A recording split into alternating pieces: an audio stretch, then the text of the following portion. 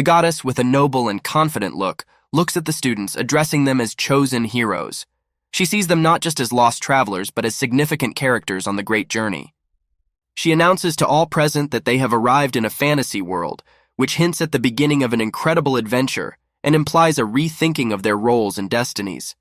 Surprised by this sudden event, the students look puzzled and bewildered. They can't figure out if it's really happening or if it's just a joke. One of the girls, confused, tries to figure out the phone that doesn't work, which only adds to the questions and creates an atmosphere of confusion among the students. The question of the reality of what is happening becomes even more acute when they notice that the floor is covered in clouds. This suggests that they are in a place different from their normal world, which causes them to experience a mixture of elation and disbelief at their sensations. The students look around for answers. The light disperses the shadows, and the goddess explains the reason for their sudden summons. An uprising of powerful demons threatens the very existence of the fantasy world. The students face a task no less than saving an entire dimension. Anxiety and determination are intertwined on the faces of the young heroes when the goddess, with eyes closed, gently says, "My children, my fighters." Her trust and faith in their strength give confidence to the students, though they do not yet fully realize the greatness of their destiny. The goddess, with a soft expression, opens her eyes filled with tenderness and sadness and speaks, "My precious fighters." These words waft warmth and protection, and though they are whispered, each student hears them in their heart as a call of home, a call of adventure. They feel the weight of her trust, and it strengthens their spirits in the face of the unknown that lies ahead. Whispers and doubts begin to break out among the students. Called to another world? Is this for real?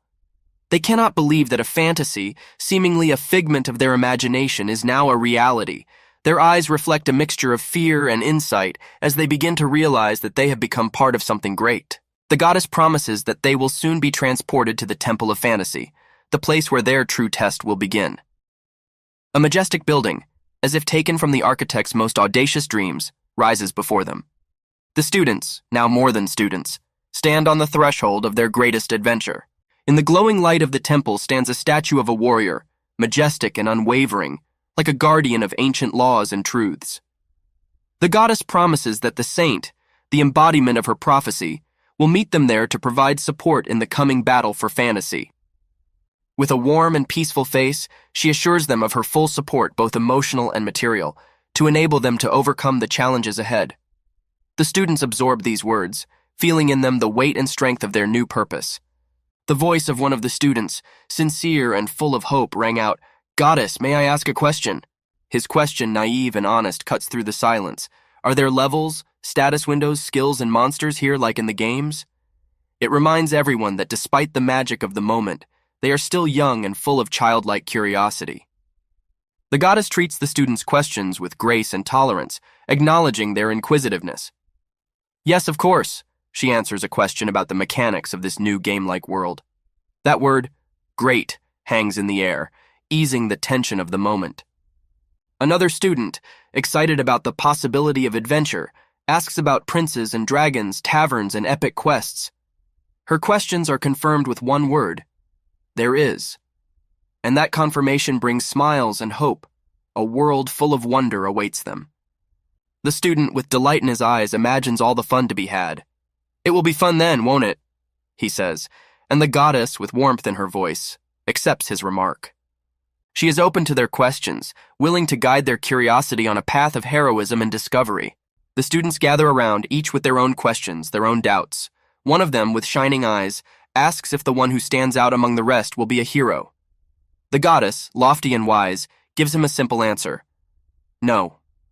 She explains that heroes are all of them, despite their differences in strength and ability. That word, no, was not a rejection, but a recognition of each of them, a recognition of their own greatness and potential. There is a growing realization among the students that while not everyone is endowed with equal strength, everyone can be a hero. With this knowledge, they look at each other with new eyes, recognizing in everyone a potential hero. The goddess continues, pointing the way to true heroism. Only by being recognized and blessed by the gods can you return as true heroes. These words carry the promise of future trials and triumphs. The student thanks the goddess for her answers, their eyes reflecting respect and awe at the sacred knowledge they now possess. The goddess, with a smile on her face and tenderness in her voice, assures the students of their heroism, prophesying great achievements in their upcoming adventure. She looks forward to seeing what heights they will be able to conquer. A joking discontent emerges among the students. One guy whispers to another that even a goddess can like pretty faces, eliciting laughter and winks. Another student asks permission to ask his question, and the goddess, with all her infinite tolerance, nods in agreement. Of course, her willingness to listen and answer questions is unflagging. Finally, the girl everyone knows as class president is about to speak. She stands with determination in her eyes, ready to take on a leadership role in this new and uncharted world. Her words are imbued with determination and strength, foreshadowing that she will stand on the front lines of whatever battle lies ahead of them. The goddess, with kindness in her heart and wisdom embodied in her smile, asks the students a question, testing their readiness for the roles they are to play. What is the hero's question to the gods? The class president, a girl with a look of determination on her face, speaks of the gravity of the situation. This world is in crisis and desperately needs our help. She pauses, concern in her eyes. But because we were uprooted so suddenly, I'm afraid our families and teachers are worried, she continues. Her words reflect a natural concern for those left behind in their original world. Will we be able to contact them? She asks, hoping that even in this new dimension they will be able to provide comfort to their loved ones. The goddess listens intently to the student's question, and her face reflects understanding and sympathy. She pauses, and in that silence the importance of the moment is felt. Seriously, but with hope in her voice, the goddess admits that communication with their homeworld would be problematic. She is reluctant to make false promises, instead offering honesty. The student, with concern in her voice, asks, when can we go back? This question affects everyone, and a sense of uncertainty hovers around. The goddess, with a slight smile, comforts them, promising that if they defeat the great demon lord, the gods who bestowed their blessings will grant them their wishes. This promise inspires confidence and purpose, motivating them to strive for victory. A storm of questions rises around her from the rest of the students, each hungry for answers, and each wanting to assert their place in this new reality. Goddess, I have a question too, they exclaim, their voices intertwined in a chorus of irrepressible curiosity and determination. The excited voices of the students, each eager for answers, merge into a single wave. I too have something to ask, they exclaim, hands pointing toward the sky, seeking the attention of the goddess. The goddess, radiant with light and favor, looks upon her young heroes with respect. She understands their thirst for knowledge and their need for reassurance, and though the questions become more and more pressing, she answers with the patience and wisdom that comes from long years of divine existence. However, as the day deepens, the answers become less certain. Her words begin to hint at the difficult challenges that await them and the unpredictability of their path ahead. The student raises his hand in embarrassment, his face reflecting hesitation and politeness. I apologize. His voice is quiet amidst the din of other inquiries, but it carries a weight and seriousness that demands attention. He senses the importance of his question and waits for his moment to be heard. A student stands before the goddess, his stride resolute, his gaze serious. It's not a question, it's a request. His words are desperate. Please send me back to Earth. His plea resonates among the stars, embodying dreams of home. The goddess looks at him with understanding, her voice soft but with a note of firmness in it. Have I explained this to you before? She reminds him that their return is only possible after defeating the great demon lord, which puts their desires on a scale with their duty to this world. Confusion freezes on the young man's face. He admits he has no interest in becoming a hero. And I say I want to go back to Earth. His words are an echo of the fears and hopes of everyone who finds themselves here, everyone who wishes to return home, to familiar lives and favorite faces. The student stands before the goddess, his face contorted with despair. Don't tell me it's impossible to return to Earth. His voice trembles with fear of the unknown. It's definitely possible. He searches her answer for hope, for the possibility of returning home, to a familiar life. The goddess, meanwhile, reminds them of the greatness of the task before them, a world where countless lives are on the verge of collapse. Her words about the grim reality of their new location are echoed in the lightning cutting through the sky. So why do you turn a blind eye to adversity? She asks a question that sounds like a challenge, a call to the students to realize the importance of their mission and the impact they can have. This moment is a test of their resolve and willingness to become the heroes the gods have asked them to be. The student utters the bitter truth with a tremor in his voice. Will he who makes his family worry save the world? His words reflect a deep inner struggle, a dilemma between the call of duty and the love of family. He looks at the goddess, his gaze full of determination, and asks about her name. I am Kan Hansu. He introduces himself, a name given to him by his parents, full of love and hope. The student pleads with the goddess, "Please tell me now." He seeks comfort in her words, hope that his desire to return home will be heard. The goddess looks at him with understanding and says, "Someone who isn't interested in becoming a hero, just like him." Her voice is full of regret, but also respect for his honesty. "I won't push you." Her answer frees him from the expectation of becoming someone he doesn't want to be, giving him the freedom to choose his path. A young man stands before a portal that twinkles like a star in the night sky. His face reflects a mixture of determination and fear. No one? He can't believe that his request to return to Earth could be denied. Really? His question hangs in the air, filled with despair. The goddess, soft but firm, reminds him of the explanation given earlier. She points out the path he must take for his wish to become a reality. "If you defeat the great demon lord, your wishes will come true." "But since he begins, and his words are drowned out by the buzzing voices of his fellow students around him. His plea is interrupted by an explosion of emotion from the other students who also wish to go home. "Hansu! Mine too!" they shout, excited at the prospect of seeing their families again.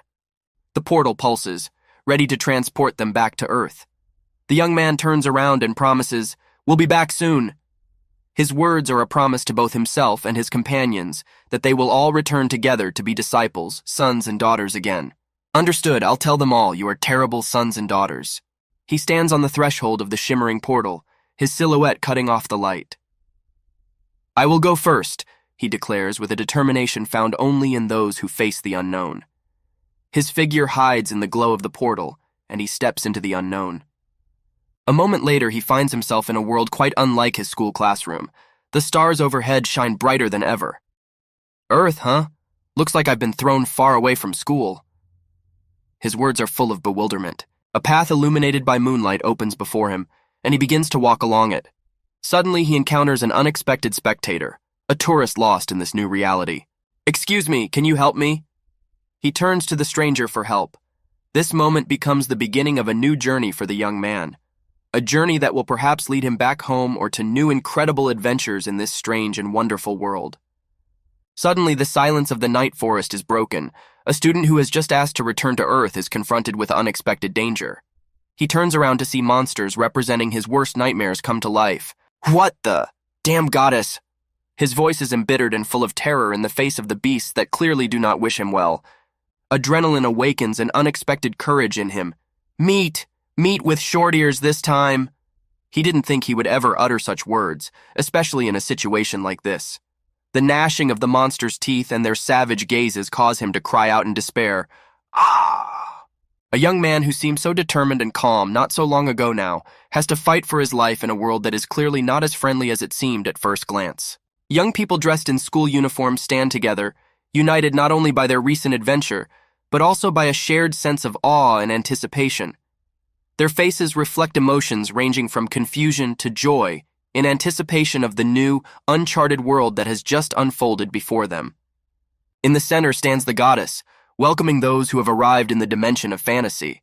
Her posture reeks of majesty and dignity, and her presence is perceived as something sacred and sublime.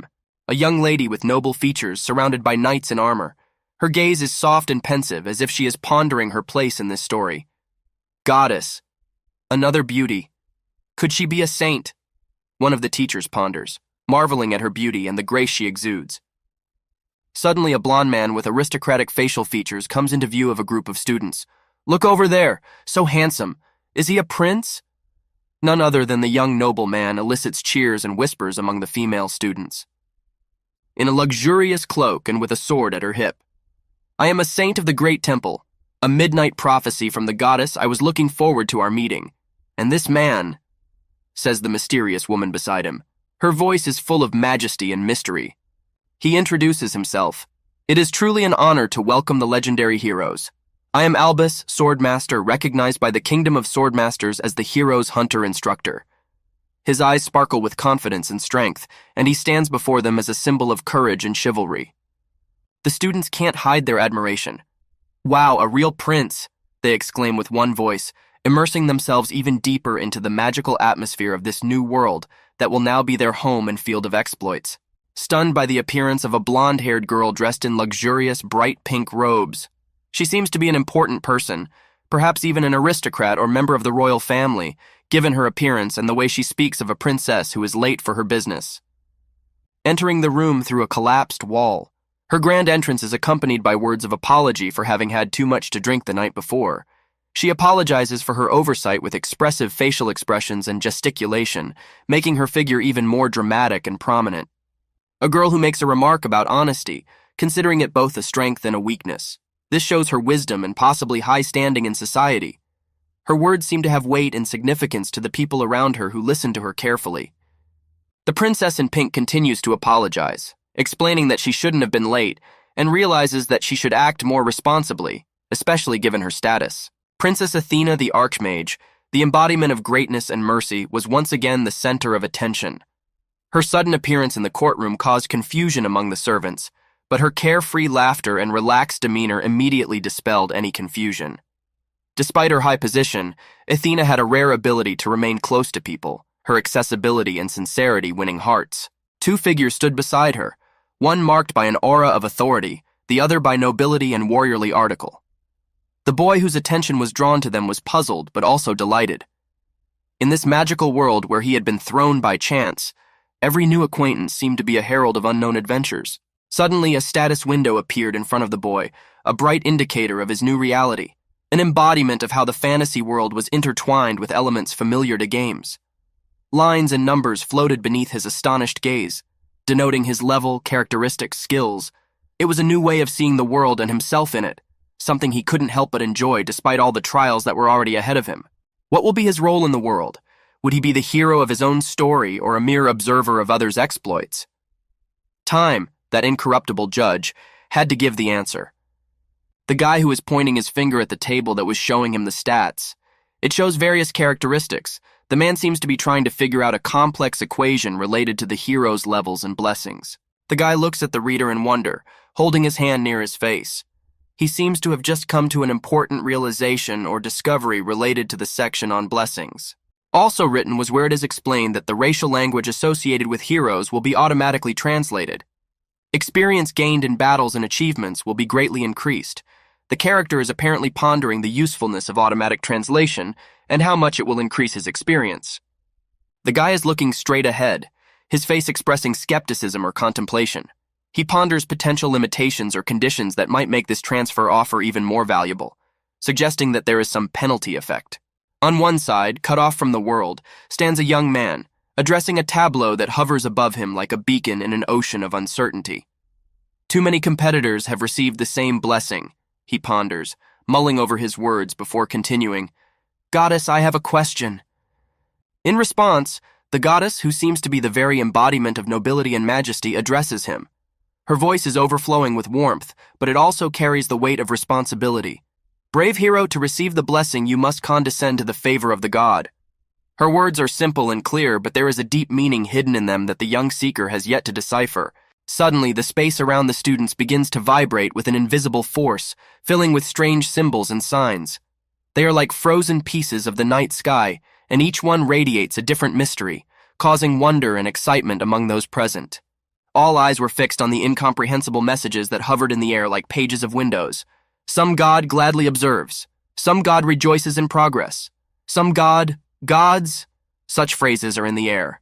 And every word, every phrase seems to be a riddle that the students are eager to solve.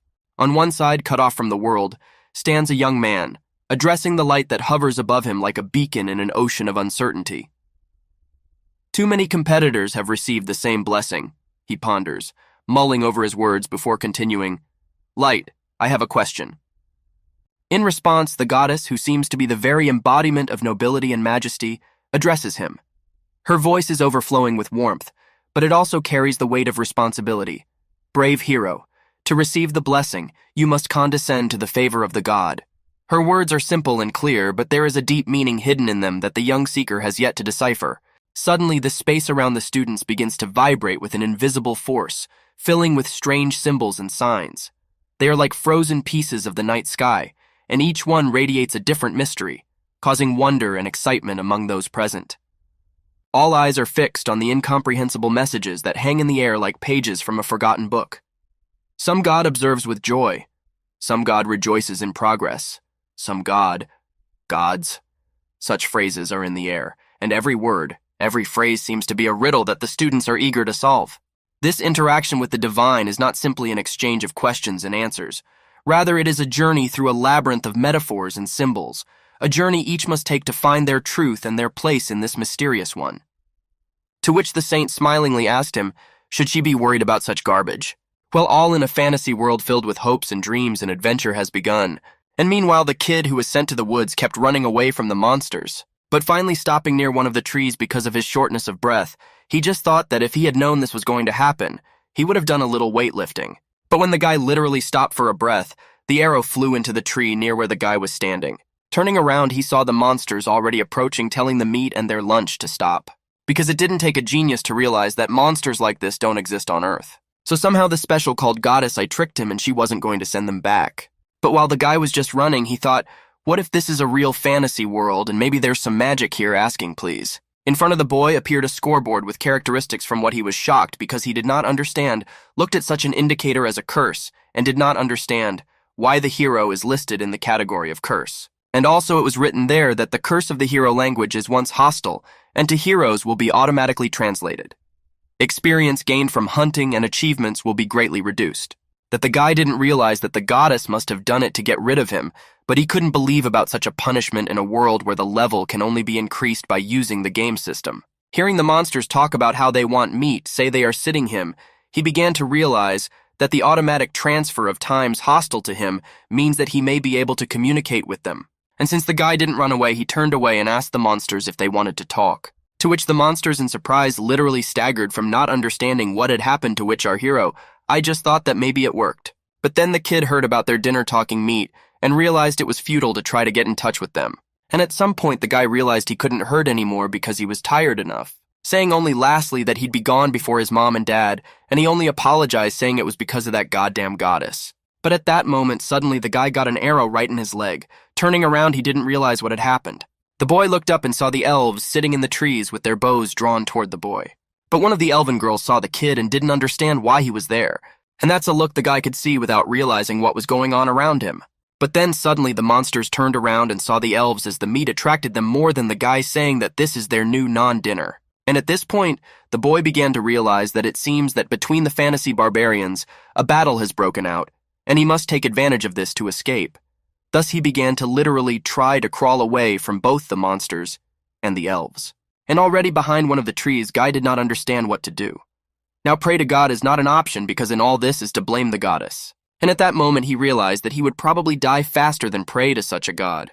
But at that moment something strange appeared while the boy was thinking, is there no other choice but to die like this? And not a sourpuss literally peeping, which is exactly what the plaque tells us that a certain god was peeping. The guy still thought about whether he should pray to God, but at some point he realized that it was because of the goddess that he was in this position. Then the only question was why he should pray at all. And the kid, instead of praying to God, he chose to accept his doom, for meanwhile, God was peeping on the kid. To which the guy immediately said he didn't know what it was, but he was the only one who tried to say, "Save me." The boy literally cried and only said thank you over and over again, because his body reacted faster than his mind to that unfamiliar voice. But suddenly God asked the guy why he was alone, and he said the reason he was alone is that, but I'm the goddess who abducted his civilized man from Earth. But he also knew he couldn't say that, since the guy thought that if this voice unknown to me belongs to a god, he might turn out to be a friend of that goddess. So the only decision he made was that he'd ask to be rescued first because he was dying. Meanwhile, a certain god was confused, at which the boy asked, is there another god who can help him? And at this time, a certain god was puzzled as he muttered that there were no other gods. And also God liked the lack of other gods here, to which the guy immediately exhaled, saying maybe he was an outsider. That some god asked the guy what the term meant, which the guy unknowingly realized that it had slipped out of his tongue, saying that it meant outsider. Outsider is slang for people who are outside of a social group, but until the boy said so, he thought that if he got the strange curse again, if he explained it as it was, remembering that he was already cursed, and thus the experience of hunting and accomplishment he had is greatly diminished, thinking about whether there is any way to turn it to his advantage. To which the guy decided to say that the underdog is the lone wolf running wild. Thereby a certain god was pleased with the meaning of such a word, and the lad exhaled thinking of what had brought it after all. But then a certain god confirms the fact that he's an outsider, and asks if that's a good thing. To which the guy smiled, only asking that he would please save him anyway. And a certain god asked the guy if he was an outsider too. But the guy didn't know what he was talking about or why he had to be him, realizing that he only ended up that way because his classmates were terrible sons and daughters to their parents, and he's clearly an insider, the complete opposite of an outsider. But the guy decided to lie a little bit and smiled and said that yes, he was an outsider too. But at the same time, that's why his friends were drafted into the temple, and he's here to survive and get revenge. He has to give up his pride and identity. But that meanwhile, a certain god was pondering whether to help him to be an outsider, and also a certain god had conflicting feelings remembering the bitter past. To which the kid apologized. They say it's okay for an outsider to help another outsider, and I guess that doesn't apply to him because he's God. The guy also realized that he'd said such nonsense in a hurry, as if to be considered an outsider. And those who had friends who could help him? But at the same time, some god said that all outsiders are the same. To which he immediately began to use his power, because a certain god had decided to help the poor loner. And at that moment, the guy realized that the arrow began to disappear, literally dissolving, realizing that the pain that seemed about to destroy him suddenly disappeared, realizing that it was really God. The guy, as soon as he got up, said thank you so much for saving him, as his body felt much better, but still a certain god looked proudly at the healed outsider. And after a while, there was a rank F outsider next to the blessing, and the guy didn't understand why it said outsider next to the blessing. Outsider, all statuses except death for outsiders will be reset. Something terrible will happen if Lone Wolf leaves the wilderness. But still it looked like it had been done hastily, thinking Lone Wolf, but they understood what it all meant. Thinking that if he stops being an outsider and becomes an insider, will he get divine retribution? But a certain god will only help the outsider. And the kid started running away from the tree, away from the monsters, realizing he didn't really have a claim. Since first of all, he wouldn't be able to talk to them, since even if he couldn't understand the words of these monsters thanks to the hero's curse. But still the guy realized when he was running away from the monster that he was destined to be an outsider anyway. But the guy was treated like an outsider and told that all statuses other than death for outsiders would be reset. Well, at some point, the guy felt God's isolation, and in addition, he felt how disappears not only injuries but also remains, because even if he continues to run at full speed, he will not get tired. But the monsters chasing the guy were getting tired as he realized they couldn't even keep up with him.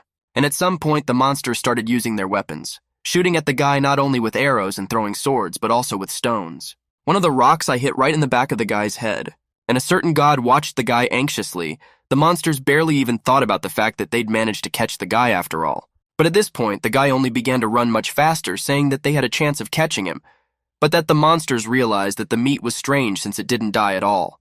The guy turned to God, saying that it's amazing because it's not just empty words, and he's serious about it because in this situation, not only does the fatigue and trauma disappear, but his mind remains calm. But also the guy thought if he got caught, should he just bite his tongue?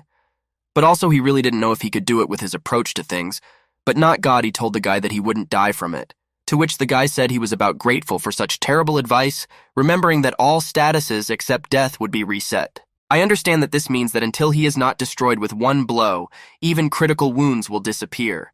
But then suddenly the guy ran up to the cliff, not understanding what it is and what he should do. Ask God if he can survive, but that he replied that he congratulates him because he will not survive jumping from such a height. But what guy just thought about what a heartless god, and couldn't he give him wings or something like that?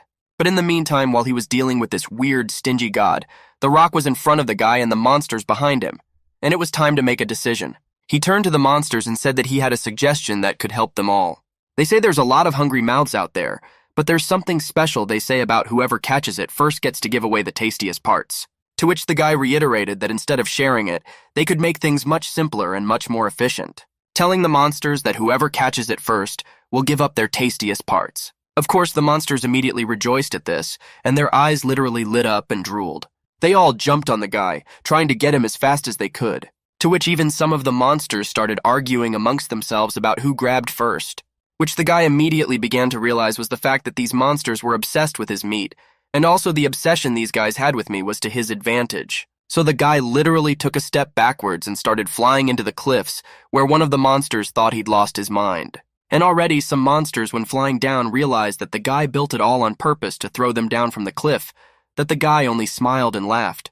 And just seconds later, the guy together with a lot of monsters landed on the ground, from which they in turn shook, because of such a large number was such a feeling that literally inside something exploded. As soon as the guy opened his eyes and looked around, he thought about the fact that he wasn't dead after all, but he felt like he was smashed to bits. I think that probably it all just seems to him, But nevertheless, a certain god admired the survival skills of a loner, to which the boy stood up and said that there was nothing special about it. But suddenly one of the monsters pointed its dagger at him, only repeating the meat, but that the kid would be surprised since he didn't understand why this monster is still alive. But when he looked at it, he got a sign and a mini level of blessing as well as curse. His level was 3rd. But what the guy was surprised because now he realized that he could see the status windows of other users, realized that his name sounds pretty poetic, and the level is much higher than the guy. Wondering if he survived a fall from such a height without a pool just by being high. In fantasy RPG worlds, levels are often raised based on his experience, and this meant opponents are superior in strength, and having a higher level would necessarily give much more experience. And level and blessings are the two things that can allow everyone to become stronger than they were before. Either by leveling up, gaining experience from destroying monsters possessing status windows, or receiving a blessing from God. To receive the God's blessing, they must do certain things. But then suddenly one of the guys and I just yawned and thought what a waste of time they had ahead of them. Which in turn, the other guy was just thinking about how God Almighty might be giving him his isolation because he thought he was the talented being he'd been looking for so long. But also the Holy One remarked that getting was with the apparition. It doesn't mean that everything will end here, as the gods will always watch over them. The girl raised her hand and asked the Holy One as she had a question for her. And then the girl asked if this meant that the gods would be watching over them all this time, to which the saint replied that this was correct, but that the girl clarified whether this meant that they would also review for them during the soul or natural urges, to which the saint also replied that this was without exception. Compliments the fact that the heroes are not human. They say to please don't judge the gods based on group of human standards. And thus the girls also began to gods to speak about not paying attention to them, and also a certain god said that they are not interested in vulgarity. Various winds insisted that for them it is no different from the air, to which the girl immediately thought that it looked as if the gods would at least give their blessing to those in whom they were more interested. Thus a certain vicious god praised the girl, raising his thumb up well, and the wind god highly appreciated her clear judgment, to which the girl only smiled in response. And also suddenly something began to happen to her. The girl didn't realize what it was yet, but then she saw that she had been blessed with a F-rank charm. Well, that of course the girl very much rejoiced at such a fact. Her joy had no limit. But some people wondered what this skill had to do with the demon lord's root. Not that they cared, but they did not understand what kind of smell began to float in the air near the girl. It was the very effect of charm. Her body will always study the charming smell, and the chances of conquest and win the hearts of the opposite sex greatly increased from what guys immediately, literally, began to fall in love with the girl. To which the saint asked the girl to stop using her blessing charm, to which the girl replied that she was sorry for. But what should she do if she didn't know how to stop it? But not those innocents. The goddess doesn't like foul play, and the saint began to realize it was too late, and it wouldn't end that easily. To which the girl asked who were the men who had completely succumbed to her charms. The saint only asked the girl to take another look at her window status, and as soon as the girl looked, she didn't understand what about her window status. And as soon as she saw the curse appear near the voyage from below, she didn't understand what kind of punishment the saint had. Aren't they heroes after all? Why was she cursed with a punishment? Maybe it's the devil or something. To which the saint replied that theology is not the only thing the gods can grant here to everyone. They can also put a curse on heroes they don't like too, which the girl replied that she had never heard of it. And saint also pointed out that of course she hadn't heard it because she was just about to explain it to all the heroes present. And at some point the girl started feeling a lot of pain talking about it and not realizing what was going on. It was a punishment. All the damage and criticism that she gets is greatly increased, and it's like she's getting a terrible punishment every time she tries to commit a foul deed, to which the girl said that she was wrong and she wants it to stop right now. But still, some fight not so much as watched, and some whistled, but someone already started looking for another person. And the saint spoke as soon as she received a curse or salting, it would not disappear until her death, and the higher the rank of the curse or statement, the stronger the effect. And once the rank is raised, it can never be lowered.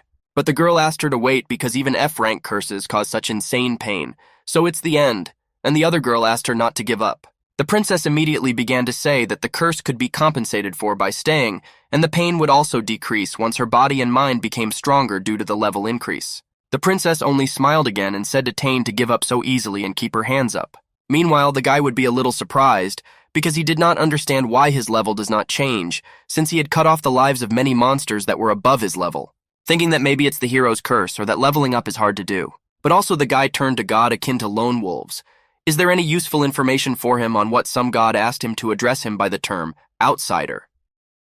To which the boy immediately turned to the god of the outsider, asking, is there any useful information? To which the latter in turn informed him that this could not be said because it is really a useless god excluding the isolation, but he will keep it with him all such. Thanks to him, he has a great advantage. And also at some point, a certain god began to grumble because he thought that just running around is quite boring to what the guy I thought so too. Although he had already been running in the forest for several hours. But to his great surprise, he did not have a single feeling such as hunger or thirst. Well, and of course fatigue on what a certain god and him tried to do something else. And the guy thought, what if he found a man? Because even a rock full of people trying to do what a certain god hoped a powerless outsider would quietly perish, to which the guy said he would have hit that codger if he'd been near him.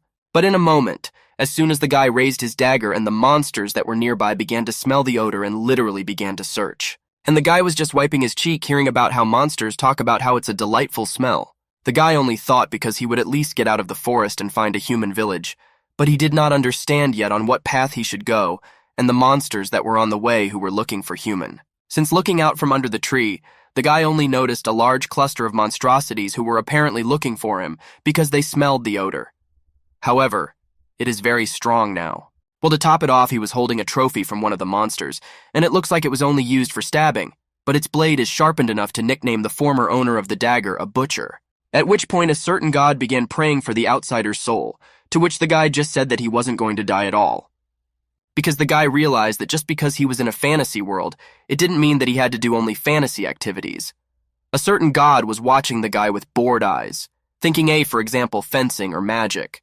To which the kid asked God if he knows about a term like centrifugal force. For I was going to show the fantasy monster the power of science in the idea of wood. He was literally spinning his contraption in front of them. But at some point, the guy realized that it was harder than he thought, because if with his stamina to swing more than once or twice, he would be dragged by inertia and lose his balance, however. At some point, it was made to work all statuses except death for the outsider will be reset, and something terrible will happen if the lone wolf leaves the wilderness. And whenever the blessing starts working, his legs stop shaking and his breathing stabilizes. And what guy doesn't get a lot more confident? And the guy with every moment there understood more and more how to use the blessing of the outsider, as now he doesn't have to pay attention to minor injuries and fatigue. But to put it another way, if he just avoids death, everything else will be taken care of by the saltiness of some god. And the guy literally began to scatter monsters one by one with his device, and all he has to do is fight hard and avoid getting killed. Though at the same time, the monsters looked at the guy and thought that maybe he would soon get tired and stop fighting them, and they could get what they wanted.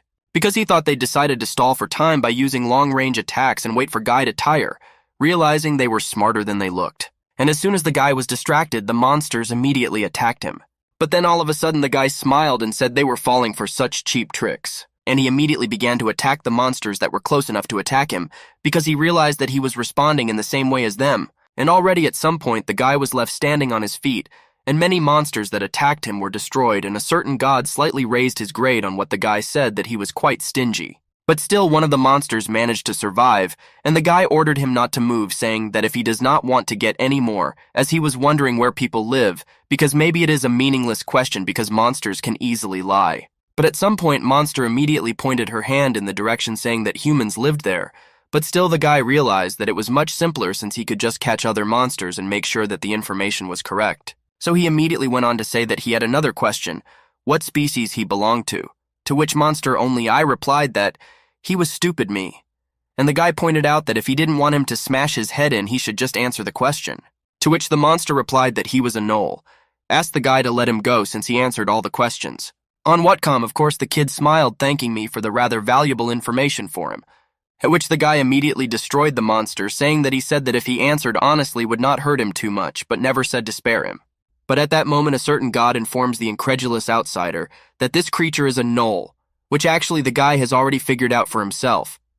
Though he also realized that these monsters he had seen in games were much cuter. The knoll, a half-human, half-monster character that often appears in fantasy games and stories in Target, they usually resemble hyenas. And maybe it's because of the difference in 2D and 3D you made the knoll more commercially appealing, or maybe it's the sense of realism of his attempted destruction that played into it. And also a certain god had pointed out the fact that the young gnolls were very cute, to which the guy just exhaled his thanks for the useless information. But still, he didn't understand why he was still on the same level after destroying so many of them. Talking about starting full-scale training tomorrow. To which the prince said that he would teach in swordsmanship, and also pointing at the princess saying that the girl would teach them magic. saying that the heroes are free to choose which of the two skills they want to learn. To which one of the guys I immediately raised my hand and asked if they could attend both classes at once, to which I got the answer, sure, because if they suddenly become too difficult, they can quit one of them. To which the guy immediately said that this would not happen as he would try to attend both classes and excel in them. But suddenly one of the heroes asked if they could not study at all, to which the prince replied that if they thought he did not need lessons from the greatest swordsman and magician, it was not their choice. Well, the guy also asked me if he could leave the temple in his free time, to which I immediately received the answer that of course he can if he has more questions, to which the guy replied, no. But thereby at this moment some immature god was taking a great interest, eh? Well, the guy was just thinking about training because this kind of thing is only for statisticians who don't have skills in, and heal the key. And also the main character has his own rules of thumb slash, thinking that they guys can train as much as they want and keep digging, and in the meantime the guy's gonna be the main character of this fantasy world, and he's gonna go explore the ruins and the labyrinths with his cute and adorable friends. To which the prince already immediately said that the next morning heroes who want to follow the path of the night should follow him right now. If they don't match his abilities, they can change the election at any time, so they don't have to worry about it very much slash. And one of the boys, I asked the prince how about a magic lesson where they'd learn it, because he said it looked like the princess had too much to drink the night before. And she's also quite a hard worker, so she'll be here soon, no doubt. And also those who want to learn magic, they need to wait here for a while for the princess. I asked them if they slept well that night, but they just kept talking about how they could never get used to that bad potty night, and how they felt bad because there was no shampoo or conditioner. Meanwhile, the guy who refused to train was just looking at his stats, and what he saw amazed him a little bit, because in the blessing line he also saw special, which meant that he was the most special protagonist in the whole world, and only he could see and feel this special relaxation, realizing that he got it after all. Since he still got the answer he needed, looking at Kangmin, just thinking about how he doesn't know anything, thinking about how he's the best, trying his best to show it, and thinking that if useless brats like him work hard enough, may not be able to rise to the position of a ranked opponent of the protagonist. And meanwhile, the town square is laid out by the city of the Great Temple. The kid walking by thought he'd come to the right place after all. A fantasy story is bound to start right here, right now. Walking into one of the rooms, the kid's video is a big cluster of characters. But what many have welcomed is a newcomer who seems to be entering this room for the first time for them. So the girl immediately turned to the guy and asking what brought him to the mercenary guild, to which the guy just told her he came here to register as a mercenary, as it was the standard route of any protagonist of the fantasy genre, is a must for anyone who wants to get involved in other adventures. But then the guy overheard him being told that this was no place for a rookie like him, if he can't wait to die, to which the guy just replied that this is exactly the way things are going. But in front of the guy stood a girl, said the only thing is that he should stop talking such nonsense and go home now, saying that she had seen many such impulsive guys who quickly died after becoming mercenaries. But at some point, something happened because the effect is to put a buff on the main character. The guy just kept looking at the girl, and the girl just kept asking if he was listening or not. Because this beautiful woman with a curious disposition is definitely a disguised princess or a noble of high status. To which the guy immediately smiled and said that this is the fate of the main character because it is certainly the effect of a special blessing, telling the girl that if he does not want to return, then if she is so worried, why not keep him company? I noticed the fact that they're good at judging him by his skin because that's what it looks like to him. To which the guy also told the girl that she was also experiencing the same thing many times, asking if he was right or wrong, but that the girl immediately looked at the guy with a hard stare with a little smile. She said that's where he got her. And the guy just got excited enough to think he was really special in this world. And he also immediately told the girl that he couldn't tell her much about it all right now, but he's the chosen one I am, to which the girl was surprised, because it would be more difficult for a guy to talk calmly with such a beauty on earth, but here he thought he was a hero who would save the world on what he is some immature main god, just fell with laughter. But also the girl was wondering what is the so-called ability of the chosen, but that the guy only laughs would say that he learns the power of the main character's Bafa. To what the girl who asked just a couple minutes ago from the guy what he is alive was also surprised to hear about the main character's Bafa. Meanwhile, the events are transferred to the forest to the guy who questioned the monster, who in turn asked that he did not touch him. But still the guy didn't promise to spare them, but at the same time it was very unexpected for him that the monsters were honest with him since they are so primitive that they can immediately notice when they are lying. Realized that the human village is to the west and he doesn't know the exact distance, but he confirmed it by asking a bunch of monsters. So there can be no mistake, remembering that his desperate battle with monsters had turned into a purity, not a semblance of a hunt as he had destroyed most and their kin overnight. He had transformed from a victim to a skilled hunter. thinking only that maybe it was some hidden talent, but he didn't fully understand what was going on and how, and a certain god kept watching the boy.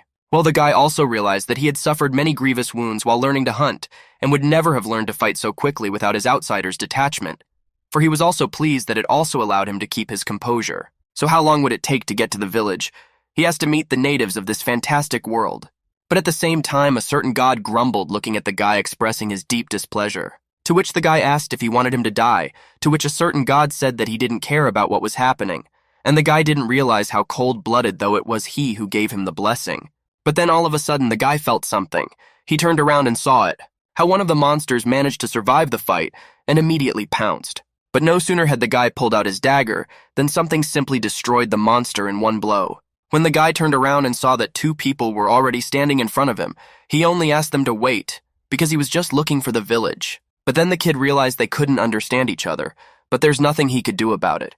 He realized they were the first people he'd met here. He immediately decided that for now he would put his dagger far behind his back so as not to provoke aggression towards himself. And after a moment, the guy kneeled down and said that he was giving up because he was against violence. But of course nothing had changed, because they still couldn't talk to each other. But he also realized that people communicate not only with words, body language that shows unwillingness to conflict and fight, a calm voice that doesn't alarm the interlocutor. But the guy also realized they couldn't have a hard-to-understand conversation like that, but at least it could be reported. Because he was still looking at these people, I didn't know what they were talking about. And already at some point, one of the girls sharply raised her crossbow and pointed it towards the guy. To which he shouted sharply for her to wait, "For you are the foreigner does not bite. He is a nice inhabitant of another world." And a short time later, the guys who found the kid were heading towards town with the kid. But then the unexpected girl mouthed the guy's name and something else that the guy only realized was his name, since he was the one who told them about it. He heard some guys call his name and keep saying something, but what they were saying and so far the guy didn't understand. He certainly told them his name by sign language, but apart from him he couldn't understand a single thing they said, and in the end it was the foreign language grade that lowered his GPA, because it was a relief for the guy that he could meet friendly humans. At least they didn't shoot at the first meeting unlike the elves, and plus, he doesn't have to worry about fighting monsters. Well, also the guy realizes that he can't see their status windows, but he was sure that fully equipped mercenaries would be stronger than level 1. But meanwhile, God kept watching the guy, and also some god emphasized that he wasn't acting like an outsider. And also, a certain god complained to the guy that he shouldn't talk to him indifferently, to which the guy emphasized that it's okay to talk informally when they're getting closer. So a certain god told him to stop acting like they're close. But also the guy realized that he had met people, and was only talking to God, but thanks to the use of body language, he was at least able to learn their names. The old man's name was Gary, and the guy thought that he, the leader of this group, Henry carried this outrageously large sword behind his back without showing the slightest hint of fatigue, and whether he too should acquire such a weapon to fight big monsters, since in any case it is a fantasy template. And also when the kid looked at the guy's biceps, she didn't realize how strong he was, to which a certain god immediately snorted. And the guy spoke out because of course he didn't read compared to a god like him, but after all, they are only human. But suddenly one of the guys who was also in the squad of people who took the guy with them turned around. Because this young man's name is Cole, he laughs a lot and he may be smaller than Gary, but he's got a very strong body. And he's got a long ball on each side of his belt, and he's using double swords because it was a fantasy. And also the girl who said something to the guy that he immediately said that he couldn't believe what she just said was. Misa attacking this team at long range, she uses a huge steel crossbow, and judging by the size doesn't think the guy thinks he's being used to fight people. But also the girl turned around and pointed her finger to one side, which the guy seemed to realize she wanted him to look over there. But in the distance, the guy saw some smoke. I'm thinking that if it's not a forest fire, it must be a chimney and something at home.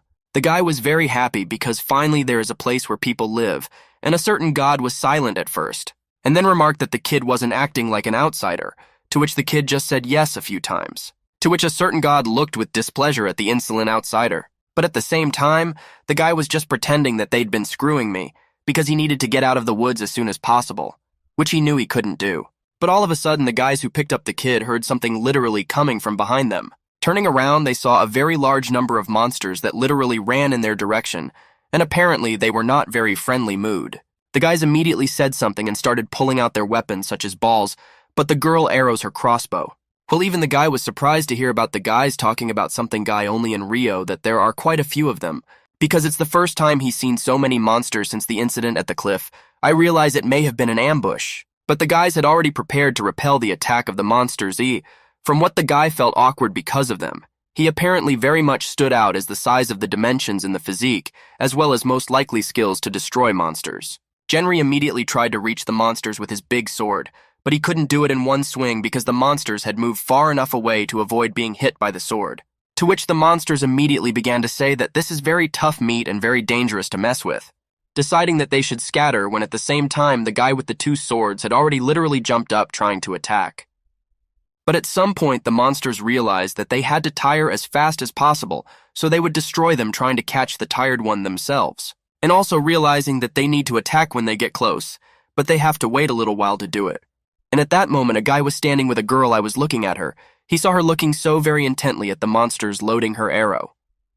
And as soon as she charged, she immediately raised her crossbows to aim at one of the monsters to destroy it. She certainly managed to hit the exact target for where she had it, but still the monsters were many realizing also that they were being attacked from afar, and for them it was very dangerous. But after the girl shot, she had to reload the arrows for further attacks, which is what she started to do. But here, the girl heard a growl behind her and also the voice of the boy who had just spoken her name. Why did the girl immediately turn around? And at that moment, when she turned her gaze a bit, the girl saw a monster that was already close enough approaching her eye with quite evil intentions. The guy also noticed it apparently started screaming about the dangers behind her and that they couldn't help her. But then suddenly there was a guy who literally defended the girl attack the monster without letting it get close enough to attack. And meanwhile, the god who was watching the boy felt uncomfortable, but that boy immediately turned to the dear outsider. God asking him to please help, saying that man is a social creature, he really needs his help. But the monster wasn't going to wait the slightest second. He continued to attack, at which the guy deftly dodged one of the attacks to grab himself. On what a certain god said that it is not his business, but the guy only Japan that it is also true understand that he managed to dodge one monster, but several others began to literally approach him. And he realized that all the monsters were starting to congregate around the first level. That is, around the guy, and in just a moment the guys were able to defeat all the monsters that were attacking them, realizing that everyone seemed to be safe. But they abruptly turned around looking at the guy with a very hard stare, and apparently not with good intentions. The boy only said that if it wasn't for them, he would have been destroyed already, and he didn't need any trouble in this situation. But at this moment, the guy did not understand what was going on because the girl raised the windows and began to say something, and the man with the biggest sword also said something. But that the boy immediately asked the girl perhaps she was joking such an action raising his crossbow, say that he covered her so that the monsters could not approach her. To make an attack. Well, that girl did not become ceremonious and immediately released one of the arrows that were already prepared in the crossbow that hit the chest of the guy. The guy immediately collapsed on the grass, did not understand what just happened, and the girl continued to say something, although the guy does not understand at all what it is about thinking that this is a very bad fantasy world. To which the company immediately went over to the guy looking at him and thinking, because they were talking to the girl, not just her, about how it was a good job because of those monsters, their plan failed.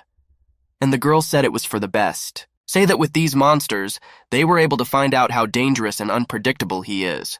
It seemed to me that he was weak, because he looked rather thin and very shabby. Except for the fact that the kid kept talking in a language they didn't know, he behaved better than expected. You realize it would be very dangerous to stick to the original plan. But on the other hand, it was a little frustrating, but there's nothing you can do about it, because they thought this guy would volunteer to be their subject. Well, one of the guys offered to take the dagger he was using, for which the other I asked why, since it was probably just a cheap dagger. Although on the other hand, since they had already sold it, they should take everything they could.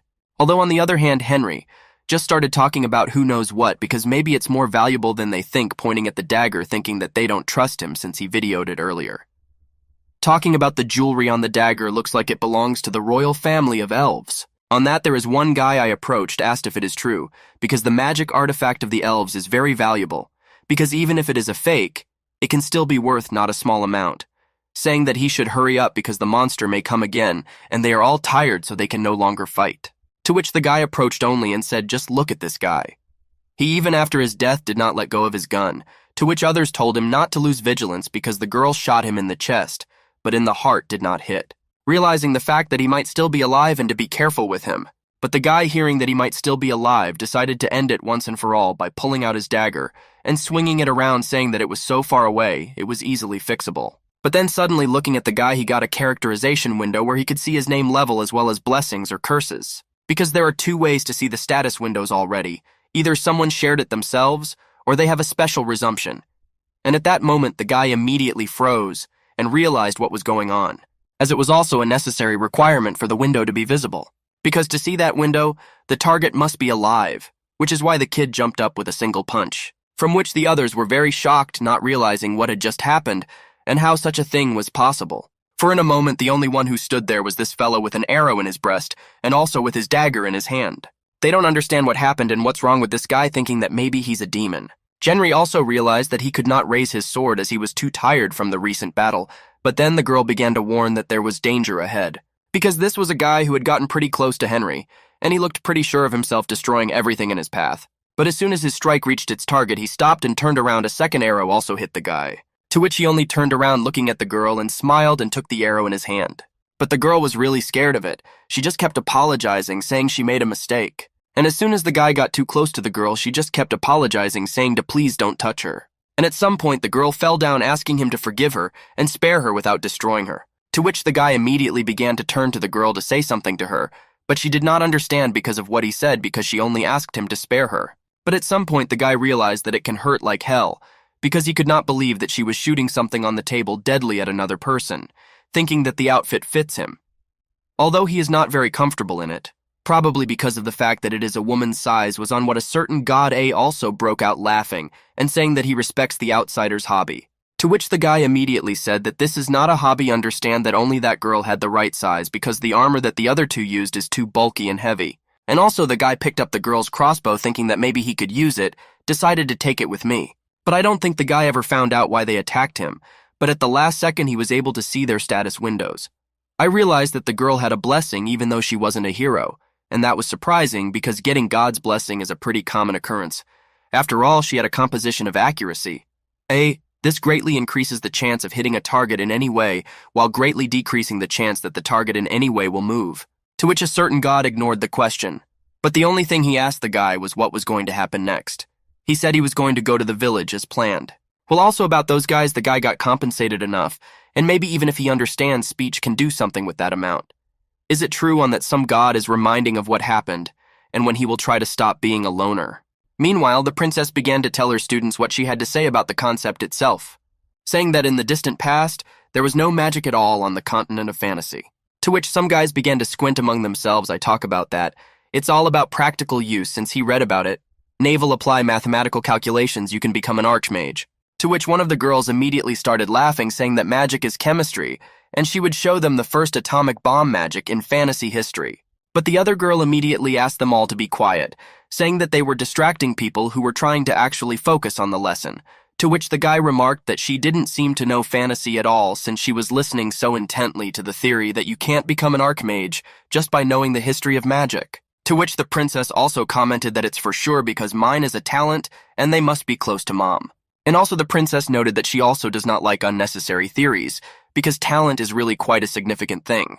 And since talent is important when it comes to magic, the explanation about the founder of magic was... But then some students began to whisper saying that she might be the founder of magic and that she had mentioned it, but some at the same time had not heard. But what about the talent? To which the princess also pointed out and reminded them again, magic is a field that talent is more important than anything else. And what defines talent is more clearly innate lineage and the acquisition of an academic connection. So the princess asked them not to forget about it, showing their ability to summon fire literally from their hands. The princess also said that the most important thing in magic is talent. It is determined by innate lineage and acquired academic connections, introducing herself by saying that she is Athena the Archmage, a direct descendant of Sion the Archmage, who is the founder's 12th apprentice and her third husband. It was also possible to say that she had both a bloodline and an academic connection, but the boys also asked what about them, to which the princess replied that everyone here would maintain an academic connection with her, making her a student they heroes could reach high potential. But then one of the girls raised her hand to the princess, apologizing for interrupting her important explanation. But she had a question for her, to which the princess said she could ask. And the girl began to speak, for lineage and academic connection. Is it possible for a person without both to become a wizard? Though on the other hand, does it really matter since in the end they will all start with a good academic connection? To which the princess immediately looked at the girl with joy and said that it was possible. The princess immediately approached the girl and said that she would explain later, but first she had something to do, asking if she was Bora, to which the girl immediately said yes.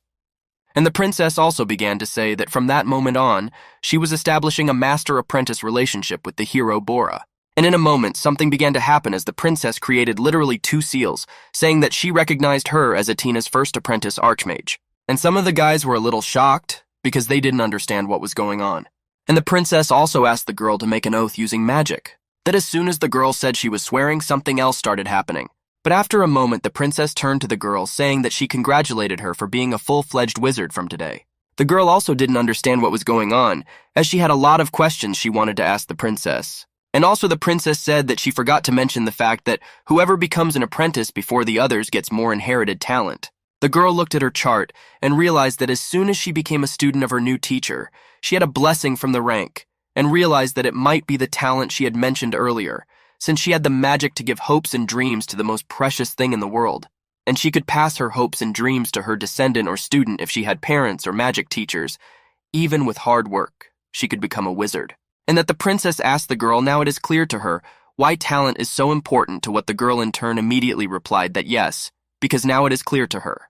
Immediately said that she would now return to the first question, talking about the founder who became the god of magic and left behind a blessing to make it easier for her descendants to learn magic. A normal magician calmly and effortlessly uses magic with recovery, and it's called white magic. But then suddenly the princess raised another hand, and turning around, the fire energy she had released earlier began to concentrate in her right hand, but in her left hand, which she had only recently raised, purple energy began to appear. And in a moment, as soon as the energy increased and intensified, the princess's glove literally burst apart just like her hand. All the students looking at what was happening saw the princess's hand burn out without realizing what it was and what was happening. To which the princess immediately replied that they were asking, is talent always necessary for magic? Saying that in the right hand is white magic that uses through blessing, but in the left hand is black magic using without it. But then abruptly to the princess came a girl turned to her. I immediately grabbed, saying that she completely forgot that she is strictly forbidden to use black magic. To which the princess immediately said she only did it to make it easier for the heroes to understand. To which the girl said she would report it to the queen somehow and said so. At which the princess immediately asked please that she would not tell her majesty anything, when at the same time one of the little ones was healing the princess's hand with magic. The girl immediately turned to the princess, saying that she was sorry because she shouldn't have asked that question, and the princess replied that it's okay, it's not her fault. The princess also spoke of how happy she was to know that now they all understood the dangers of black magic, to which some are left asking, what is black magic? Perhaps it is an evil force. Although the point is not that black magic is evil, unlike the blessing of magic sent down by the founder. Black magic is a form of nature possessing magical power. Meanwhile, the guy has already approached the gate, talking to one of the guards on what he realizes is that they need dry fuel to start a fire, saying that his left hand just acted as fuel. But the guard didn't know what he was talking about and held out his hand. And the guy actually thought he roughly understood what he meant, threw in a few coins to the guard on his arm. To what the guy passing just looked around, realizing that there are a lot of armed people walking around because this town is in the middle of a forest with monsters. But at the same time, as he approached one of the signs, he noticed the very building he had been told about at the entrance to the town, for it was a good thing that the store had a sign and a drawing. And in just a few hours, the kid realized that in the end, money is the best thing that can be, since anyone can make friends with anyone. Even if he cannot talk to him, it is considered a guardian of the owner of the living room, and in general, everyone. And at the same time, a certain god was inconvenienced, to which the guy asked in surprise, is he really that inconvenienced? Well, and also the guy said that he is also uncomfortable because he takes in the bathroom. But in addition, he wondered what sex is he, god, single, male, or female, or perhaps neutral? To which no god becomes even more uncomfortable. That's the kind of question. To what the boy said that he will now think of him as a man to protect his dignity. But when the guy was washing up, he noticed a stain on his shoulder, but for some reason it wouldn't come off at all. But that some god was concerned, and he immediately talked about it being a secret and hiding it in his heart, to which the guy didn't understand what he was worried about, saying that there might be enough secrets already. Asking about that room, he said so, which is not far from the guy, because behind this door, there was a conversation between people who thanked for the return to their business, saying that as mayor they would take care of it. But the kid didn't understand what was going on there and what they were talking about. The only thing the guy thought was that they were going to go out and chase the guy away, to which the guy ranted about how he was still bathing, they should wait another minute. To which they were surprised outside the door because they thought he can't speak their language. And just moments later, the kid came out of the bathroom and I started putting on my clothes. But at some point, the guy grabbed his dagger, realizing that the person he can communicate with is standing right behind that door.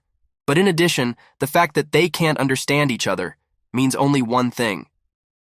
Since Curse of the Hero, the language of once hostile heroes will be automatically translated, and the experience gained from hunting and achievements will be greatly reduced, which means that the man behind the door was not of the human race, but of a hostile race. But still, the lad realized that the man at the door was a member of a hostile race he should be very careful of, because he's probably some kind of monster like a gnoll or a demon.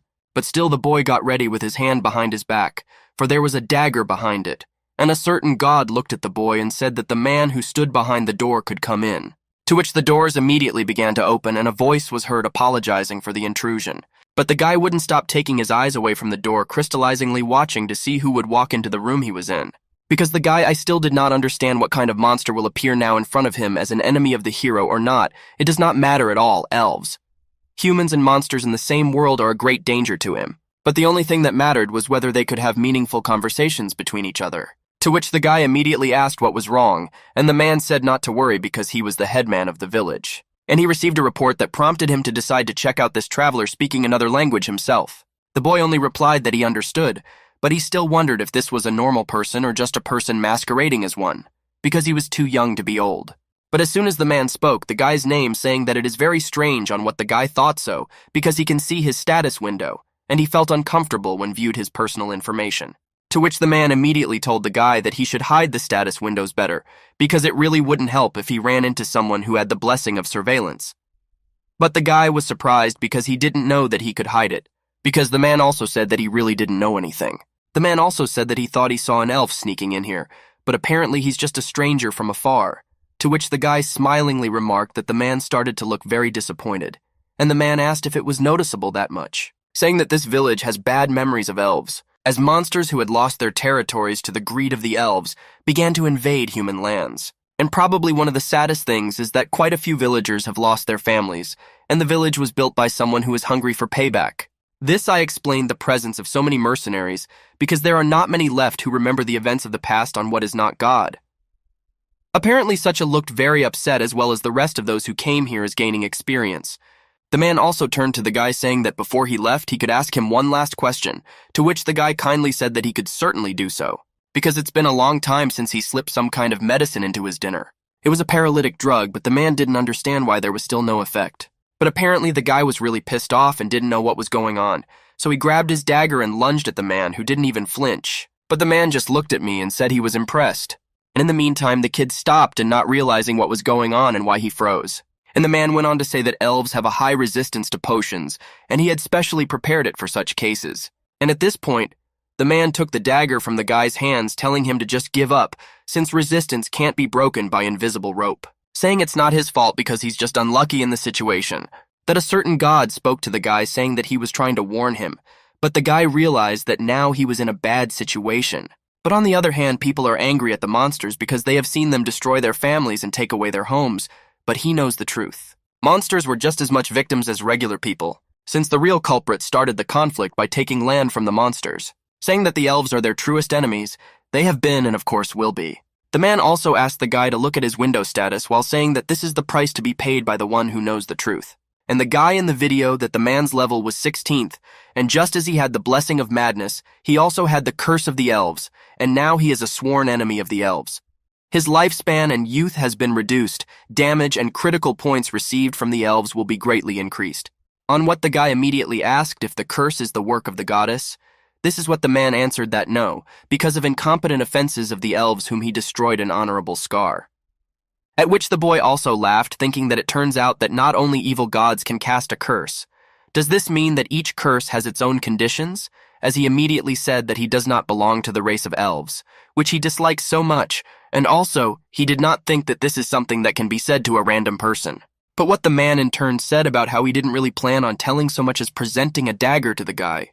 But also the man said that as soon as he saw his dagger, he immediately changed his mind, asking the guy where he got it. But the guy immediately began to hesitate, since he knew it was the weapon of a monster named Azure Moon Butcher.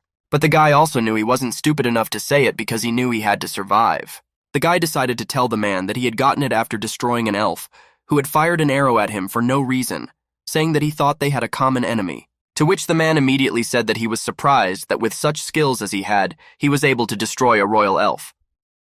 The boy asked if he was a member of the royal family, to which the man only laughed, saying that he didn't seem to know. And the man also said that he was having a lot of trouble and that it was getting harder and harder for him to destroy the guy. The man immediately asked to be spared if he had to talk like this. The man immediately began to say that it was a shame because he had seen his status window, so now he should know that he was a Mac without magical separation. But the guy only asked again because he didn't understand what he was talking about. And the man also asked the guy, doesn't he know what's going on? Well, the guy immediately began to think because he didn't have a man or a god who could kindly explain the rules of this world. So he immediately said that everything is because he is an outsider.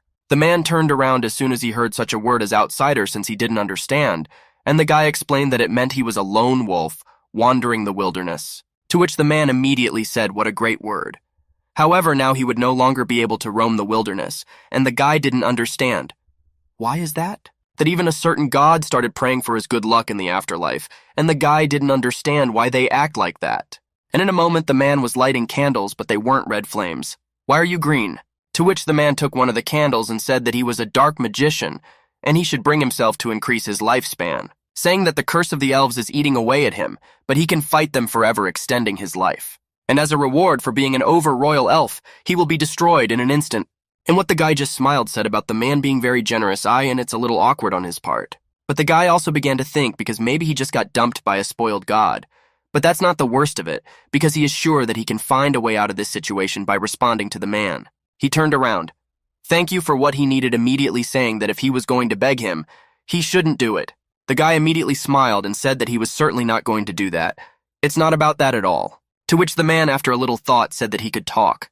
After all, at least he could listen to the last request of the one who would soon be destroyed. But at some point, the man noticed voices saying that the bugs were making a lot of noise. And what he did next shocked the kid because he didn't understand why he showed it to him, as the man's actions were immoral because he wanted to be recognized as just. But the guy immediately started saying that it must be hard to go down a path that no one recognizes. And the man apparently didn't expect it because he was very surprised. Thank you. Does he understand it? To which the kid immediately laughed and said he only understands because he's an outsider. To which the man immediately got upset and asked that he not say it was a lone wolf wandering the wilderness. But that man was a little hesitant to ask his boyfriend if that means he's an outsider too. As soon as the man asked that, a certain god emphasized that it was not so, and the guy also understood that he did not think so, because he was wondering whether it was possible to evoke at least a drop of sympathy from him. To which the man immediately said that he really liked him. But also the man said he was an outsider, and he should continue to be a lone wolf. From what the guy didn't realize, this is such zoology since first he said to destroy. His eyes are a bad maiden, and now says he's going to destroy him to remain an outsider himself. That at the same time a certain god started laughing his ass off, which made the guy mad, and he told him there was nothing to laugh about. And the man began to talk about how today is a really great day, because he finally met someone who understands his grateful work, turning to the guy as his favorite comrade told him to just stay there. To which the guy was well aware of the fact that he had gotten himself into literally the worst situations possible on this trip. But then the man turned around abruptly and said the only thing he needs to do is look closely. Walking up to one of the guys, he asked, should he pick the one who is not in the best condition right now? But then the man said it wouldn't work because his girlfriend had to stay to entertain him. So he immediately dropped the guy looking at him. To which the man said that they could start action right now talking about the mother of the life of the Fate Lords to let him live out the rest of this elf. And the kid was shocked to see the magic circle shining. In the meantime, the man continued to do what he had intended to do before and had apparently done before. He also approached the guy to authorize whatever was going on here, saying that if he does, the man promises to send his girlfriend back immediately, and also saying that because of what he has seen before, he must know the cost of refusing his mercy, which the guy didn't agree to, so the man immediately said the contract was done. And the kid still didn't understand what was going on with the old stand after all. Is he getting as young as the amount he took from the elf? But then as soon as the guy looked up, he didn't realize what had happened and thought his act had failed. To which the man immediately said that everything went well, but the boy did not understand, saying that he did not become younger at all. And the man also pointed out because he is not a human being. The man went on to tell the kid about how the elves weren't sacrificed just to prolong his life. And all the while being in this village, does he know how many elves and travelers he has taken away since the fairy's curse has only the name left? Well, boy, I just thought it was commendable that he didn't overcome it without succumbing to it, even though he doesn't agree with this method. The man continued to speak, for as soon as he received the fairy curse, being human in an instant, became sickly and old. If he hadn't been living in the village at the time, the traveling magician suggested I do the experiment with him. While the man was telling his story, the guy didn't realize what he was doing, as he saw that the man began to literally show his torso. But the fact that the video guy very much struck me in shock as he realized what it was gnoll literally in his chest, to which the man replied that that was correct, telling a guy he's not a gnoll. And it was only now that the guy was shocked to realize it was a hybrid creature. And also the man went on to say, asked guys, isn't it wonderful after all to unite the two nephews of the Zobin of the elves? Now that he possesses that gnoll and the wisdom of men, his revenge is no longer some distant dream. To which the man also said that it is more sufficient since his dark magic is better, and hunting elves with their own power doesn't seem like the perfect revenge to him. To which the guy immediately said about how he's not even an elf, and the man only asked him not to worry about the little things. But what the guy only thought, is it a little thing? Because he told him about the outsiders, he was able to realize who he was as a true outsider. A lone gnoll wandering the wilderness, telling the guy that they will never forget him, and in gratitude use his life to his advantage. To which the guy asked me back if he was still going to do what he wanted to do. To which the man cheerfully replied that of course it was because he was an outsider. But only now has the boy learned that serious outsiders are very dangerous, not just in this world but in all others. And in another part of this fantasy world, Princess Athena Archimage, she was dubbed the genius of the magical kingdom of Archimages. She has always admired the hard work of people, and being a princess took up most of her time. But thanks to her amazing talent, she never had to put in much effort. One of the princess's students asked about her, saying that magic is only created by their imagination, and there is no more effective way. And even after hearing the explanation that the skill of magic is determined by their bloodline and academic affiliation, the girl tries her best to please the princess, and that's why she decided to make her her first apprentice. The princess immediately told the girl that this is a very good question, because if she wants to strengthen her magic, then she will have to imitate the magic of your teacher or parents. But she will also have to do something else besides that. But suddenly the princess had something literally in her hands to show the guys, which actually shocked them a lot because they knew what it was. And some thought it might be new magic, to which the girl immediately thought it might be ice magic, as he inherits some of the talents of his ancestors thanks to the patronage of the royal family of Archimachus. It is because of this that they are able to utilize the tribe's outstanding magic for generations. And on the other hand, it's an ice bunny created by her own magic, asking if the guys want to try to create something like that. On that, one of the girls who became the first student and princess immediately began to try to make the same ice bunny, but at some point the girl realized that it does not work. And the princess smilingly said she had a long way to go as a teacher. After all, when her skill increases, the girl as well as her apprentice will also be able to do it easily. At something bowed to the princess, thanking her for her kind explanation, at which the princess said it was nothing to her. But then suddenly there was a voice of another girl who asked to wait for the princess, to which she kindly only said yes. The girl immediately asked what about the person who didn't have a vote like her, to what other guys also began to say that it is right, because they also have no time base, and they also very much want it and consider it unfair as a princess should not single out someone, and they ask for equal treatment.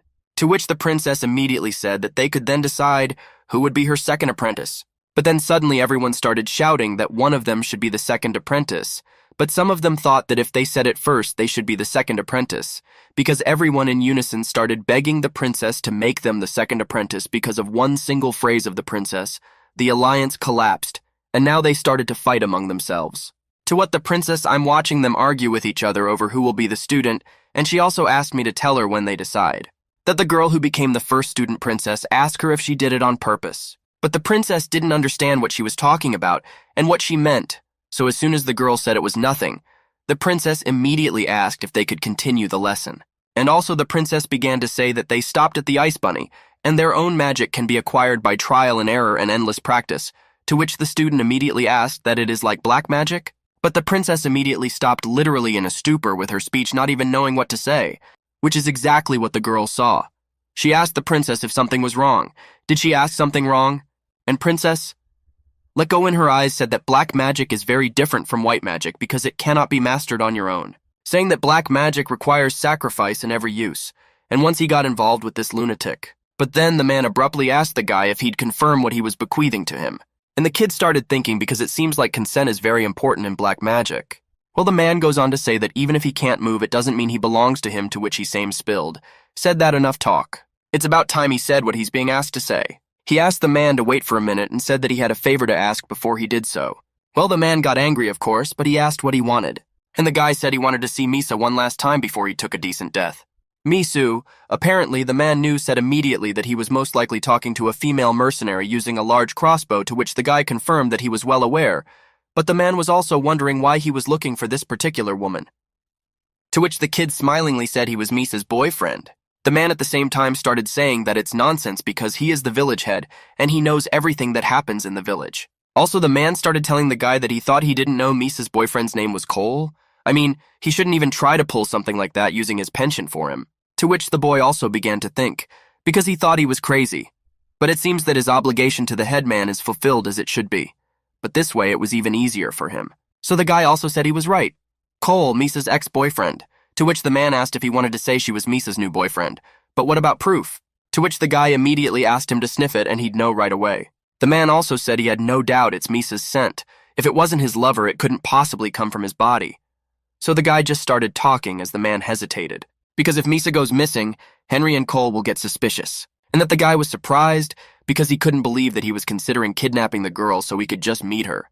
I am, after all, terrible and amazing. Well, also, the man asked if he had any other desire.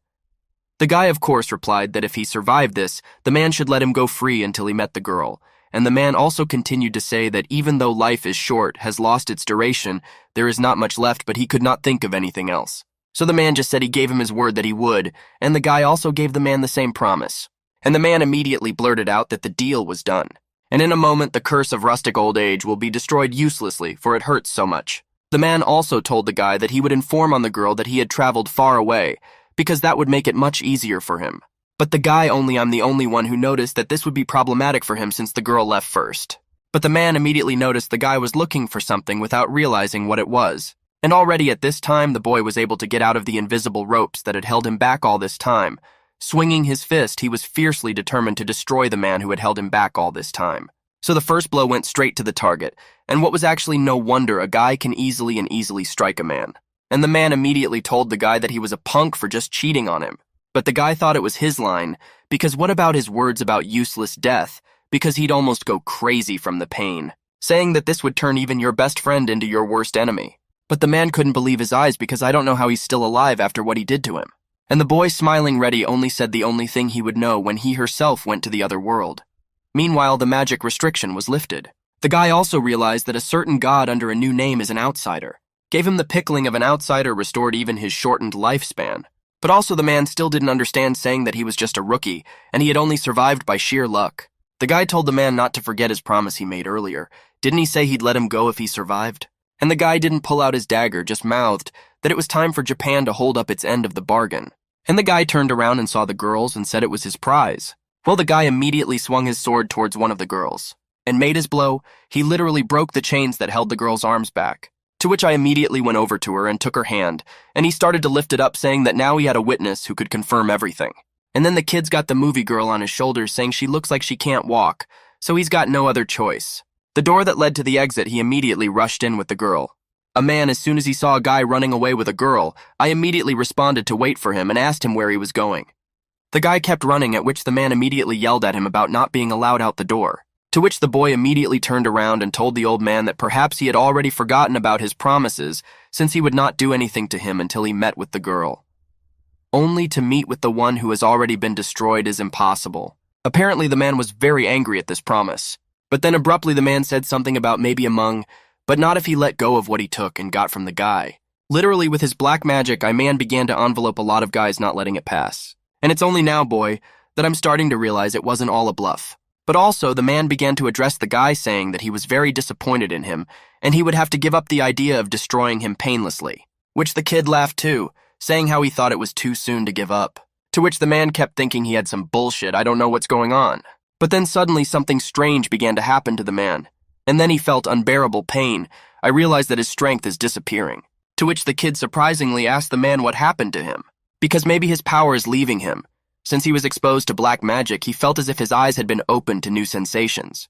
But men at the same time couldn't believe it, since no man would remain unharmed after taking so much life force. Saying that he's probably a vampire with a finite lifespan or something like that, turning to the guy and asking what his real identity is. And a certain god scolded the guy because he was trying to be important, and the guy just thought that God was so annoying. But he made the right decision for himself. To which the kid immediately said he was an apostle of the outsider. At which at the same time a certain god was struggling with his embarrassment, and the guy was glad that God finally looked happy. Well, the guy also began to wonder. After all, if he eliminated a level 13 headman, he was going to gain a lot of experience. But he decided that he would focus on escaping first, turning around to tell the man that they would meet later. But then abruptly the man told the guy that he wasn't asking him to, and the guy turned around and looked at the man in surprise. And the monster that was sitting in his chest literally burst out of the man and started screaming that he was going to destroy him because he had destroyed his dream. So the man concentrated all his energy that he had left and decided to attack the guy who, when she saw it, immediately threw the girl away and took a full blow to her chest area. And the man started asking the guy if he was surprised, thinking that he should be very surprised indeed, saying it's because his power is called the Sword of Knoll, and he takes it to hunt elves, but because of him he wasted it on a punk.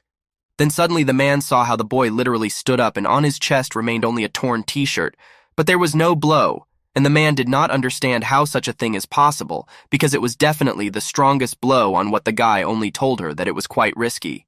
And the man knew it would end badly for him because he'd already used up all his power. To which he immediately turned around and asked me to wait for the guy immediately tried to run. But suddenly someone grabbed his leg, and the man didn't realize what was happening, and he lowered his head and couldn't believe his eyes. Because it was the same girl the kid was trying to save, because she just grabbed his leg so he wouldn't run away, which the kid swung at and decided to completely destroy the man, who in turn just screamed at him to let him go. Well, the guy actually finished what she had planned, but he realized that it was not enough to destroy him, so she still had one head left on which the girl who held the man was watching very closely. And the boy had already drawn his sword for the final blow. The monster only said that he was sorry to hear about the mage's power. Turning to his daughter, they talk about how daddy couldn't get his revenge, he was sorry. And once the deed was done, God talked about how sad he was that the guy just went along with it. But then the guy realized that now he should continue. But suddenly he heard a voice he didn't understand. It was the elves captured by the man. I immediately began to help each other free from the chains. Since the guy let all the elves go and called the villagers, even the guards came to deal with the situation. And the guy thought it was totally over. But suddenly the guy heard a voice and turned around. He didn't know what was going on, because at this time everyone was looking at him and staring at him, not realizing what was going on. Well, the guy at least thought it was over until recently, because just a few minutes later the guy was standing near the cliff, not understanding what those elves had just told him. But the guy turned around and made the only right decision for himself, saying they'd see what happens. Jump off the cliff down for the guy just shouted near the cloud of arrows that were aimed at him, but unfortunately did not hit the fact that he does not want to be in this fantasy world. And at the same time, there was a childish quarrel in the temple over a discipleship issue. But with the appearance of a crowd of mages willing to become mentors became much more, and the situation was quickly resolved in a good way as the mentor of the hero. Ma wanted to get this honorary title was a pond, and each of them chose his teenager and dedicated his disciples. And Princess still continued to teach the young heroes that they must visualize the image of magic in their heads. And it must be a very important concentration, and in just a moment the students began to get the magic out literally in their hands. But then, one of the students turned to the princess and asked where mathematical formulas could be applied, to which the princess, hearing such a word as math, asked if he was talking about a subject usually studied by merchants, even if it would reduce efficiency. To which the boy remarked that he was asking about mathematical formulas necessary for magic, such as using calculations for simplification, to which the princess immediately replied that nothing like magic exists. In a moment of insight, the young hero, dressed in his school uniform, stands surrounded by the light of knowledge, as if gathering wisdom around him with the palms of his hands. Hero, didn't they specify when creating the goddess's Kallis the need to use addition or subtraction? He asks, reflecting the basics of knowledge passed down to him by his mentor, the math master of the appraised orb. His surprise is even more palpable when he continues, I thought I could easily become an archmage with modern knowledge. His words are both hopeful and doubtful, forming a dialogue between the new and the ancient, between the scientific and the mystical. Next to him, the princess, bright and full of determination, points out the error in explanation, bringing courage and clarity to the conversation. Princess Atella, it seems you made a mistake in your explanation. Her words sound like a reminder that even in magic, mathematical formulas apply. Self-confidence and lightness slip into the hero's reply, I knew it, I knew it. He realizes that even in this fantastic world, where goddesses and magic coexist with everyday life, logic and knowledge are bridges that connect worlds and open doors to new discoveries. In the shadowy robe of a sage whose face is illuminated by the glow of magical fire, the old man with the staff confidently continues his explanation. Since this is about the appraised orb, I will continue his explanation.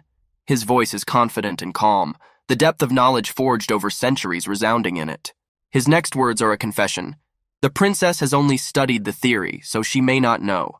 but we've devised mathematical formulas to make magic more effective.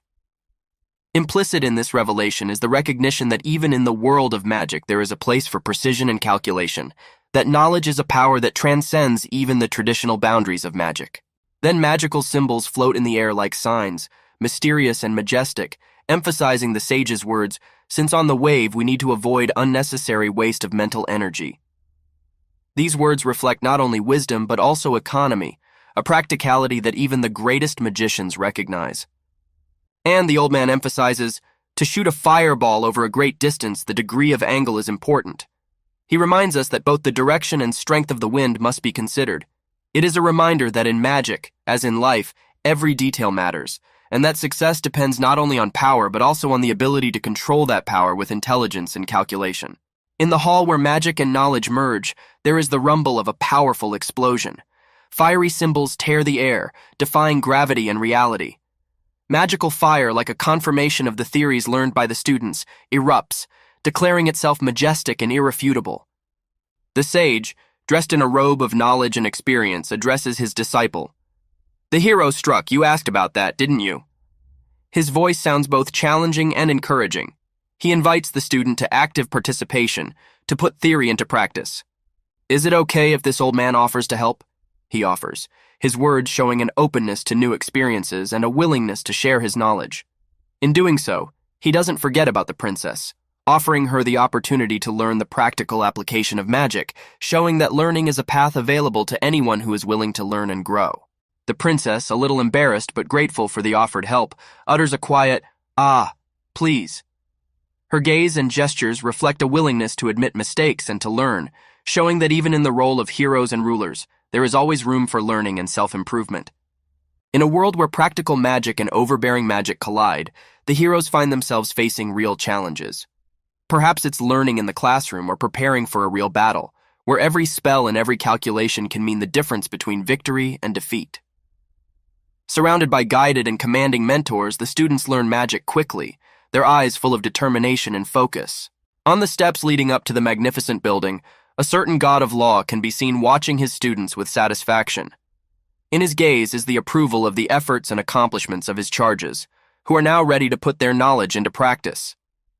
In another, more private place, a quieter and more intimate scene takes place, a caring treatment. "Anointed, please bear with me a little longer. Are you feeling better now?" asks one persona, providing care to another. It is a reminder that behind every great battle is not only teaching and preparation, but also care, healing, and support. Espresso, the elf princess's maid, opens her mouth in surprise. "Do I look like I do?" Her sudden realization and eventual epiphany may have to do with the lecture she has just listened to, or with her own experience that opens her mind to new horizons. This is the moment when theory meets reality, and the student begins to see deeper than ordinary perception. The goddess in her snow-white attire stands facing the shadows, pondering the limits of her divine abilities. The only thing she could do for him was to take the pain with medication, she acknowledges gravely, sensing the limits of her magic and power that proved powerless before simple human suffering. The goddess reveals the miracle to a simple elf who, despite her modesty and lack of royal blood, becomes the object of divine attention. This gesture emphasizes that the gifts of the gods can touch anyone, regardless of origin or status. "We will surely catch this man, so please rest easy." The promise of safety and care comes to the fore here, demonstrating that even in a world where magic exists, there is a sense of responsibility and protection, which may point to an act of old age by the Karmazin, indicating a possible perpetrator of the suffering. Suspicion also falls on the villagers who may be complicit. This is a reminder that every community has its secrets, and that sometimes evil can be hidden among those who appear to be mere observers. Concern and determination are evident on the face of Espresso, the elf princess's maid, as she clenches her fists and speaks of the need to inform the kingdom of what is happening in the village. The words, "When I return to the kingdom, I will need to report this village at once," express her sense of duty and urgency. A knock on the door triggers the question, "Who's there?" and a moment of tension. The reply comes from Espresso, calling for action. "Espresso, it's me, come in." This invitation opens the next step in their story. When Espresso enters, she finds that the message has already been received. "We have received word that the mercenaries have lost track of him." This news adds complexity to the current situation, suggesting that there is deep intrigue behind the actions in the village, and that betrayal may be closer than it seems. Espresso expresses her bewilderment and frustration, doubting the importance of the information she has received. Well, why do I need this information? She questions the significance of human issues in the context of her own life and responsibilities, perhaps feeling the weight of the responsibility that rests on her shoulders. Espresso's interlocutor, with confidence and calm, recalls a profound act of salvation that was stronger than any worst-case scenario, including old age. But he saved us from the worst, from old age. Her words are meant to comfort and remind us that even in dark times there is a light of hope and gratitude. Espresso, still trying to make sense of the situation, remembers the princess's book, which was in the possession of the mercenary who lost track of her, and questions her role in the story. Her actions and questions emphasize that the intrigue is growing thicker and the truth more and more confusing. In response to her questions, she receives the affirmation, "Espresso, he really did save us." This affirmation may give her some comfort, and the realization that despite all the problems and difficulties going on around her, there are those who act for the good of others, even in the darkest of circumstances. Espresso, confused and outraged, doesn't hide her feelings. It's not like we said he should be killed, just animal chopping. Her words reflect an internal conflict between the cruelty she witnessed and the moral principles she may be trying to follow. Espresso's interlocutor, with surprise in his voice, remarks, "Calling them beasts." Her reaction emphasizes the shock of what is happening and how easily one can cross the boundaries that separate humans from beasts in the eyes of others. The situation escalates when a third character, Elder Celebes, appears, full of determination and persistence. "Espresso, what's this all about?" His questions and tone indicate that he is looking for answers and is willing to act to make sense of the situation. As Espresso stands in front of the door, determined to answer the elder's questions, the situation escalates. "Are you okay? Answer my question already." Ugh. Her impatience and anxiety loom large on her face as she tries to find the words to explain the chaos that has developed. Reveals a new facet of the story. A royal elven woman, whose name means sacred son in the ancient language, demonstrates her magic. She was of royal descent, but because of eternal life. These words make one think about how eternity can affect existence and perception, and how long immortality can change one's perspective on life and death. We are faced with a difficult scene. The character is entangled in chains, symbolizing her suffering and perhaps her struggle with her own demons or external forces. Became a toy especially cherished by the headman of the Karmazin. These words suggest that she has been manipulated, and perhaps she is the one who has been held captive for the longest time, which only adds to her tragedy. Emphasizes the hopelessness of her situation, where a voice states, "Calm down, elder. Once the kingdom dies, it's all over." These words create a sense of urgency and despair, and at the same time carry a sense of mystery, leaving the question, what does "everything is over" mean? The answer to that question comes immediately. Nothing is over yet, nothing. Words full of despair and hope, perhaps indicating that the character has a plan or intention to change the course of events. Espresso, visibly shaken, confesses, "Even though I could have run away myself, he set me free." Her words reflect gratitude and amazement in the face of self-sacrifice. She then says with passion and determination, "I bet he was after your eternal life," expressing her assumption about the motives of the one who saved her and emphasizing the importance of life, especially eternal life. Finally, Espresso asks a question that raises the theme of moral ambiguity. Did you know that our Savior used a pact of dark magic? It makes you think about the nature of salvation and how sometimes good deeds can have dark roots. The characters share their experiences and discoveries. Kang Hansu, who has become a plaything in Elder Karmazin's games, is weighed on the scales of fate and understanding, raising questions of justice and guilt. Elder Karmazin did not appreciate Kang Hansu's longevity and self-destructed, which emphasizes the theme of sacrifice and possibly a clash between personal interests and the common good. Espresso reminisces about her days in the royal court and how those memories continue to haunt her despite all the changes. Her words, now a relic of the past, reflect a deep reflection on time, change, and the memories that define our identity. Espresso also speaks of the pain and humiliation she has experienced, sharing her personal story of suffering and overcoming, making her a character with a deep biography and complex emotional history. These moments reveal the complexity of the world in which the characters live, where every choice and every action carries multifaceted consequences. In a dimly lit room, Espresso, depressed but determined, explains her need to act. "Sure, I'm not you, but I have to find him." This statement emphasizes her difference from her interlocutor and her willingness to take responsibility despite the possible risks. Her interlocutor, apparently more experienced and concerned, tries to stop her. "Elder, you're in no condition right now." His words reflect concern and an understanding that she may not be ready for the challenges ahead. With reproach and authority in his voice, Espresso declares emphatically, "If we meet again, don't call me an elder." Her words reflect a desire to assert her individuality and perhaps begin a new chapter in her life. With him sitting on the floor in deep contemplation, too loud a title for a deceased maiden who is easily deranged. It is a recognition that behind the facade of might and power lies human vulnerability and feelings. In a gloomy atmosphere surrounded by mist and obscurity, Guy lies on the ground, pressed by a heavy invisible burden. "Can't you see for yourself?" sounds a rhetorical question, full of despair and doom, hinting at an invisible struggle or inner suffering. The group is faced with an important choice, where a voice suggests, "Heroes who wish to be sacrificers, please advance here." It's a call to sacrifice, to act for a greater purpose, perhaps in the context of a battle or a more global mission. Among the group, faces express various emotions ranging from admiration to doubt and bewilderment. "Wow, what is this?"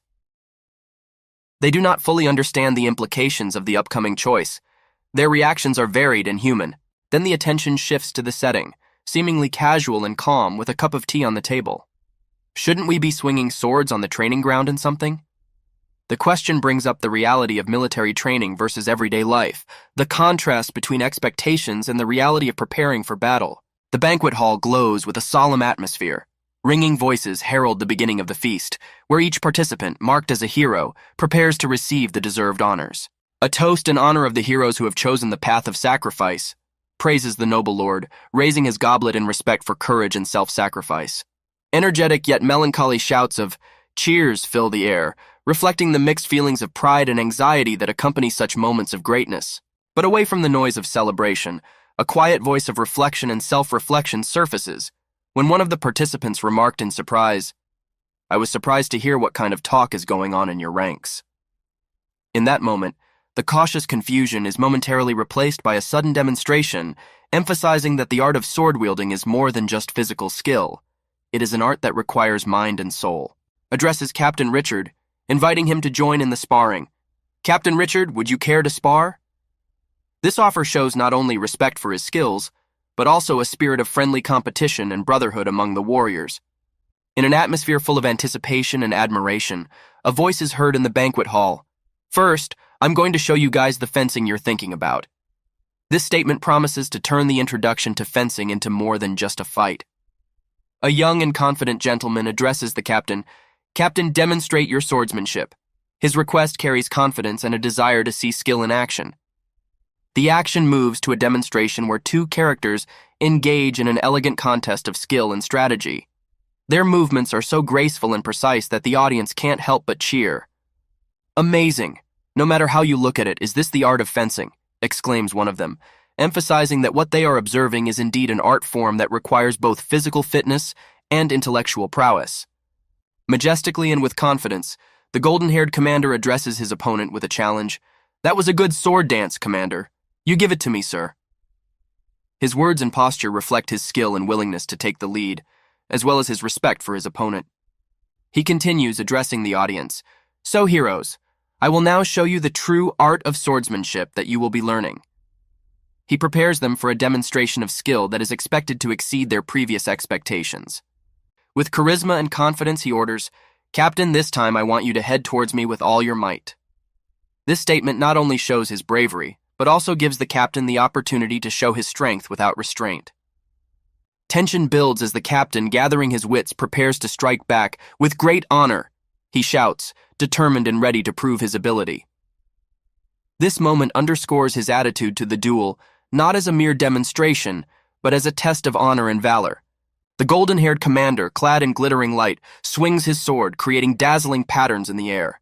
He stands as the epitome of grace and power, gathering the gazes of the admiring audience on his glowing blade. The next shot captures the moment the two warriors clash. Their silhouettes confront each other in bright light, their swords meeting with such force that the light from the clash fills the entire hall, leaving the audience awaiting the outcome of the duel. The defeated captain realizes the outcome of the fight, uttering, "I lost." His face expresses respect and recognition of his opponent's skills, demonstrating a spirit of fair play and sportsmanship. In response to his recognition, the golden-haired commander modestly replies, "Captain, your swordsmanship has gotten much better. Thank you, sir." This is an exchange of respect and recognition between two swordmasters who share a common understanding and respect for the art of swordsmanship. Surprise and bewilderment are reflected on the faces of those present as they exchange glances, searching for an answer to the question asked by one of the participants, "What happened?" Bewilderment hangs in the air as palpable as the aroma of freshly brewed coffee. The commander, radiant with confidence and joy, shares his thoughts on the sword arts. His eyes sparkle as he speaks of the power that destroys any obstacle and the importance of the art of swordsmanship, which above all else must strive for efficiency. The enthusiasm of his words seems to awaken his listeners. The atmosphere seems more relaxed, with one of the interlocutors agreeing with the commander, emphasizing the value of swordsmanship and striving for maximum effectiveness. His face reflects approval, and he seems determined to learn and improve. The commander addresses his subordinates with an offer of instruction. His manner of speech is polite and gallant, as are his gestures when he asks his students for tea before the lesson begins. His actions and words are filled with the spirit of a mentor who wants to pass on his knowledge. A boy sipping his coffee thoughtfully. He is immersed in his own thoughts, perhaps inspired by the commander's words or pondering his upcoming training, exclaims with a look on his face, "Boo!" while the woman hiding her face with her hand makes sounds of disappointment. What a taste! The emotions on their faces convey a variety of reactions to their recent experience. The commander, radiant with confidence, holds up a cup as if offering a toast. His words about the blessing of warfare are filled with promises of the wisdom and power offered by this ancient art. He confidently asserts that the medicine will allow his students to receive the blessing quickly and safely, and his smile seems infectious. May have had a bad taste of the very same medicine. Their facial expressions and gestures indicate that the ordeal was not easy, but at the same time, their demeanor shows sincerity and camaraderie. A man with a serious and determined expression clenched his fist in front of him, shouting, "One more!" His determination and willpower loom large in this gesture. He is ready to overcome any difficulty on the road to mastery. A commander with a cup in hand and a cookie nearby advises the students, "You will feel better if you eat some cookies."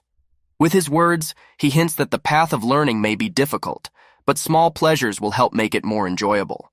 The guy with a focused gaze and a face slightly distorted with displeasure makes a sound of disgust. Despite his reaction, he seems ready to continue, confirming his resolve by saying, "Yes, of course, sir." Next, we see a young man sitting on a tree branch in a dark and mystical forest.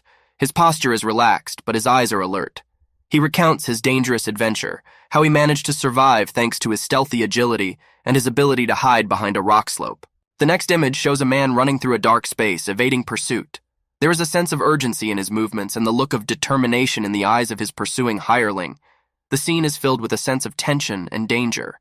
We are transported to the moment when the protagonist is confronted by a guard who seems to be unexpectedly in the path of the fugitive. The guard looks puzzled and a little lost, his facial expression expressing confusion at the sudden threat before him.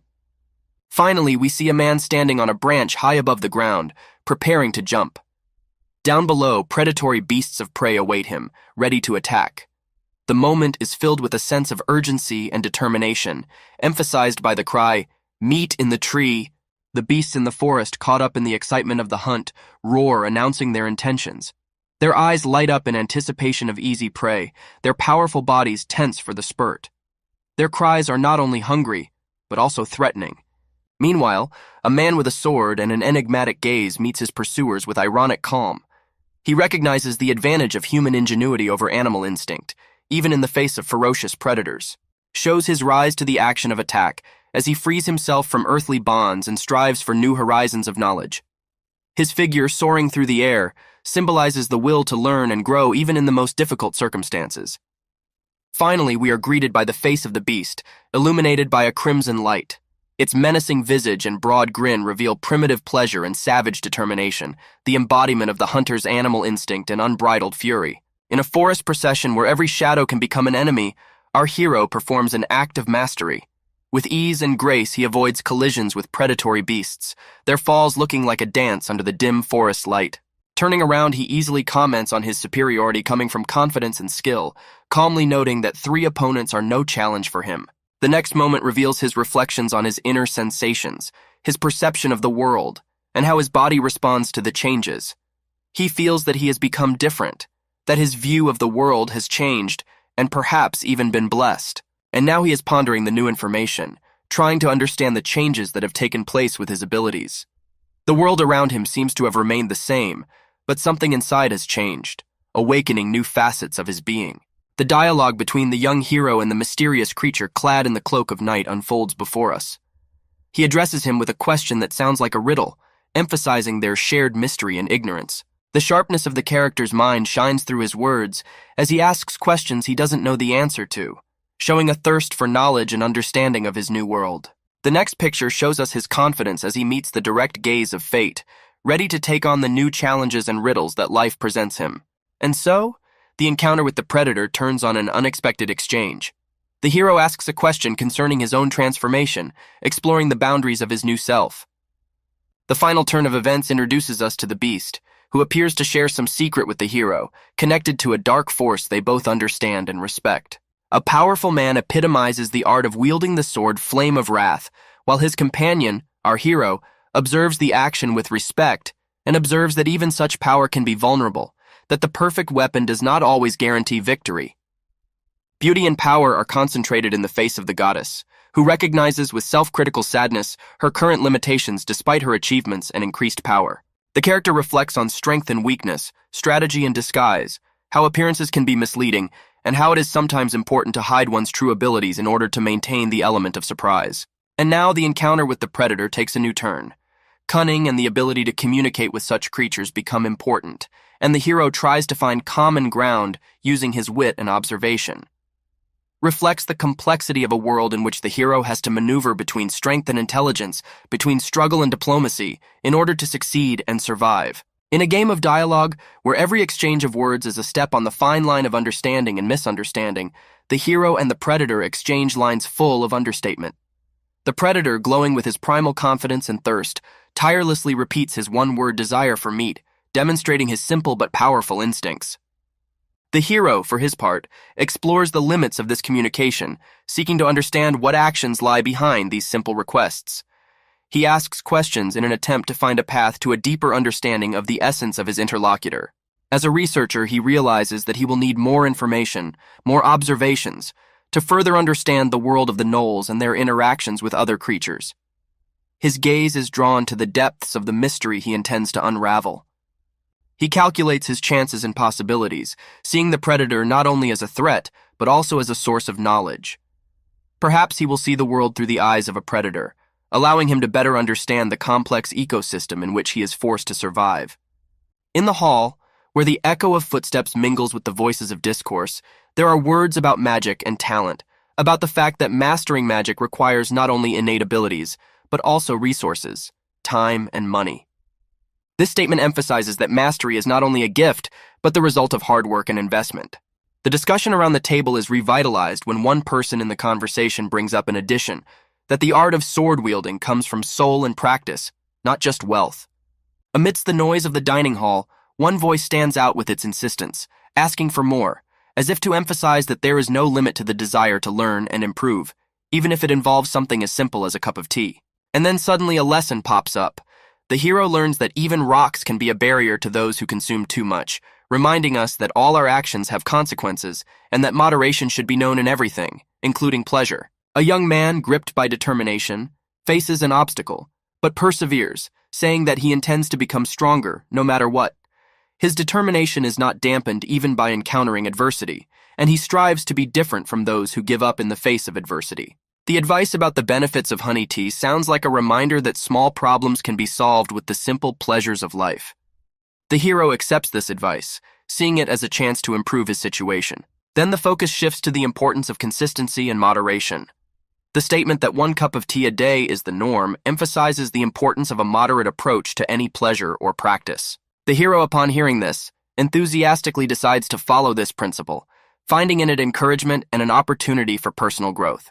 Moment emphasizes that the true skill and blessing of a warrior is a journey that takes time and patience, reminding us that no meaningful success is achieved overnight, just as a child does not become an adult overnight.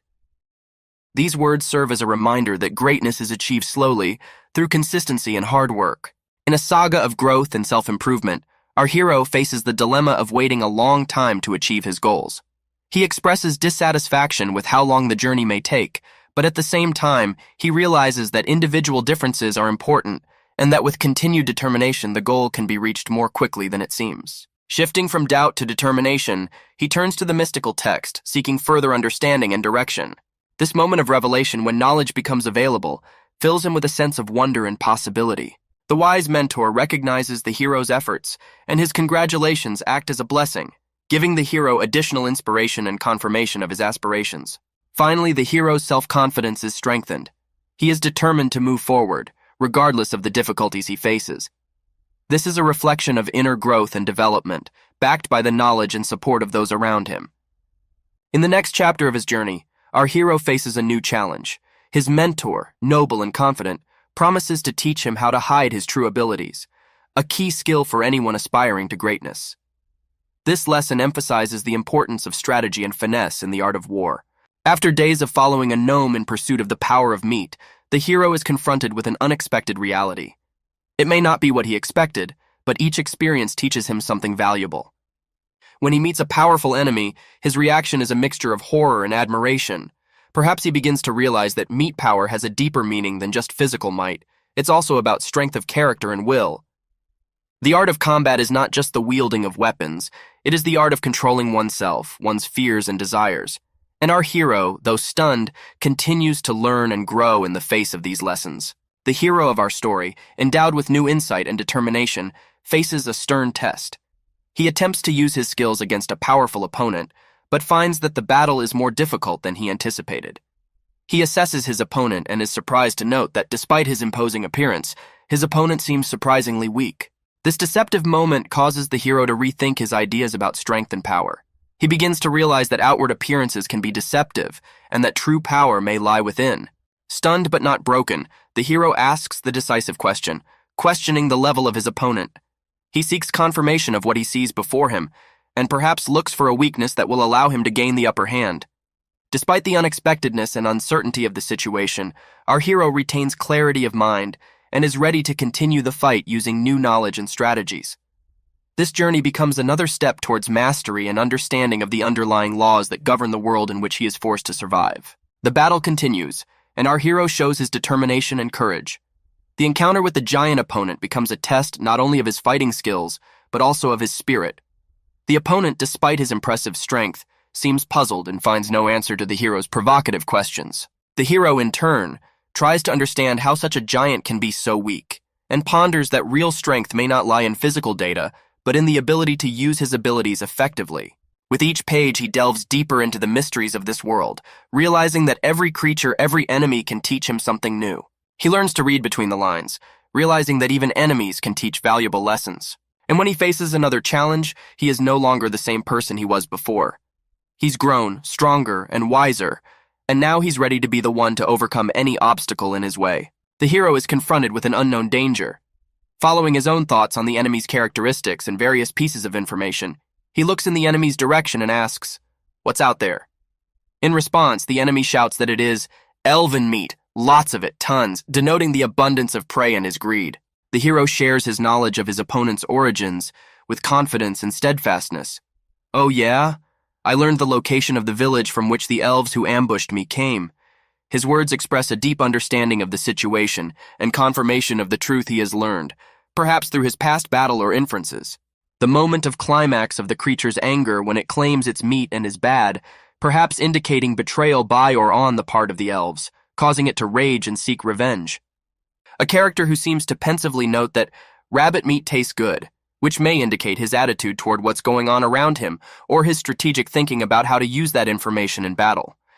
And the potential transformation or strengthening of the enemy when the hero notices how the power in the gnome's stomach begins to grow every time he eats something. It's a moment of revelation that can change the course of the battle and open a new chapter in their confrontation. The hero, with a smile on his lips and illuminated by inner insight, says to his opponent, "It was much simpler and easier compared to the old man who used black magic to beautify the life essence, although the efficiency was inferior back then. Are you fed up now?" He stands calmly in front of the mighty enemy, who only hesitantly makes a sound. Grrrr. He is answered by the roar of the enemy, filled with renewed vigor and lust for battle. Fed up, feeling so good. His voice echoes through the neighborhood, reflecting the sudden burst of energy and perhaps the new abilities he has gained. Moves to an explosion of rage as the creature screams, "Meat! I need more meat! Much more meat!" Its hunger is unstoppable, and it seems it will not stop until it has quenched its thirst for power. The climax of this drama awaits us. The enemy, filled with rage and power, shouts, "My meat!" His eyes glow and he looks more powerful and dangerous than ever. The hero, though seemingly overwhelmed, still maintains his composure and willingness to act despite the increased power of the enemy. The hero, possessing coolness and clarity of mind, expresses his gratitude to his opponent by saying, "Thank you very much. Thanks to you, I found out why. It's called meat power, unmistakably." His face reflects confidence and contentment, while he holds the glittering stones that exude a mysterious light. While the hero holds his stones tightly, his opponent in the background loses strength and falls to the ground, confirming the hero's words about the power of meat. The discovery that the hero has made seems to turn even the mightiest of foes to flight. Of a defeated enemy who utters, "L's speaking meat is weak. How?" His disappointment and bewilderment at being weaker than he expected makes him vulnerable and exposes his supposed invulnerability. The hero, standing with stones in his hands, glows with confidence and strength. He recalls his recent past with the enemy, recognizing that despite the hardships, the ordeal was extremely rewarding for him. His eyes glow red, showing his determination and ability to use his new knowledge to his advantage. "It is thanks to you, fang broken by an arrow." Standing over a defeated enemy, the hero majestically pronounces, "Talking meat is also thin." His figure looms against the fading gloom, and in his hands the mysterious stones continue to sparkle, as if symbolizing his power and newfound knowledge. He turns his gaze somewhere in the distance and calmly states, "No, I'm human." His red eyes pulse as if reflecting his inner fire and determination, standing in contrast to the cold calm of his show of strength.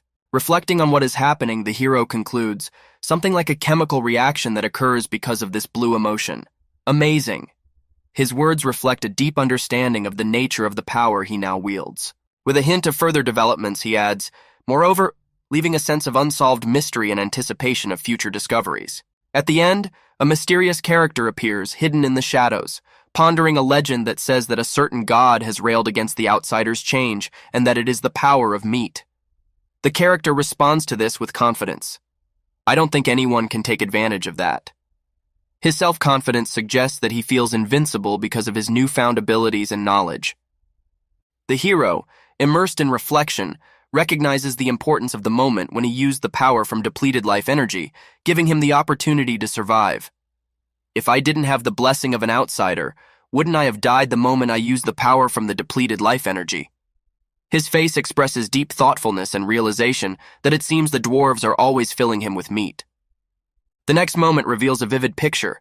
Blessing the outsider before he runs out of energy allows him to shed fatigue and be reborn, creating an endless cycle of recovery. He chuckles as he ponders the possibilities of this new power. Could this be even cooler? His wit and lightness of mood do not diminish even in the face of the mysterious silhouette, who notices that the hero is acting very childish. A mysterious silhouette representing some sort of god claims that the hero is underestimating his new abilities, but the hero meets this challenge with ease and daring, ready for new adventures and challenges to overcome. Amidst a shadowy forest, the creatures discuss the pledge of their power, where one of them says with astonishment, "The smell of meat. Meat? Where?" This shows their simplicity and yet dependence on this element for survival. The situation quickly moves into a more dynamic phase as the hero sparks with lightning-fast determination. "Get out of my way!" His energy and willpower are reflected in his every movement, while he pushes back his enemies, leaving them no chance. The mysterious silhouette reappears, watching the development of events, and despite being satisfied with what is happening, makes a remark about the hero's naivety, which the latter takes as an additional incentive for action. The hero, despite the mockery of his invisible mentor, is confident in his path and recognizes that although he has become stronger, happiness remains elusive for him. This is a reflection of the inner conflict between power and personal happiness. He recalls the need to use a smartphone under a blanket as a symbol of his former habits and secluded comfort, contrasting this with the current dangers and challenges he faces in the real world. The hero continues on his path, striving forward despite the difficulties, emphasizing his determination and willingness to overcome any obstacles on the way to his goal, even if it means fighting an entire forest of arsonist monsters. Under the gaze of the heavenly guide who points out the direction, the hero responds gratefully, "Oh, thank you." His faraway gaze reflects his willingness to follow the path. Then he, pondering his next steps, decides, with irony in his voice, "All right now, shall I go and punish these fantastic barbarians by the power of imagination?" Reflecting on his new adventures gives him confidence in his abilities. Moving on, the hero admits that his attempt to pass unnoticed was not as successful as he had hoped. "I was going to pass unnoticed, but the guards are better than I expected." This shows that his plans need to be adjusted to fit the new circumstances. Fortunately, he has the necessary knowledge and training, noting, "It's good that I memorized the village layout in advance." This emphasizes his strategic approach and ability to adapt to changing situations. The hero's gait is confident and determined as he moves through the night, aware of his every step in this mission full of uncertainties and possible dangers. The mysterious figure points the way again, this time more insistently. "A certain god urges you to go now." The hero, with irony in his voice, replies, "Ha-ah." His reaction reflects his surprise and perhaps bewilderment at the unexpected turn. The surprise continues when the same figure declares, "A certain god insists it's time to move out." The hero sarcastically asks a question that reflects his skepticism. Why is he suddenly trying to be helpful? I really don't understand what's on his mind, but this shows that despite his power, he is still searching for direction and meaning in his adventures. The character is willing to follow his instincts, as his thought confirms, "My instincts say the same thing." This emphasizes that he trusts his inner voice to guide his actions. Boldly accepting the challenge, he asks himself, "Can I do it?" before resolutely declaring, "This is my chance." His determination and willingness to take action are the epitome of his character. He is ready to face any challenge and overcome any obstacle in his way. The hero raises his head to a mysterious figure floating in the air that seems to be pointing his way. His response of, "Huh?" sounds like a mixture of amazement and mild annoyance. He clearly didn't expect such a turn. Then, standing on the ground, he hears the same god say that it is time to set out on his journey. The hero comments on this thoughtfully, doubting the intentions of his invisible mentor. The next moment, he stealthily sneaks past the guards, wondering about the quality of their service. "Phew, there's no one on guard here. I'm lucky," he says, sighing in relief. The mysterious mentor reappears, reminding us to thank him, to which the hero ironically replies, "Ah, yes, thank you. I'm eternally grateful." His tone seems flippant, but deep down he appreciates the clue. The next shot shows the hero seemingly ready for action, but his face expresses pensiveness. Well then, standing astonished, the helmeted guard opens his eyes wide, as if something has caused him to suddenly freeze with terror. Unexpectedly, he discovers a stealthy attacker whose bright red eyes glitter in the shadows, hinting at hidden power and danger. The sudden attack robs him of the ability to even scream. The hero's piercing red eyes, now blazing even brighter. His movements are quick and precise, and his face is contorted in a predatory smile. The tension of the moment is almost palpable, and there is a sense of imminent collision in the air.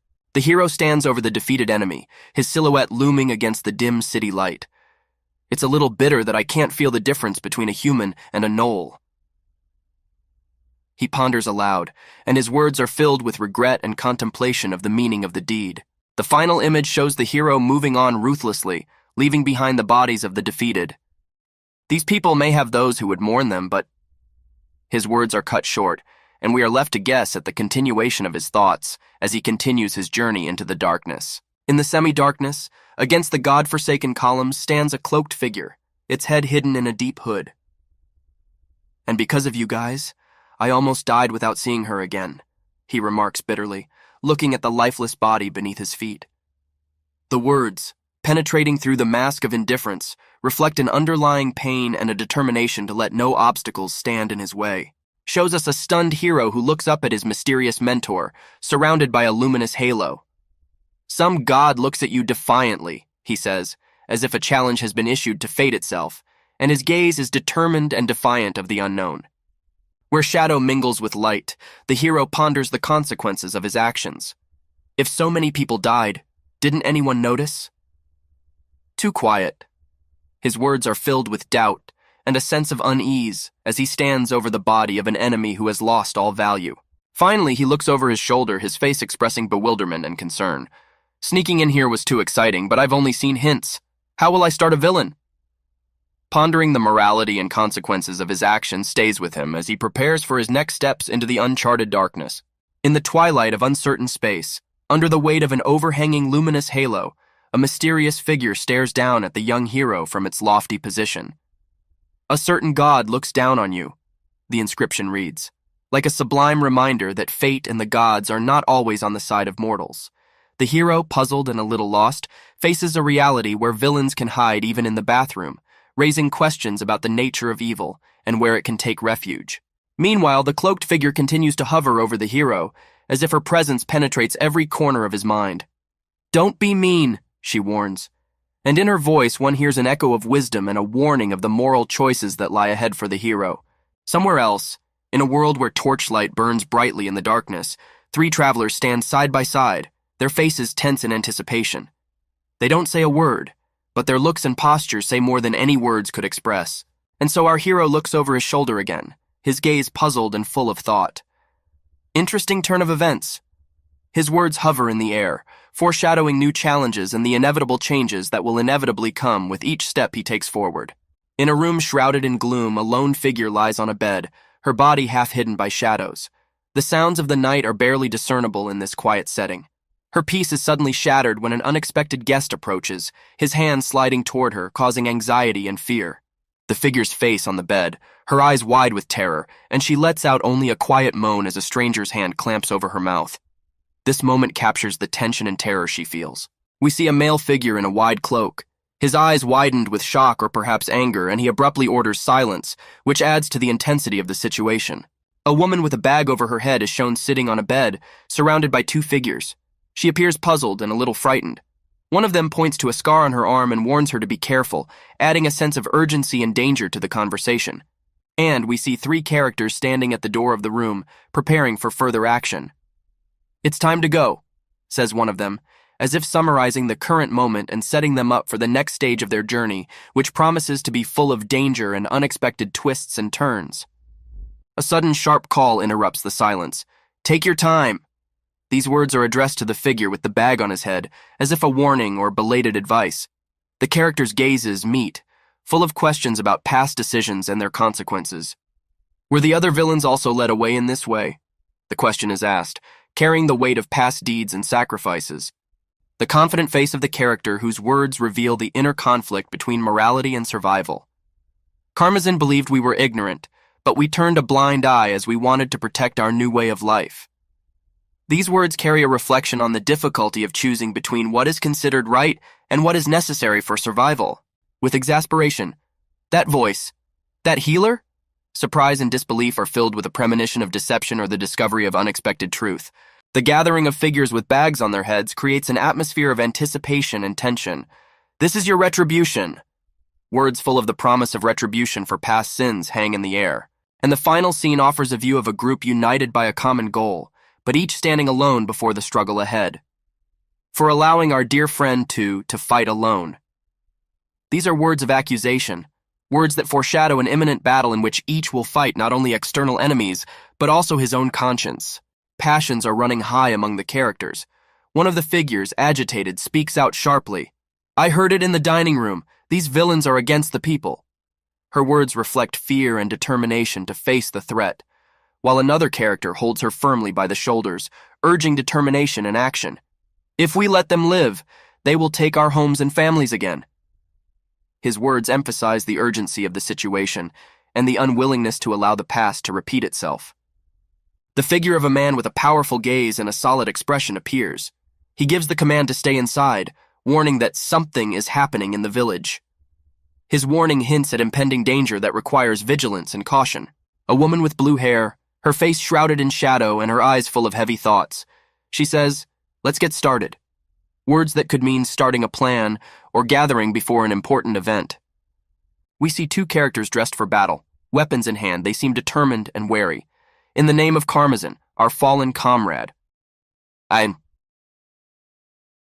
These words express their decision to seek revenge and protect what they hold dear, even if it means going into battle. We are faced with a scene full of tension and emotion. One character, overwhelmed with despair, exclaims, "Now, there's only one left." His words echo in a space full of defeated bodies, while a comrade standing next to him looks on, his gaze full of seriousness and concentration, and in the background a woman holds a sword ready for further combat. A woman chained and seated on a throne, which creates an atmosphere of hopelessness and suffering. Her calm question, "What should we do?" contrasts with her vulnerable position, suggesting the deep moral dilemmas facing the characters. Moment shows her face filled with determination and the question, "Like the others?" These are words that perhaps raise the question of whether to follow the path of her predecessors or choose a different path. Finally, we see two characters discussing a plan of action. One of them recounts how he caught a woman trying to leave the village. He touches his head as if trying to collect his thoughts, while his interlocutor remarks that she is quite high up in the hierarchy and expresses doubt as to how they will be able to free her. It is a dialogue full of doubt and calculation. With an understanding gaze, the silver-haired character confesses empathy, as if sharing the weight of unspoken feelings, claiming to understand the emotions of another. Her words carry the weight of trust and comfort, offering a shoulder to lean on for support in an unspoken struggle. The young man, whose smile conceals more than any gesture can express, turns around, preparing for a new chapter of his story. His face is lit with warmth and hope, anticipation of meeting the unknown that lies ahead. In the next moment, the drama builds as the silver-haired character expresses her intention to protect a secret she holds dear. Her determination pierces the silence as she faces the reality of betrayal and deception. The tension reaches a climax when the captive woman, eyes full of desperation and defiance, turns to her captor. She plays on the strings of trust, offering silence in exchange for freedom, while her gaze slides over her opponent's face, looking for signs of doubt in his decision. In a tense atmosphere filled with foreboding of impending conflict, a courageous young man with a worried face appeals to the elder's discretion, offering the possibility of escape in exchange for remaining silent about the events he has witnessed. His words hang in the air, embodying courage and determination, while the tension grows with each passing second. The green-haired woman, her face contorted with despair, responds by boldly declaring that lies and deceit are not enough to save herself from her impending fate. Her eyes sparkle with determination, and in her voice you can hear not only fear, but also an unwavering confidence in her words. When the tense silence is broken by the promise of safety, the masked man, his stride firm and confident, utters words that sound like a verdict. His decision is final, and there is no room for doubt in his manner.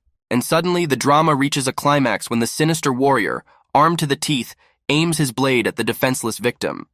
His actions are determined to carry out his plan, and his every move demonstrates his willingness to see it through no matter what the consequences. On a stage where every whisper and movement is brimming with significance, the image of the woman with green hair, her eyes closed and the slight trembling of her eyelids, reveal the depth of her inner conflict. The fleeting sounds that break the silence cause her to take a deep breath, preparing herself for the unknown that she is about to face. Depressed and bound, she sits alone in a dimly lit cell, her face filled with fear and her eyes widened in anticipation of the inevitable. She tries to maintain her dignity in the face of the danger that reaches out to her in the form of shadows of the past. The tears on her face and her disheveled hair speak of her suffering. She looks puzzled, as if she cannot believe what is happening. Her word, "how," hangs in the air, full of despair and disbelief. Suddenly, the sword-wielding figure turns his back to her, creating a sense of betrayal and impending disaster. His posture is menacing, and he seems ready to act without hesitation, his resolve as firm as the cold blade of his weapon. In a gloomy hall where every shadow can hide a fate or a threat, a young hero with blood-red eyes bears his sword, his gaze full of determination and power. The power that lurks in his gaze portends great deeds or terrible destruction. The woman, whose face is scratched, looks at him with concern and bewilderment.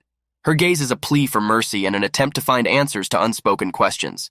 The young warrior's words hang in the air, his sudden appearance and laconic, "It seems we have met again," bringing an element of uncertainty and tense anticipation to an already charged atmosphere. The action cuts off abruptly at the clash scene where every warrior is ready for battle. The young protagonist seems to ponder the fate of his opponents, remaining on the edge between cold calculation and a sense of duty to those in distress.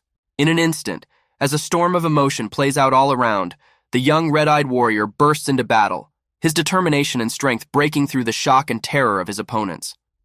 Like a tornado, he moves without regard for their malice or the lives behind those faces.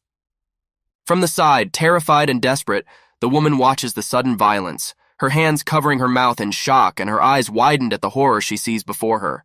Her trembling voice, filled with terror, pleads for rescue while she faces the reality of a ruthless world where every second could turn out to be her last. But the young warrior, as if understanding the unspoken cry, reacts instantly, his judgment returning as he hears the familiar words. His eyes narrow questioningly, pondering the consequences of his actions and words. And the moment his attention is diverted, the woman, still consumed by fear, searches for a way to escape, screaming for help in what can only prove to be an echo in the emptiness of the abandoned cell. In a dungeon where every sound and shadow can be a harbinger of death or salvation, a young warrior stands over a defeated enemy, his silhouette carved against the cold stone walls. He sighs as if realizing the weight of his actions. Victory has come, but it is not satisfying. Words he hadn't expected to hear hovered over the body of the defeated. It was more than he could have imagined. His contemplation of where to begin his journey was cut short by an unexpected turn. The woman's eyes, full of fear and questions, meet his gaze. Her face shows signs of struggle and pain, and there's a spark of hope in her eyes that perhaps all is not lost, that her pleas have been heard. In a maze of events where each choice leads to new forks of fate, a young warrior with blood-red eyes faces a dilemma reflected in his questioning gaze. What is she saying? His bewilderment breaks the silence of the gloomy room as he tries to decipher the words that carry a hidden meaning. Before him, the image of the woman, framed by the mystical symbols of her status, reveals the depth of her character, the level and accomplishments that have been hidden until this moment. Her status hangs in the air like an open book, inviting him to learn more. He considers the data thoughtfully, realizing it carries more information than he expected, and wonders about her intentions. His own status, one blessing, stands in contrast to her three, causing him to question his previous assumptions. A series of revelations leads him to reflect on his path and what it means to be an outsider in this world. He realizes that every decision and every action has consequences, and that he can choose which path to follow. When he speaks to the woman, her response is full of vitality and emotion. There is an echo of joy and relief in her voice. Her smile blossoms in the darkness, and she calls him by name, establishing a bond between them. He weighs his words, touching his chin thoughtfully. There's only one reason to open your status window anyway, he ponders, immersed in his musings and searching the depths of his mind for answers. The young warrior turns to the woman, confidence in his voice. Your name is Celebes? She confirms her name with relief and joy, the hope on her face coming alive as she reveals her identity. Their gazes meet, and in that moment time seems to slow down. Perhaps I feel nothing for the blessing of an outsider, but... His words melt into the air, leaving the inevitable questions and innuendos hanging in the air. The imaginary god explores who he is in the story, emphasizing his outsider status, which adds to the mystery and versatility of his character. With a casual laugh and ease, he accepts the thought of his possible punishment for refusing to follow the path of an outsider. His attitude toward his position in the world seems frivolous, but deep down he realizes the gravity of the situation. Her gaze reflects a deep sadness, as if the depths into which she is immersed are bottomless. What a lucky elf, she whispers faintly, as if her soul is echoing. Meanwhile, his profile is consumed by heavy reflection, a shadow of the past. Even though I wanted all of them, he begins, you can feel the weight he carries in his heart in his tone. His gaze is fixed on the surface of the water, as if searching it for a reflection of his thoughts. Because she experienced what I did, to survive. His words sink into the water, leaving only circles on the water. Their faces filled with confidence and strength. I have told my name, to the natives of this world, though it was naive. His memories filled the space as if they were the actors of this scene themselves. Surrounded by the watery silence, he ponders the consequences of his actions, the fact that if he destroys everyone here, he will be no better than those he considers enemies. His inner struggle between the desire to follow his code and the realization that such a choice could lead him to lose himself can be heard in these words. The girl, seized by genuine terror, spews out a scream full of fear and despair. Her hair flies around as if trying to escape from the reality that surrounds her. And now he is closing in on her, his gaze shrewd and determined. His words, "This sort of thing annoys me," reveal his displeasure at the way the world around him affects his companion, causing her fear and suffering. When he hears her voice full of hope and recognition when she says his name, this name, which sounds to her like a symbol of hope, strengthens the bond between them, offering the possibility of understanding and being together. Finally, they stand together in silence, contrasting how many lives have been lost. Why is it so quiet here? His question carries the weight of 1,000 unspoken words, exploring the depth of the tragedy that has enveloped their world. In the final shot, they are confronted by a figure in a somber cloak who seems to be evading answers. "Dear God, outsider, what do you think is the reason?" He seeks answers to the questions that plague his soul, which the figure suggests they are not ready to discuss aloud. A young man with dark hair and an incredulous expression is in dialogue with a pale girl with snow-white hair and elf ears. He seems to assert something strongly, saying, "Ah, all right."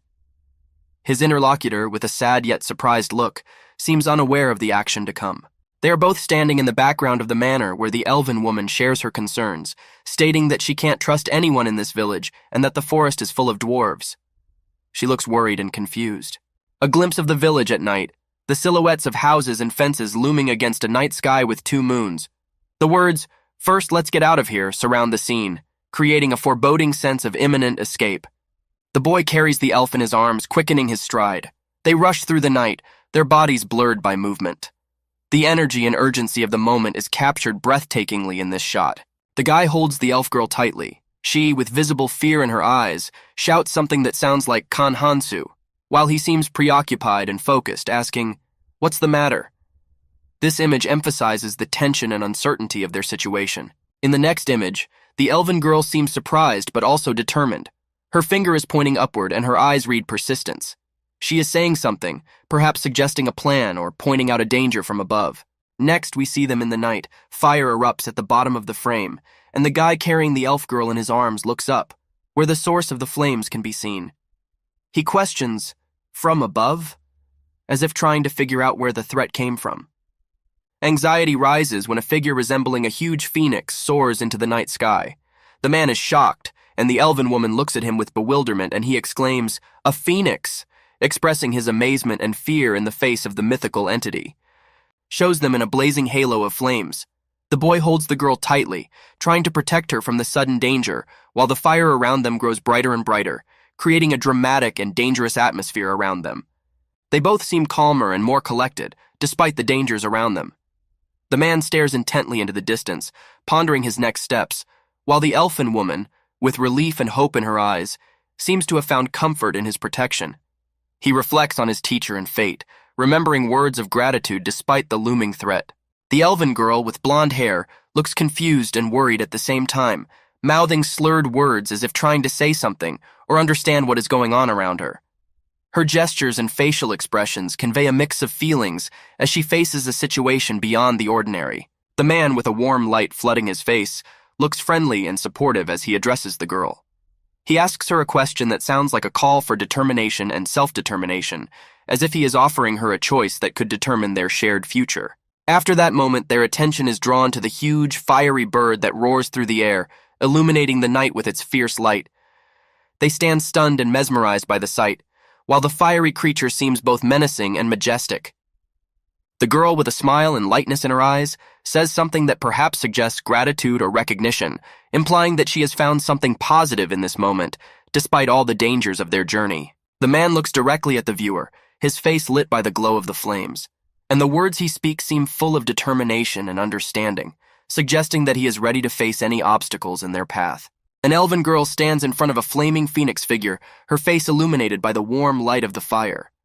She looks calm and confident, her eyes filled with anticipation, and she utters words that seem key to the moment. The pixie looks over her shoulder, glimmers of light reflected in her eyes. She speaks words that seem to be filled with warmth and gratitude, a peacefulness in her voice. Then we see her and the man standing in the background of the scene, where the flaming bird continues its majestic flight.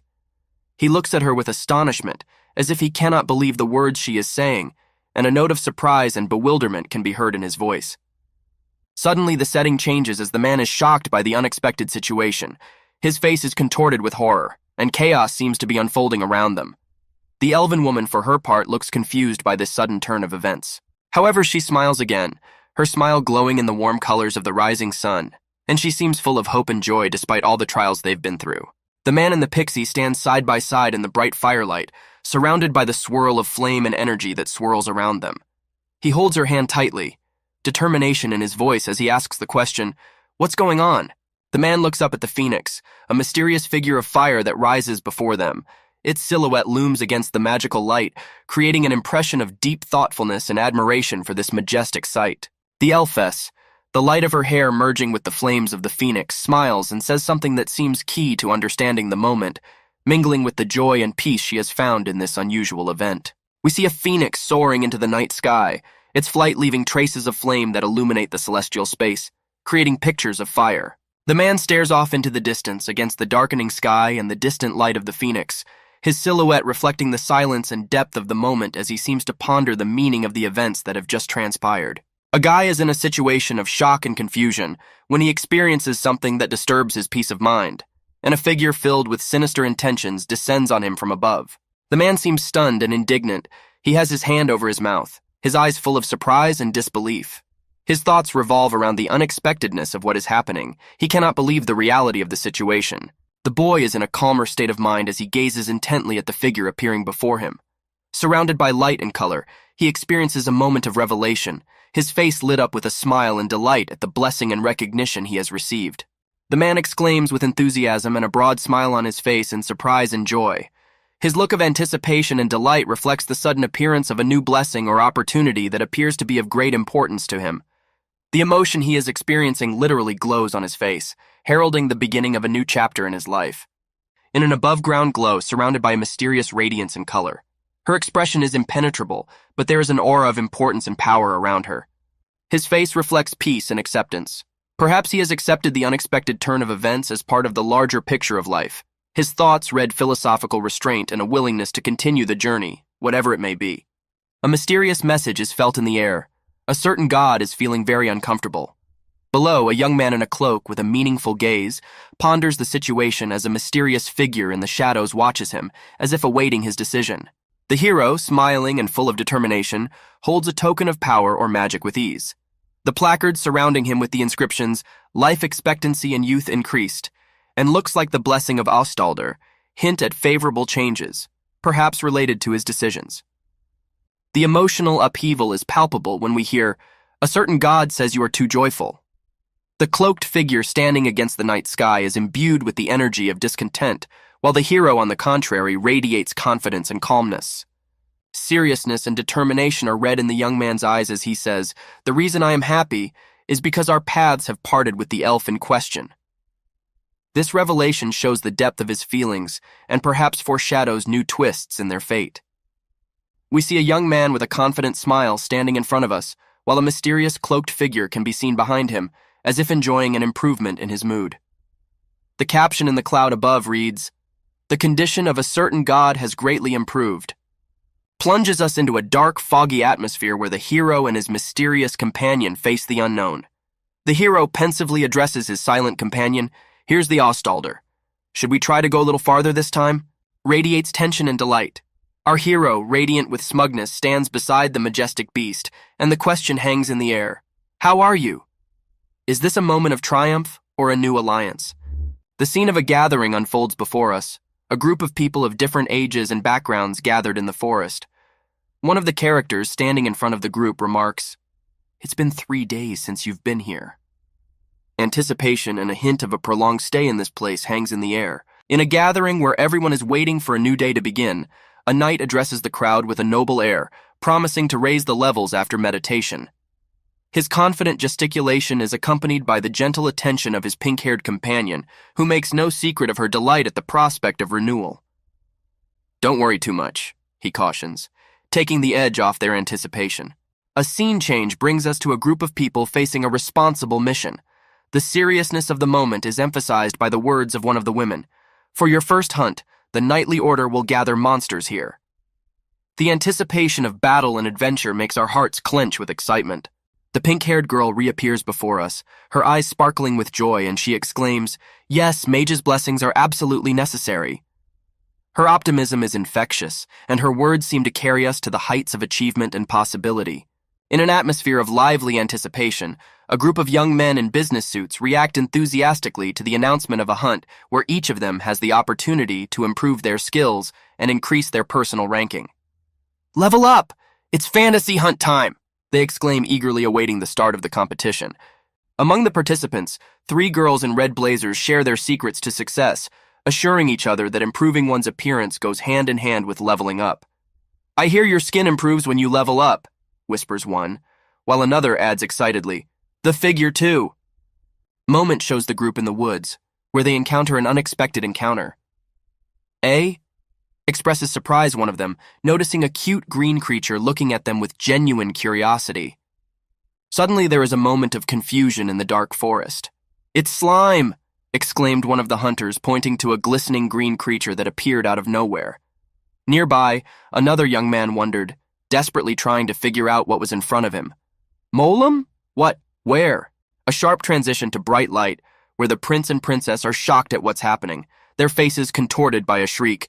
"Don't choke!" Is this a warning, or perhaps a call for vigilance in the face of unknown danger? Once again in the forest, the situation escalates. A young man with a sword in his hand faces an unpredictable turn of events. His face expresses surprise and bewilderment, and the creature in front of him makes sounds that only increase the mystery.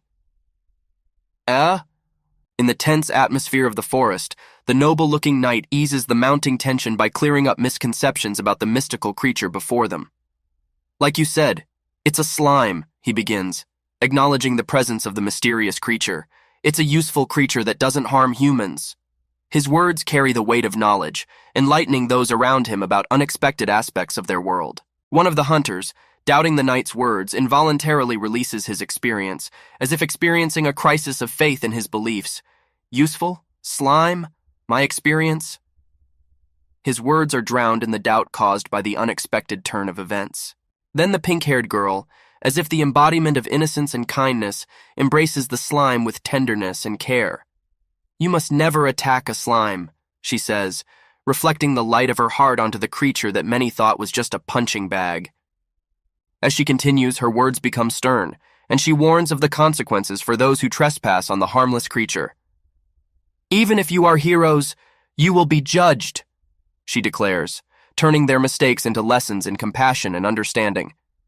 She convinces them that greatness is not in battles, but in preserving life, and that their actions must conform to the laws of nature and mercy. "Even if you are heroes, you will be condemned." Her words sound a warning filled with deep meaning. As a sign of brotherhood and solidarity, the knight draws attention to the giant beast, reminding them that the hunter's target is a fourth-level dwarf, not the harmless creatures of the forest. He emphasizes that they should not give in to fear, for their task requires courage and foresight. In the corridors of uncertainty, two girls face a choice full of doubt and apprehension.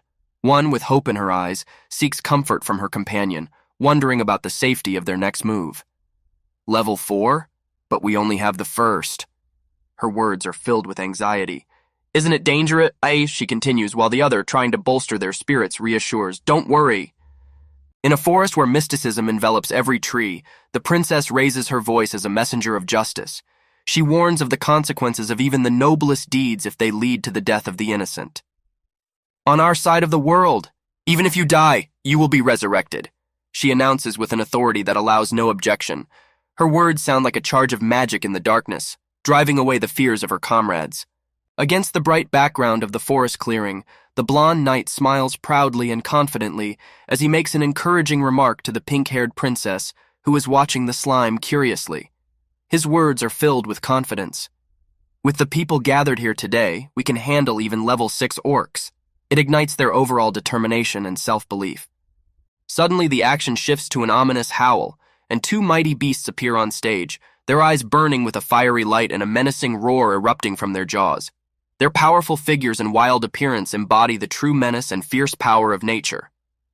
Shows a group of students gripped by tension and fear. One of them, sword in hand and eyes full of determination, yells in anticipation of a clash, while his comrades watch with cautious concern. In the darkness of the forest, tension builds as two mighty beastly shadows growl, piercing the silence. A brave young man with sword in hand shouts back, full of determination and fearlessness, ready for battle. His cry, like a challenge, reflects the anxiety and excitement of the coming confrontation. As if in response to his challenge, the beasts rush to the attack, their menacing figures rising against the night sky. Their menacing grins and luminous eyes suggest primitive strength and savagery, but the courage of the heroes does not fade in the face of this challenge.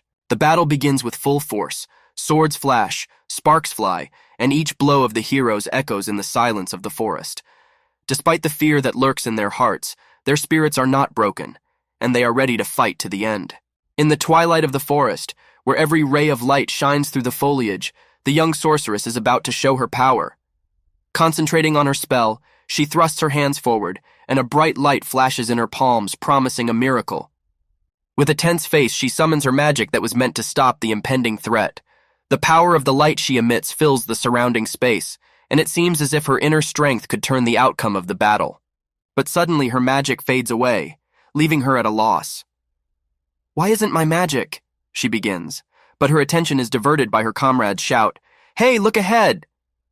Her confusion is evident, and the air is filled with tension at the possible failure. In the heat of battle, when despair seemed near, the gleam of the knight's sword cuts through the darkness. The boldness and agility with which he maneuvers testifies to his skill and courage. He is like lightning, changing the outcome of the battle in an instant, his actions as decisive as they are swift. Then comes the moment of triumph. The monsters fall one by one, giving way to victory.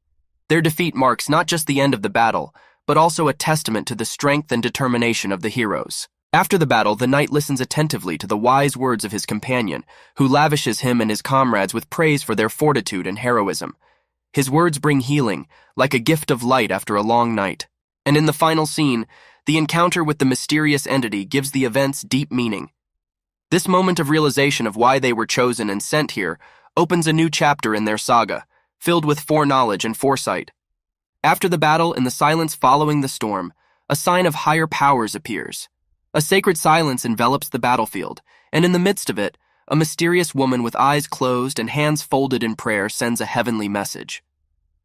Some male god is just, was there really a reason? Words that penetrate the heart and mind, offering a profound reflection on divine intervention. In the next moment, light illuminates her face and we see life return to someone who seemed lifeless. A certain innocent goddess is puzzled. These words are cryptic and suggestive of the hidden stories behind these moments of wonder. With amazement and delight, the surprised man stares at her while the light from her hands spreads, filling him with warmth and new life. His exclamation of "huh?"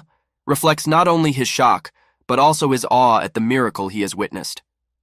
And finally, a voice from the unknown sounded, urging them to continue their exploits. "Oh, great heroes, fight to your last breath." These words, like echoes in infinity, inspire new accomplishments and remind us of the continuous struggle even in the face of the darkest trials. In the moments after the battle, the goddess smiles with a blessed smile and gives peace to the fallen. Her words, "After every death I have to resurrect you," waft a deep peace and healing power through the rustle of the forest. The three young men stand side by side, their silhouettes seemingly unshakable against the giant shadow. They are a symbol of steadfastness and unyielding will, even in the face of the mightiest of adversaries. Suddenly, one of them responds to the words of appreciation, "Thanks for buying time." His voice expresses not only recognition, but also the mutual support that comes from each member of their team. Once again, amidst the uncertainty and chaos of battle, the spirit of struggle does not leave the hearts of the heroes.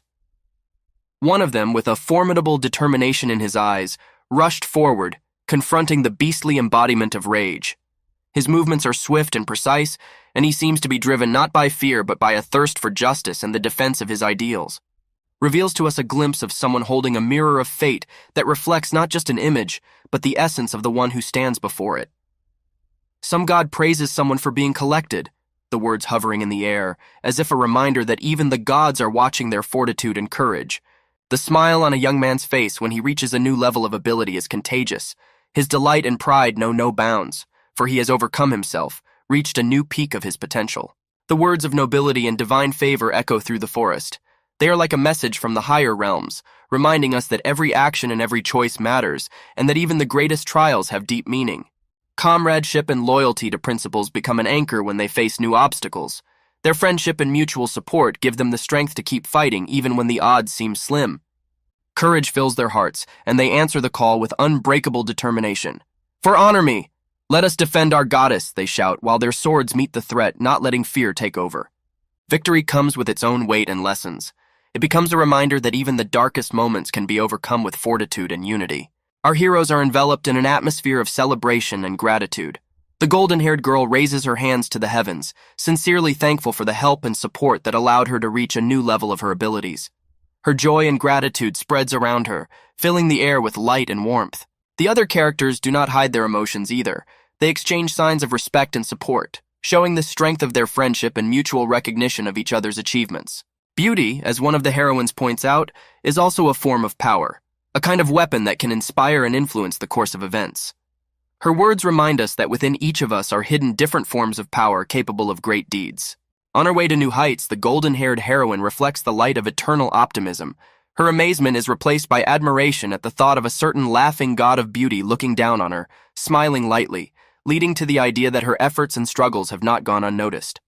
A glow of confidence lights up her face as she exclaims that this is perfect for her, indicating a deep personal connection to the mission and goals she seeks to accomplish. Comradeship comes back into play when her companions declare their willingness to protect her, emphasizing traditional roles and brotherhood. Their statement of protection and support strengthens social bonds and reminds them of the importance of a strong community. Gratitude and trust are intertwined in the air as the hero thanks his companions for their support and loyalty. Fortitude, friendship, and mutual aid serve as the pillars of their shared success. With a smile mixed with seriousness, he recognizes their contributions and willingness to grow stronger together. These are not just words of gratitude. They recognize the importance of each team member in their common journey. Then the invitation to adventure together sounds again, an invitation that brings them together again and reminds them of the continuous bond between them.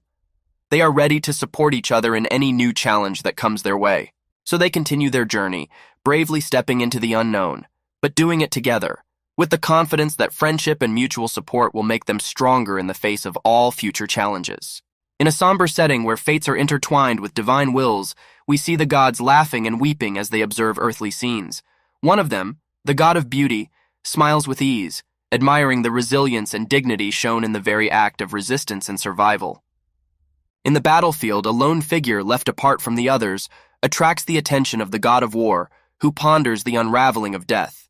His gaze is full of contemplation and perhaps questions about the countless paths the fates may take. With each new turn of events, our heroine finds the strength to get up and keep fighting. Her determination and refusal to accept defeat are inspiring, showing that even alone, even in the face of insurmountable obstacles, one can find the courage to continue. In the face of severe adversity, the heroine of our story finds new strength. I can do it! Her words are not just a promise to herself, but a challenge to the gods who watch over her destiny. She rises, filled with determination, and her hands emit a light so bright and powerful that it illuminates the darkness around her. And now, when it seemed all hope was lost, her determination awakens laughter even from the gods of war and beauty. Not only has she survived, but she has proven herself worthy of the second level, a level that promises new opportunities and new challenges. The laughter in the air is not mockery, but rather recognition of her courage. And here she is, already at the next level, ready to meet the next challenges with the same indomitable spirit and the same unstoppable energy. With each new step, she grows stronger, and each victory is a testament not only to her strength, but also to her unwavering will to go forward, no matter what lies ahead. In echoes of her recent accomplishments, the heroine admits with a smile that her journey is just beginning. Although she may not be the strongest or the best, she is confident in her path, and that each new challenge only makes her stronger. The gods continue to watch her progress with various feelings, chuckles, sickness, and even weariness from the endless battles that play out under their watchful gaze. Suddenly, the shadow of a new challenge falls upon our heroine. She finds herself face to face with yet another enemy, and though she is frightened, her resolve does not falter. With a shout, she rises to meet the challenge, even if it seems insurmountable. In the fire of battle, our heroine finds a moment to breathe, perhaps not her best, but she realizes this is only the beginning of her journey. With each new challenge, she gains more strength, each lesson proving vital on her path to greatness. The god of war watches with weariness, but also with hope, while the god of water feels a sense of reassurance at the sight of her determination. Their divine presence is a reminder of the higher powers that may be guiding and supporting her along the way. And when faced with a new monster, the heroine doesn't back down. She accepts the challenge, knowing that her body and spirit are her most powerful weapons in any situation. With this knowledge, she summons her inner strength to defy adversity. In the twilight light that emanates from unknown sources, a girl in a school uniform encounters a magical surge that glows from her hand. Her face is contorted with determination, her eyes reflecting an unwavering will to confront the unknown threat. The energy explodes in a bright light, consonant with the screams and sounds of collision. Dodging a mighty foe, a monster with fangs. Her movements are swift and determined. Her gaze is focused and hopeful. She dodges, leaving a glowing trail behind her as the creature misses, losing her in its clumsy attempts to catch her. A moment later, she gains a new confidence, as if reaching a new level of her abilities. Level 3 inches proudly proclaims her accomplishment, and she turns to the light and whispers, "I made it." Golden letters float above her head, symbolizing a new stage in her journey. She's not alone. A new character appears, a young man with blue hair possessing the same confidence and strength. He stands in front of the other students, who also seem to have powers of their own. The girl with golden hair looks at him in surprise, raising an eyebrow in a questioning gesture. Huh? On the high ground, where the fog clears to reveal a view of the forest thicket, two silhouetted figures are resolutely discussing their next move. "We must go," comes the order, and the response of "good luck" carries with it a hint of the trials to come. Swords stuck into the ground like the last breath from fallen warriors emphasize the tense atmosphere. Soon, at the top of another mountain, the wind caresses two characters dressed in traditional robes, as if blessing their upcoming adventure. The wind god encourages them with a cool breeze that gently ruffles their robes. The shadows advance, and our hero faces the consequences of his journey, a battlefield strewn with the bodies of fallen monsters. He is not alone. His companion, perhaps a divine being, blesses the resting place of the fallen, honoring their spirits. Dialogue between god and mortal. The god, with a gesture of concern, asks if the battle was too brutal for the hero. The answer is simple and restrained, not very, noting that there were perhaps several thousand killed. The hero stands, tired and with a drooping head, pondering his status, which he has checked over and over again during the battle. His expression is hidden, but the heat of emotion can be felt even through the shadow of his hood. Against a golden backdrop illuminated by glory and achievement, the words of the curse resonate with the hero's fate. Whispers of a new curse are accompanied by an alarming warning, but there is a more serious problem. The hero's gaze intercepts the light of a mystical glow, reflecting worry and bewilderment. "I can't understand the level." His words are shrouded in a misunderstanding of his own growth, which is displayed in his distorted stats. But divine intervention doesn't take long to arrive. A dark blue figure surrounded by etheric light brings a message of comfort. It's all right. She realizes that the curse, though from an evil goddess, will stunt her development, but will not break her spirit. The hero's announcement captures the essence of his journey. The language of a race hostile to him will be translated. The experience gained from hunting and achievement will be greatly diminished. This revelation brings surprise and the realization that the struggle will be harder than he anticipated. But in his eyes is not fear, but a new determination. In front of the vast space background, the young hero is gripped by despair. My level is not growing at all. His words, full of frustration, reveal his fear of stagnation, in the face of an unknown curse that holds him in its firm grip. The scene then changes to a mystical vision. The goddess, remote and mysterious, gazes out over a distant galaxy where the stars are particularly bright today. Her words, woven into the twilight air, hint at the grandeur and eternity of the universe, which remain beyond the reach of mortals. We see the young hero again, and he is confronted by the dark-cloaked figure he expected to see earlier. "I thought he was going to start taking care of me." His musings are interrupted by an unforeseen discovery. Suddenly the hero realizes the depth of his predicament. But what is this curse? His face reflects horror and bewilderment at the mystery he has yet to solve. A new curse is revealed to him. Bloodshed. Friendly races will be a bit afraid of you and find you creepy. The chances that they will resist your violent actions increase greatly. These words, written in golden letters amidst a surge of magic, promise new challenges and perhaps even a path to redemption or destruction. In the semi-darkness, illuminated only by the twinkling light of the stars, the hero of our story encounters a mysterious figure. It is a god whose light mood contrasts with his weighty task. "I'm really attracted to becoming an outsider," he says, and his words spill through the air like music enveloping the silence. The hero, suddenly realizing something important, turns to a mystical object, a bracelet inscribed with ancient symbols. His gaze is full of surprise. "Huh?" A spark of understanding ignites in his eyes, a fleeting insight that may be the key to unraveling his destiny. Our hero continues his journey, holding the key to his growth, a bracelet of strength that will perhaps pave his way to new heights. "I'm sure I have it all from either humans or elves," he ponders aloud, realizing that his inability to level up is not a curse, but a challenge. And since I can't level up, my only way to get stronger is money. In the forest wilderness, against the night sky, our hero faces a new challenge. Wolf shadows appear from everywhere, their eyes glittering in the darkness. They shriek angrily, demanding human meat, their words echoing through the forest, promising imminent retribution. The hero is confused. Are there still gnolls here? His words are full of bewilderment, for there are only ravenous beasts and darkness around. But the invisible gnolls seem to have already fallen prey to these cruel creatures. The wolf whose name inspires terror, Mimi Ouge, making Healthy cry, stands in front of him ready to attack. His level is 9 and he is a serious threat. A curse of malice lurks in his gaze and his growl is a warning of the battle to come. The hero grips his dagger tightly, as if looking to it for support and strength for the upcoming clash. It seems they came with a plan, that having a numerical advantage isn't enough. He ponders as he prepares to fight. He realizes that this time the opponents are not just wild. The story continues in the forest where our hero faces a new obstacle. Around him are wolf warriors, their voices echoing in the night. Strong meat, my meat.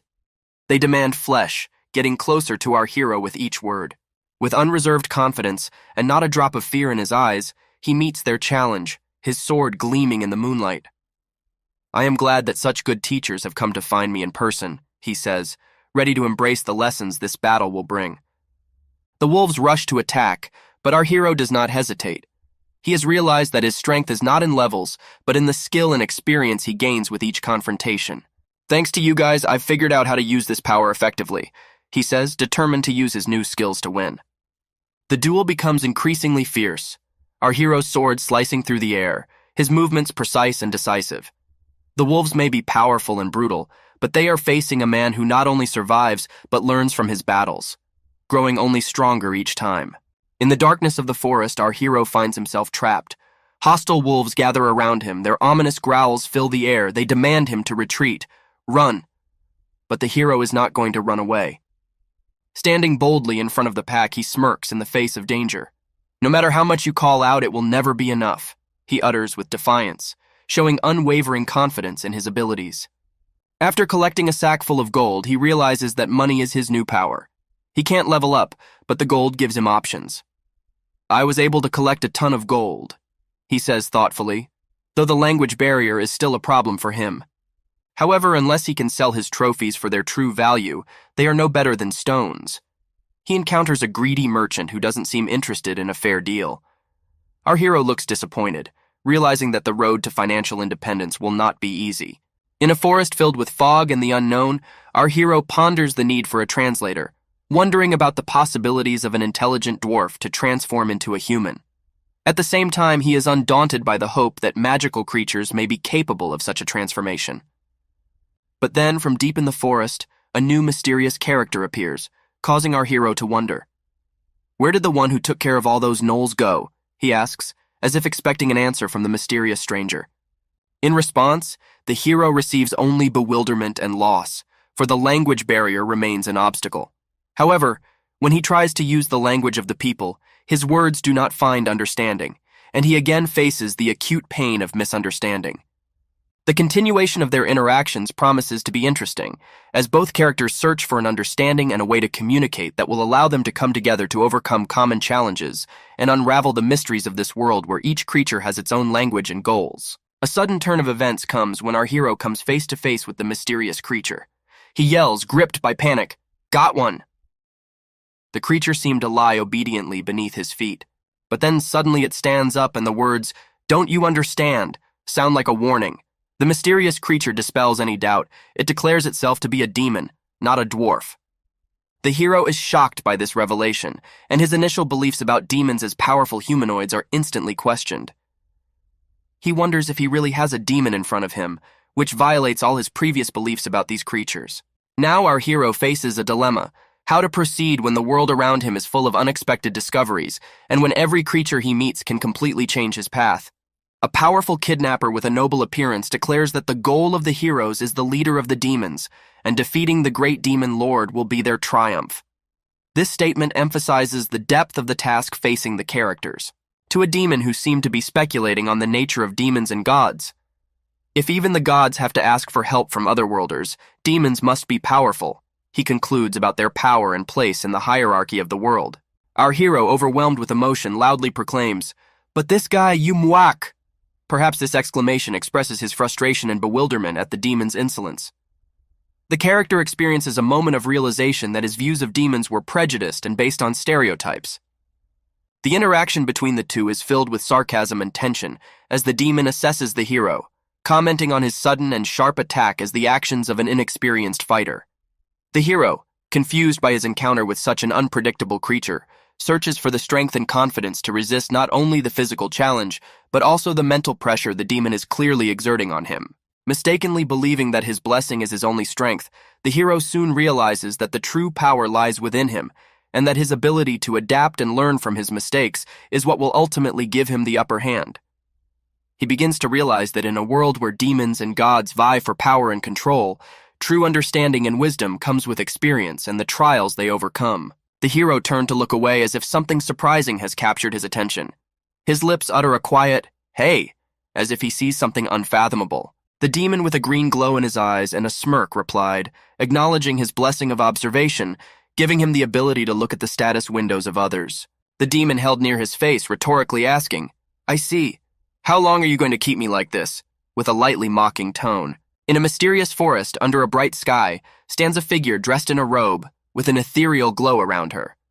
"This is just a show of friendship," she says mysteriously, hinting at more than mere familiarity. Her words carry a promise and a warning. Friendship with her may be worth something more. The young man looks confused in response, but at the same time surprised by the offer and the power of this unknown entity. This is the first time he has encountered such magical power and attention. The demon, with a playful expression, continues to taunt the young hero, drawing attention to his weakness and lack of malice that is often a characteristic of darker entities. It offers a new perspective on a world where even demons can be friends and teachers, and where strength and wisdom can come from the most unexpected places. The hero stands in confusion, his face expressing surprise and confusion. A ghost hovers above him, radiating cold calm and mystery. The text hovering in the air, as if from a deity, suggests that the hero is destined to learn more about the life of this ephemeral being. The hero is in an even more stressful situation. He turns to the man with black horns who holds him firmly by the shoulder. There is a sense of desperation and a desire to avoid conflict in his words. "Just me. I don't want to be a toy in the man's hands," he shouts, trying to free himself from the grip, seemingly unwilling to let him go, but not ready to let go either. In a world where shadows and light play an eternal poker game of faces, the young hero questions the fate reserved for mortals with genuine delight. His words, "Wouldn't an unmarried virgin be sad?" hover in the air, mockingly sparkling in the semi-darkness. The demon, with charisma and dark power, reflects on his carnal triumphs with irony, claiming that the strength of demons is proportional to the number of their partners. But his eyes show not only self-confidence, but also a shadow of doubt when he speaks, with some disgust, of the possibility of becoming the 243rd husband of an old demoness. And in this ominous dance of words, the young man, blushing at the demon's unexpected candor, exclaims, "What a pity," and seems ready to stem the flow of the disturbing discourse of an entity so very different from himself. The demon, his grin wiped away, stares intently at the young man as if probing his soul. "Speaking of which, how do you even walk?" he asks with a hint of bewilderment, as if opening a new chapter in this game of wits. The young hero, in utter bewilderment, tries to grasp the gist of his words. What do you mean?" His reply is full of innocence and incomprehension, the spark of curiosity in his eyes indicating a thirst for the knowledge and experience this strange new world offers. Each of them seems to be holding cards whose meanings they are still learning to understand. The demon, showing his superiority with satisfaction, explains the use of a large amount of paralyzing poison. He claims that such a dose can stop even villains with high natural resistance, billing himself as a master of dark arts and strategy. In the eerie silence, broken only by the echo of his own thoughts, a mysterious character with silver hair weighed a small vial of blue elixir in his hands. Paralyzing poison? His words stretch slowly as a fog envelops his mind, and his eyes are hidden under a shadow of doubt and calculation. The scene changes, and we see a young hero whose face is lit up with the fire of determination and fearlessness. "Remind me of such a howling occasion." His voice is full of defiance and youthful maximalism, as if he is ready to challenge the gods themselves. Their dialogue, a duel of wits and will, continues. The demon, outwardly unperturbed, responds with a chuckle. Heh heh. His reaction is a fusion of ambivalence and irony, and his gaze reads an unabashed interest in the young warrior's bravado. A dialogue rich in emotion and hidden meanings unfolds between the two worlds, mortal and demonic. The young protagonist, mixed with feelings of surprise and disbelief, exclaims, as if stumbling upon an unexpected twist in this mind game. Wide-eyed, full of fear and indignation, he asks his enigmatic interlocutor, "What are you doing?" His countenance expresses purest terror in the face of the demon's incomprehensible act, which seems to simply shatter the binding matrix. The demon, whose gaze becomes confused for a moment, responds with a tinge of distress. What? His response is shrouded in a veil of incomprehension, as if he has encountered something beyond his understanding of the nature of human reactions. The young hero, regaining control of himself, asks a new question with a daring challenge. What is your connection to old age? His words, full of challenge and genuine interest, awaken new emotions in the demon. The demon, with a chuckle on his face, as if amused by his memories, muses on the foolishness of the question asked of him. His eyes shine with confidence, and he seems unfazed in the face of youthful naivety. The young hero, for his part, hesitated, puzzled by the unexpected turn of the conversation. Do you know how many old ages I've met in my life? He begins to realize that old age for him is not just a number of years, but a burden on his soul. The scene changes and the demon reveals a deep page of his past, where a man on the brink of death confronts his fate. His story, like a chilling tale, has the power to bring tears to anyone who hears it. At the end, the demon, with a face twisted by the bitterness of memory, confesses that he has saved this man from the villain's curse. This revelation reveals not only his power, but also the unexpected depth of his nature, capable of compassion and noble deeds. The young warrior, his eyes filled with doubt, realizes the magnitude of what the demon has done. So little, he whispers, claiming that the demon had helped this mute elder as if it was a negligible act for a creature of its power. The light of magical fire flickers in the demon's eyes as he looks at the young warrior, his smile distorted with anxious foreboding. There was you, exclaims the young hero. It is beginning to dawn on him that he stands before not just a mythical figure, but one who embodied ancient legends. The story takes us to a scene with the gathered group, where the coming trouble is outlined against the green forest. Unfortunately, utters one of them, a concerned girl, her face reflecting relief and awe. The rest of the heroes have abandoned their training and returned to the temple. Her words set the stage for a new turn of events, foreshadowing perhaps new challenges and discoveries for all the characters in the story. The two young heroes excitedly discuss the news. All funds and resources will now be focused on the remaining heroes. Cool, exclaims one, his eyes glowing with anticipation of adventure. Prince, who is thrilled that on average, each of them can gain 3 levels per day. An average of 3 levels in just one day is an unprecedented rate of increase. His smile glows with pride and joy. This time he assumes the pose of a magnanimous leader. As expected of the hope of mankind, you are all truly admirable, he exclaims, praising his comrades, emphasizing their virtues. Amid the rushing trees in the background, a horseman galloped up with a determined message. I have a report. We have discovered a knoll in the process of being forged. His announcement promises a new wave of events, perhaps filled with danger and new challenges. The appearance of a knight in full uniform brings the news, his voice full of urgency.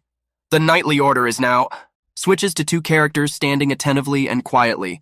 They are discussing the level the gnome is on, which is of interest.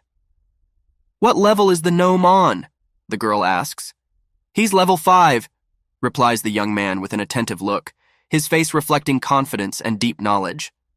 The dialogue continues and the girl asks the next question, and those 3 heroes are also on, aren't they? The young man confirms that their growth is indeed very fast. This is a conversation between 2 experienced warriors discussing the potential of their younger comrades. The prince calls for silence, raising a finger to his lips. Shh. His gesture suggests caution and secrecy as they prepare for the next step in their journey. In front of us, warriors dressed in medieval armor discuss a difficult situation. One warns, he may look shallow, but this dwarf is not so simple. His comrade adds a serious note. He may attack someone who is much stronger, so be careful. An enthusiastic girl, her eyes glowing with admiration. A strong dwarf is even capable of using black magic. Her enthusiasm is a testament to the incredible abilities she attributes to the dwarves. Attention shifts to the Knoll, whose eyes suddenly light up red, clearly indicating his dangerous abilities. "Be careful when his eyes are burning red," warns the character, emphasizing the need for vigilance. The pink-haired girl with the crone standing behind the backs of her companions is worried and apologetic. She fears that her actions may have led to their discovery. Her expression is full of remorse and concern for the general safety. Noble young man whose expression shows the seriousness of the situation. "We'll stay behind," he says, ready to take responsibility and protect his companions. Anxiety grips the group, their faces reflecting worry and uncertainty. "Is everything okay?" one of the characters asks, trying to understand the full picture of what is happening. Finally, a young man with a sword in his hand calls out to the bravery of his friends. "Boys, there's no need to be afraid, if only to buy time. Leadership." His words are full of determination and courage, ready to confront those who threaten their mission. One of the characters draws a quick conclusion about the impending danger from an enemy who, despite his formidable appearance, may be less treacherous than previous adversaries. He suggests that their enemy may be more powerful and urges caution. Excitement grips the group as the pink-haired girl looks up admiringly and shares her observations. A strong dwarf is even capable of using black magic. Her words add seriousness to the discussion of a plan of action. Tension builds as the warning of the enemy's red eyes raises the stakes. This warning emphasizes the danger that now lies right in front of them. One of the characters, with consternation on his face, exclaims, "K-stones?" This indicates a new unexpected turn of events that could change the outcome of their adventure. A moment full of action and adrenaline as the heroes are attacked, their bravery and abilities tested in the face of an immediate threat. In this dynamic sequence of images, one of the heroines prepares for battle. Her eyes are filled with determination, and she directs her magical power against the unknown danger that lurks behind the frame. Next, she, with full concentration and skill, confronts her opponent. The sword in her hands shines brightly, ready to strike. Her stance speaks of fearlessness and preparedness for any challenge. The heroine is in the epicenter of the battle. Her enemy, a giant creature, occupies most of the frame, and its power and fury are felt in every pixel. The force of the blow she strikes is emphasized by visual effects, which adds tension and a sense of danger to this moment of battle. We see the growing tension and active development of events. The heroine is in a leap, high above the ground, ready to attack. Her figure is filled with dynamism and strength. Her movement is directed directly at the sinister creature that occupies the previous image. Then we see the same monster, its eyes blazing red, making it even more intimidating. It stands on the ground, full of determination and aggression, ready to fight. Characters, perhaps the heroine's comrades, are filled with anxiety and fear. What to do now? Their faces and bodies express anxiety and uncertainty in the face of an unknown threat. Of heroes lying on the ground, exhausted and desperate. "Kay, somebody please, save me." His call for help emphasizes the seriousness of their situation and possible near defeat. A dramatic scene full of emotion and tension unfolds before us. The characters find themselves face to face with a powerful beast whose red eyes glow in the darkness. One of the characters, a girl with golden hair, prays in desperation for help, her face contorted with fear and hopelessness. The situation is exacerbated by a mysterious spell that sounds like an echo deep in the forest, promising or portending something unknown, and perhaps even more terrifying than the current threat. Ultimately, we see the beast seemingly succumb to the girl's charms, her pleas and gestures of reverence eliciting a response from the creature. The hearts floating in the air around them may suggest a change in their relationship, bringing a note of surprise to the development of the plot. Where a mighty creature that looks like a wolf or beast with red glowing eyes growls at a girl, it looks mighty and inspires fear, ready to attack or defend. But suddenly, out of nowhere, the monster takes a blow from her sword. A prince with a noble appearance addresses someone, probably his teachers, inquiring about their condition. A magical aura flickers around him, emphasizing his power and possibly magical abilities. Then we see a girl with golden hair who seems stunned or shaken by what is happening, as if she cannot believe the reality of the events or feels a deep fear. Reveals a broad outline of a battlefield where the heroes faced a powerful opponent. One of them is lying on the ground, suggesting that the battle was hard-fought and perhaps with an unfortunate outcome for him. We see a demon with horns called the Worst Devil. He is in a subdued position, resting his hands on the ground, which may indicate his humiliation or defeat. Shows the same character, again at a disadvantage. In the distance stands the silhouette of another character who appears to be his opponent or judge. The darkness around the eyes of this silhouette gives it a threatening appearance, which heightens the tension of the moment. The character with the horns looks emaciated and helpless, his eyes full of despair and pleading, which further emphasizes the gravity of his situation. Takes us to another character who appears to be ready for a fight or argument. His smirk and the words, "Do you want to?" suggest self-confidence, and perhaps that he sees the situation as a game or a challenge. A young demon stands before us, his face hidden by shadows and his horns looming against the flickering light. Magic bursts from his fingers, illuminating the night with energy, as if he himself is creating the aura that surrounds him. He seems immersed in his own thoughts, experiencing the awakening of a power he cannot understand, but which is certainly a part of him. We see our hero, his face reflecting disbelief and bewilderment. Is this an outsider-like ability?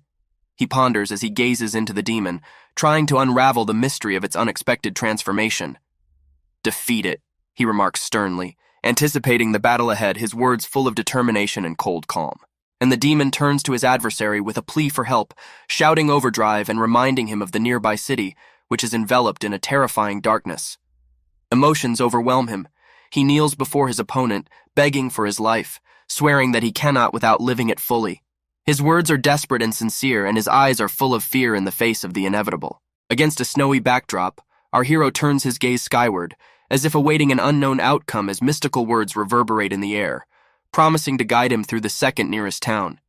His face reflects steadfastness and mischievous confidence in anticipation of the adventure ahead. Reveals our hero in a moment of sudden insight. His words, "Okay, sounds good," reflect a mixture of lightness and determination, while he rejects the thought of the path to be followed, opening new horizons before him and casting away the shadow of doubt.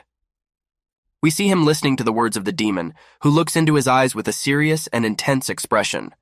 The conversation reveals the dilemma the characters face, the need for a detour that carries dangers for the demon and challenges for the man.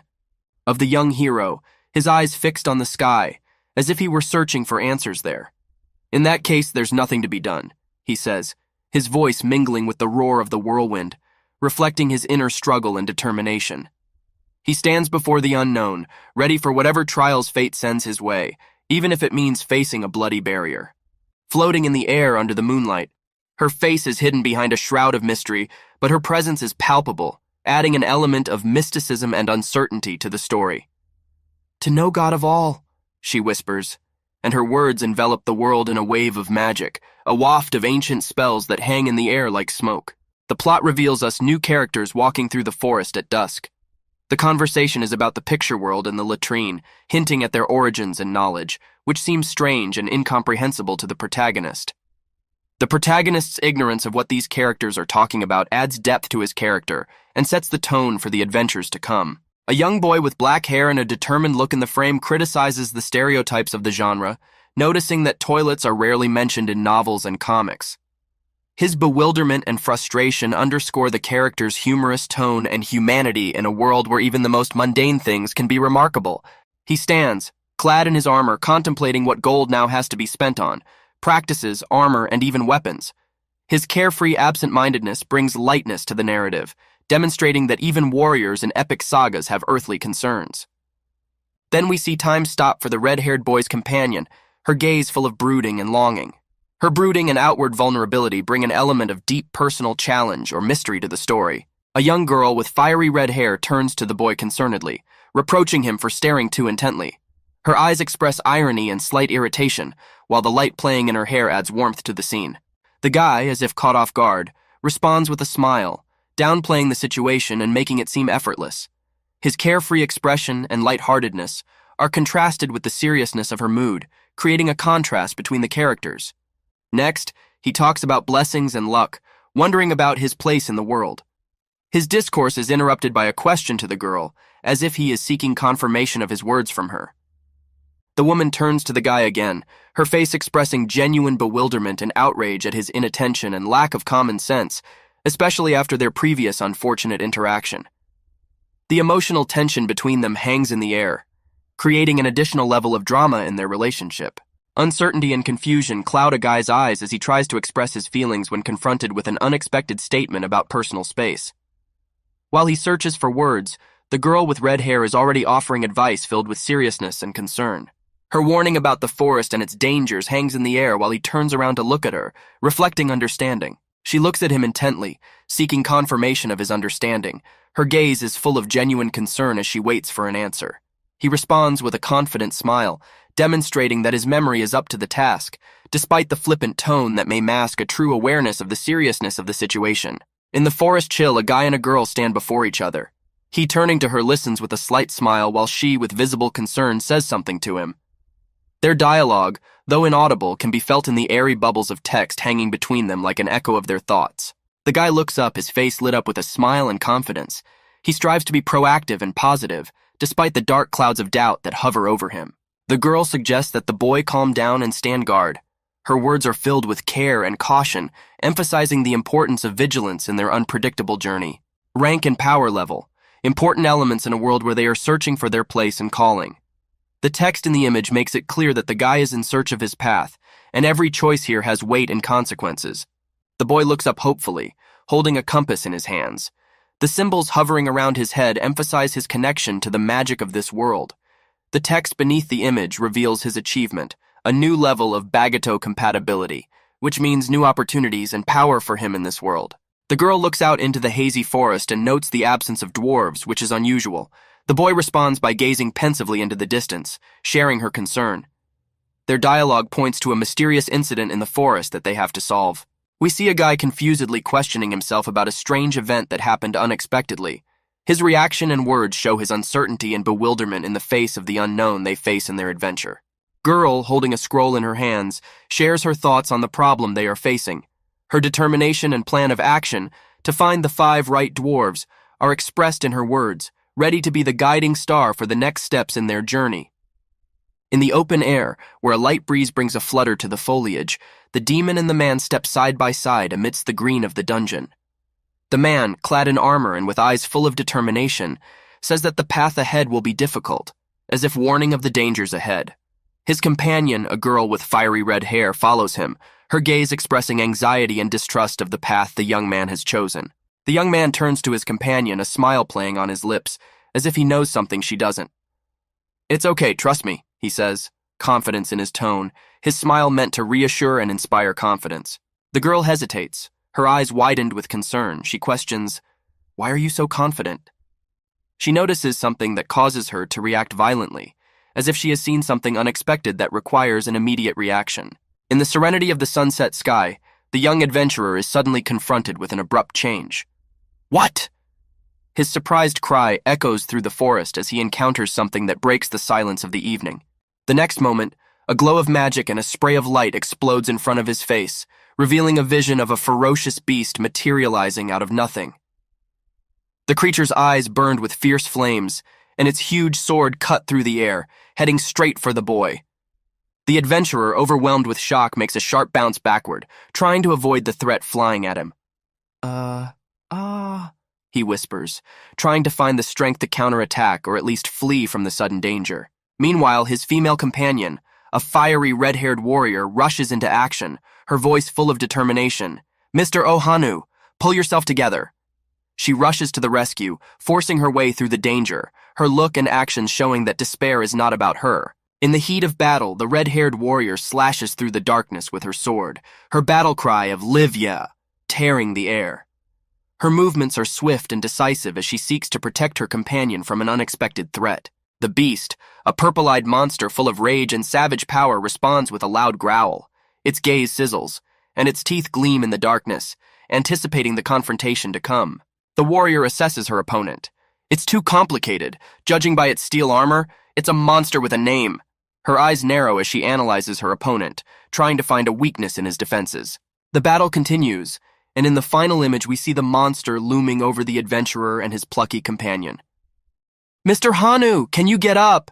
she shouts, trying to raise her spirits and mobilize him to fight.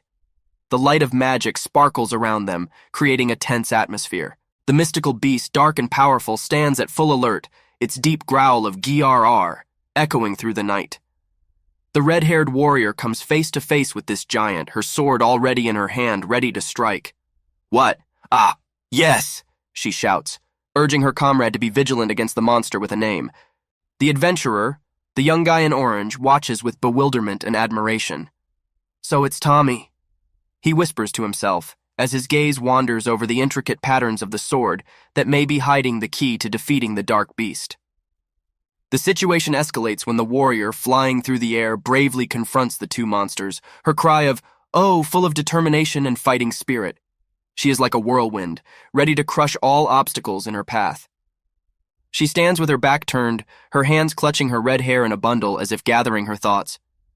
"Mr. Hanu, listen carefully," she begins, and you can hear the weight and seriousness of the moment in her voice. We see them together back to back, in the thick of battle, ready for their next move. She says confidently, "I'll get their attention somehow, so try to escape." Her plan is bold and daring, and her comrade, though smiling, knows there can be no joking around. Suddenly, the young adventurer finds himself in the epicenter of chaos, his face contorted with pain, and all that is heard from him is, "I can't, CGH." Unexpected pain strikes him, leaving the viewer in suspense. The stunned young adventurer struggles for consciousness, his face illuminated with a light that reflects the internal battle and painful realization of his situation. Blood trickles from his mouth like a silent witness to the trauma he has just suffered. "A" is the only thing he can utter while his consciousness is lost in a haze of pain and confusion. His comrade, a warrior with red hair, emitted a desperate and powerful cry, "Mr. Hanu, Mr. Hanu." Her voice, full of pain and terror, cuts through the silence as she sees him fall. Suddenly, there comes a moment of decision. The young hero hears a voice from afar. It comes to him like an echo coming from somewhere in the back of his mind. Nobody believes it, rolling on the floor with laughter. Some god wants to play everything. His response is a groan of horror as he realizes that something unforeseen, incomprehensible is happening. Wah! What's wrong with the tones? His scream is filled with fear and confusion, reflecting the chaos and disorientation of this unexpected. In a moment of sincerity, she turns to her companion. "Have you come to your senses? I've taken care of everything." Her voice is gentle and relieved, as if the weight of a heavy burden has been lifted from her shoulders. Her comrade, a young adventurer in orange, looks at her with confusion. "Huh?" His amazement turns to shock as he realizes the unforeseen turn of events. What happened to her? There is guilt and anxiety in his voice. He can't believe what has happened. But she quickly reassures him, "No, it was my mistake. Don't blame yourself." Her eyes full of compassion and forgiveness, she accepts responsibility for the situation, deflecting blame away from him. He stands, consumed by the gravity of what has happened, his gaze lost in the shadows that emanate from his own. "Damn it.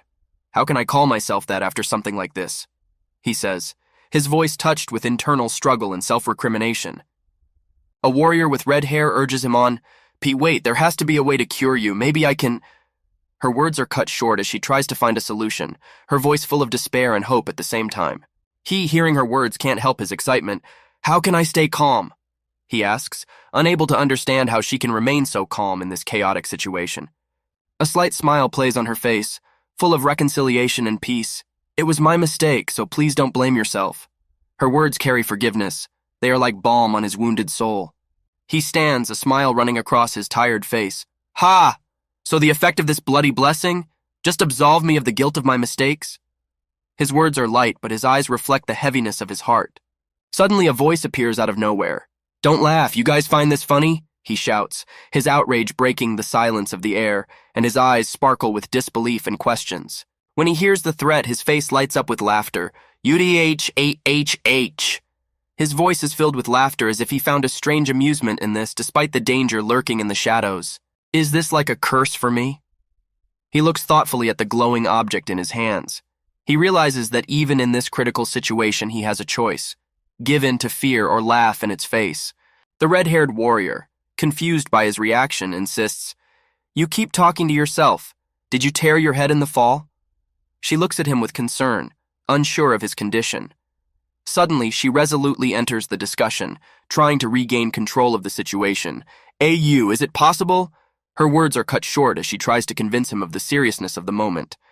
"Is that the meaning of goodbye? My dreams of torment with a pretty girl?" He realizes the absurdity of his situation, and even at this moment finds room for irony. She stares off into the distance, determination in her gaze. "Let's go back to the city. If more monsters show up, we fight and we will indeed be in danger." Her words sound like a call to action, to move away from the pointless clash and return to safety. He only squeezed her hand tightly in response, his determination not relenting. "Okay, let's go back," he says, confirming her suggestion. Hope glows in his eyes that the holy power they seek is in the city. The world's holiest energy must exist to restore her hand. He whispers under his breath like a prayer, believing in a miracle that could change their fate. But then he states with firmness, "I'm going to take charge and fix your arm, because I am a hero of legends." His voice carries not only a promise but an inner strength. We have before us a scene where the protagonist and the demon come face to face. He, with a hard stare and bright eyes, demands, "Now, say your name again." His voice is full of defiance and intransigence. The demon, clothed in the darkness of night, replies with undaunted calmness, "You're asking who I am, aren't you, when we've already spent so much time together?" His voice is cold and calm, and he calls himself Cogmos. Cogmos? Is that an alias? The hero asks, his intonation expressing doubt and amazement at such an unusual name. "It is not an alias, and it is not sacred," the demon continues, its words devoid of emotion and its tone of voice discoloring any mystery. She introduces herself more fully, highlighting her status and place in the hierarchy. "I am the 23rd child of the 348th wife of the 14th Demon Lord's 348th wife." Her words are imbued with pride and confidence in her uniqueness and importance. In the silence of the night, the male demon stands with dignity, the light of the moon emphasizing his sharp facial features and horns rising to the stars. His voice, deep and calm, fills the air with the weight of millennia. "Humans attach demonic significance to royal status," he begins, and his words are wrapped in an authority that requires no affirmation. "In the essence of demons, right can come before name. On that basis, not every demon's royal status can be equally important," he clarifies, addressing the protagonist with a note of contempt for those who do not understand the true meaning of power. With a smirk, the protagonist jokes with the demon, as if addressing an old acquaintance. "In short, among demons you are nothing, and your name is nothing, ha-ha." A mocking smile plays on his face, and he looks directly into the male demon's eyes, not at all afraid of his powerful status. The demon, whose dark outline cuts through the night, responds with the dignity and serenity that only centuries have acquired. "Oh, I'm sorry, don't loom." His voice sounds almost monotonous, reflecting the age-old weariness of meaningless talk of power and status. With sadness in his voice, he continues, "Moss, it's a nickname given to me by an old friend. She became the 425th wife of the 7th Demon Lord." His words give away a past filled with intrigue and power struggles in the demon society, as well as a personal history he would rather forget. In the depths of the night, the demon stands courageously in front of the pale figure holding the newborn. His eyes, filled with longing and regret, radiate quiet pain. "I couldn't even congratulate her after her firstborn was born." The darkness of the surroundings makes this moment even more dark and mysterious. On the other hand, the main character observes the scene with a smile, his smile hiding understanding and perhaps some sympathy for the demon. A reflection of his own experiences appears in his gaze, as if he sees a part of his soul in the demon. "I feel sorry for this demon who has his own history of obsession with marriage. But it's hardly as hard on him as it is on me, who is being devoured into a world of fantasy." Their conversation is interrupted by melancholy notes of fate, as if the gods themselves were commenting on their situation. A certain god yawns rather widely. A certain god is singing, asking to leave this dull forest faster. These words give their encounter a sense of fatality and timelessness, as fate and fateful decisions intertwine in a dance of destinies. The main character with piercing red eyes and dark hair looks around his surroundings pensively, a backpack slung carelessly over his shoulder and light clothing speak of his wandering lifestyle. "God was not pleased as long as I was with elves or humans." He ponders aloud, addressing an unseen interlocutor. His eyes stare off into the distance, asking a rhetorical question about the reasons that make him act differently than the demon. Gives us a view of a mysterious footprint left in the soft ground. "We are finally here," says an unseen voice, and the caption beneath the image mysteriously asks, "What?" This hints at the beginning or continuation of a search, a mysterious journey that entails discovery. A demon with black hair and horns appears weary, sitting on the ground. His wandering companion, standing nearby, comments on his impending departure from the forest, to which the demon replies, "Sounds great," but a note of concern can be heard in his voice. "Don't let your guard down." Standing at the edge of an impenetrable forest, looking out at the moon's glow, one of them, possibly the protagonist, notices that they are in orc territory, which adds a sense of the unknown and possible danger to their onward journey.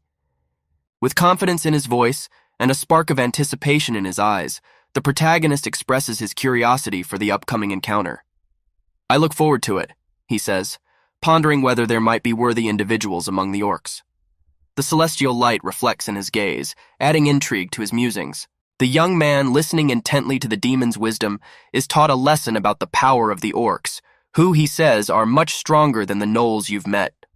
His serious gaze and focus on his companion's words emphasize the importance of this warning. The next scene reveals to them the dark silhouette of a mysterious figure hidden in the shadows of the night. "You can see them over there," the demon says, pointing into the distance. A questioning "where" hangs in the air as they both gaze into the impenetrable darkness, trying to discern the lurking creatures. In the silence of the night, against the twinkling starry sky, the orcs, these formidable creatures, display an unexpected element of everyday life. They quietly go about their business, herding animals, creating a contrast between their warlike image and peaceful activity, causing observers to wonder, "Do orcs raise animals?" And suddenly the silence is broken. One of the orcs, with a large and powerful build, turns his attention to the uninvited guests. "Huh? I can sense a human," he exclaims, his attention completely absorbed by his new discovery. Meanwhile, another orc, somewhat more judicious and cautious, makes his assumption, "I sense a man." He highlights the difference in tastes, the preferences of their tribe, but also reveals a pragmatism in being able to use what he finds for survival. "They're not as tasty as women, but at least we can get full." A sudden cry of "there" sharply breaks the silence of the night, and the demon, with an accusing look, faces the consequences of their inattention. "Damn, it's your fault," he says to the protagonist, who asks, somewhat puzzled, "What is?" The next scene shows the protagonist with his characteristic red eyes glowing in the dark. The demon admonishes him, "Your eyes, which glow red like a gnoll's. Did it ever occur to you that they are very noticeable in the dark?" The questioning "huh" emphasizes the protagonist's unpreparedness for such circumstances. The demon recalls with reproach and regret that he had forgotten the glow of his companion's eyes, something he had long since gotten used to. "That's right, I forgot since I was used to it." The protagonist seems to have forgotten about this critical aspect of his appearance as well. The demon, its horns looming against the night sky, looks at the protagonist with desperation and rage. "Better?" His words drip with venom as he rebukes his companion for his short-sightedness. "If you could have saved them, why didn't you do it sooner?" He reads both disappointment and resentment in his voice. The young man, with a slight grin on his face, seems unaware of the gravity of the situation. "Looks cool," he says with genuine delight, unaware that his innocent remark is only fueling the demon's anger. Then the frame shifts to his eyes, which glow red in the darkness like two lighthouses. "Huh? I didn't realize they were so visible?" The main character's words are lighthearted. He doesn't even realize that such a glow can attract unwanted attention. The hero begins to count orcs. Their ominous silhouettes in the darkness are clearly visible. 1, 2, 3, 10 in all, he counts, emphasizing the looming threat. A turn of the protagonist's head exposes his profile, on which the dark light of the starry sky plays. His eyes stare into the distance, and he seems remarkably calm in the face of danger, which only emphasizes his inner courage and determination. "They seem pretty calm," he pronounces with an ease that provides a contrast to the tense atmosphere around him. The demon, however, does not share this calm. He is tormented by doubts and accusations. "This is your fault too," he declares to the protagonist, giving his words the weight of his frustration.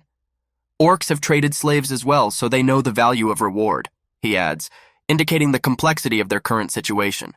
Of the protagonist that glows in the dark. "You look like a tired, third-rate mercenary," says the demon, but then adds more gently, "But you smell like money, so of course they're going to take a look at you." This comment highlights the fine line between danger and opportunity that characterizes their relationship with the orcs. Captures the movement of the protagonist in a leap. "Well, why don't we try talking to them?" he suggests, preparing for an unexpected diplomatic turn. This action, full of determination and courage, emphasizes his willingness to take risks to achieve peace, even when everything seems against them. The demon looks at the battle preparations with determination and indifference. His face expresses restrained approval. "Fine, do whatever you want," giving the protagonist free rein. His words and gaze express a mixture of trust and nonchalance, emphasizing his willingness to accept any outcome. The protagonist meets the orcs with a challenge and a mocking glint in his eyes. "Hey, orcs! Fat pig!" he shouts, trying to provoke them or perhaps divert their attention from the more important strategy they are plotting. The protagonist, with a perplexed look on his face, puzzled by the orc's reaction to his words. "Fat pig letting off glory. I'll give you all I've got." He seems to be taking an unexpected approach to communication, which could either be a cunning move or an unknowable tactic. Shows the orcs, who meet the protagonist's words with bewilderment and annoyance. "Fat pig, don't you know the language of pigs?" asks one of them, heightening the tension of the moment. "Who are you calling a pig? I'm a human being," replies the protagonist, coming face to face with a possible clash of worlds and cultures. One of the orcs, with amazement in his eyes, reacts to the unfamiliar address. "Pig, is that a talking orc?" His confusion expresses both bewilderment and potential recognition of the protagonist's intentions. When the protagonist calls the orcs fat pigs, they react with sarcasm, showing surprising insight. "A fat pig knows the language of the orcs. Very smart," they respond, drawing attention to his ability to communicate in their language. This creates a sense of unexpected respect despite the offensive words. The protagonist's doubt about the outcome of their encounter. He recognizes that the orcs seem more bloodthirsty than the gnolls, but perhaps not intelligent enough to talk to, which suggests some difficulty in communicating with them. Next, we see the moment of decision as the protagonist clutches the hilt of his sword. His gaze is serious, and he recognizes that he has no choice. "Most said they're much stronger than the gnolls, right?" He recalls his mentor's words as he prepares for the inevitable clash. The protagonist comes face to face with the orcs, his sword already in hand. "Hey, green piggies, why don't you give it all you've got instead?" He challenges, offering to turn the situation in his favor using a combination of cunning and strength. In the shadows of the night, the tension reaches a climax. The protagonist, with glowing red eyes and a smile of determination, faces the orcs. His actions speak of an unwavering spirit and fearlessness. "Can I defeat them? It's best not to think about it." The protagonist leaves doubts behind, relying on his skills and instincts in battle. This is a reflection of his inner strength and confidence in his actions. "That's my slogan." The protagonist accepts the challenge, preparing for battle. His words sound like a battle cry, mobilizing him to fight the orcs. The orcs, confused and annoyed, try to figure out what's going on. "What's wrong with this pig? This is no time for alibi questions." They didn't expect this turn and are now forced to react to an unexpected threat. In the midst of a night fight, the protagonist, with sword in hand, prepares for further confrontation. "What that demand? That's a new one." One of the orcs recognizes the new threat in him. They issue a challenge. "You want to fight?" Demon standing behind the protagonist, mixing seriousness with a sarcastic squint. "I remember you saying that orcs are stronger than gnolls," he reminds, which hints at the current situation of their unexpected superiority. "That's right, you're weird," the protagonist replies, keeping things light even in the face of danger. Orcs are scattered on the ground, bearing witness to the recent battle. The protagonist, standing over his defeated foes, ponders, "I thought I'd let it be about them. It was easier than I expected." His comment reflects the unexpectedness of their rapid fall. The hero in thought, contemplating his next steps. "But listen, if you consider me a rival, you should remember." His words are cut short, leaving a question in the air. What exactly does he mean? In the whirlwind of events, the protagonist continues to stand against the orcs, his gaze filled with determination. "What do you do?" asks his companion, a demon, with visible curiosity and mockery. The protagonist seems absorbed in his action, creating a blinding light. "What are you doing? It looks really dangerous." His words carry a sense of possible threat, which only adds to the tension of the moment. Suddenly, the demon's gaze lifts to the sky. "Peep, look at the sky!" His voice is filled with surprise, hinting at an unexpected development beyond their current confrontation. The majestic sight of a dragon rising into the sky. "Wow, so big!" The main character exclaims in surprise and admiration as the magical creature towers above them, shrouded in a glow. Where's he going? The protagonist looks up, where the demon has apparently already taken off on a dragon. Riding that dragon is a saint flying. His words emphasize the miraculous and mysterious appearance of a new character that could completely change the course of their adventure. The protagonist, watching the receding figure on the dragon, says thoughtfully, "Holy, that's right." His words carry wonder and deep reflection on how the world around them is becoming more and more mysterious and inexplicable. The demon standing beside him looks confused and disappointed. As expected from a boring orc society, to daze me at this distance, and to strike so accurately, He reflects on the range and accuracy of the attack they just experienced, which may speak to the might of an unseen foe. The heroes discuss the villain kingdom higher up in the heavens. Apparently, something happening there compels them to make the journey. The demon asks a rhetorical question about his ability to escape death, but faces the uncertainty of meeting one of the two saints in the world. The protagonist ponders the reasons for the saint's actions. Why is she flying to the villain kingdom? Is it possible? His musings are interrupted when the demon, still under the impression, draws attention to his injury. Hey, your lower half is almost completely burned off. The demon, weakened and exhausted, realizes the seriousness of his condition. Such wounds are nothing to a demon, he says, but recognizes that even his strength takes time to recover. He asks the protagonist, "Carry me." The protagonist replies emphatically, "No." He faces a dilemma between duty and reason, faced with having to make a difficult decision. The demon continues his musings on life and death and how his existence in this world seemed like a mistake. Not only was I kidnapped into this stupid world, I've also been close to death many times. His words reflect deep fatigue and resignation. The protagonist remarks, not without irony, that he has never carried his parents to now ride this dumb-headed demon on his back. This moment emphasizes the strangeness of their bond and the situation in which they find themselves. The protagonist stands near the hovering demon, clearly skeptical of the invisible forces telling him to feed the orcs. His face is contorted with an expression of annoyance and disapproval. The demon, with a grim determination on his face, recognizes that if anyone finds out about the help he received from the man, his chances of getting married are gone. He faces a moral choice that could determine his future. The demon turns to the protagonist with a question that made him a bit confused. "Are you really human?" he asks, questioning his humanity against the backdrop of recent events. The protagonist looks off into the distance, remarking thoughtfully and with some smugness, "I'm definitely not an ordinary person. I've almost become a hero." This is a reflection of his inner growth and self-esteem after overcoming adversity. The demon's sudden question, asked with surprise and disbelief, makes the protagonist freeze. "What, you almost became a hero?" The demon's facial expression is full of doubt and irony, emphasizing his shock at the protagonist's supposed heroic accomplishments. The protagonist, whose face is shown in close-up, defends himself to the demon, sarcastically noting that his heroic act has gone unnoticed. His eyes are filled with surprise and annoyance. Clearly, the discussion of his heroic deeds is not turning out the way he expected. A demon standing in front of a bleak background. It is a clear illustration of the irony of fate. The demon, who claims to be the hero, looks vulnerable and ridiculous, which reinforces the contrast between expectations and reality. The protagonist, absorbed in thought, shares his impressions of the strangeness of the fantasy world, where the boundaries between valiant heroes and ordinary life are blurred. His gaze is full of thoughtfulness and wonder, reflecting his attempt to make sense of the situation. Finally, we see a demon who, with sadness and disappointment on his face, realizes the gravity of his situation. He wonders how an ordinary man can deal with demons and still be kind. This is a reflection of his inner conflict and confusion about his place in the world and his relationship with the protagonist. Austalder's blessing, as if it were something incredible and unfathomable.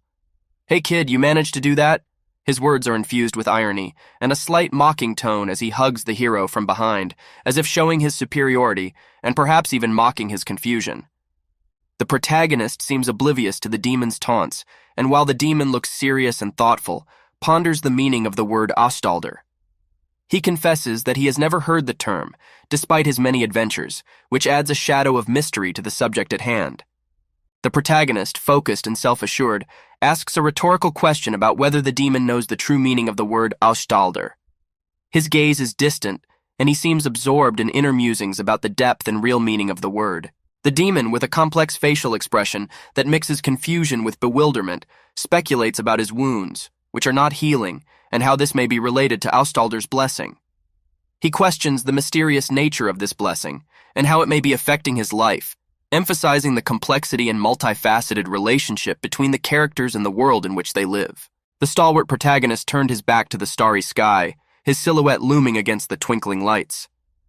"It's true," he begins, having an internal dialogue about the meaning of the word Austalder. He admits his ignorance, noting that the word may carry a deeper meaning than just a set of letters. Of the protagonist surrounded by fallen enemies, His face is illuminated by a pale light, and he looks directly into the camera.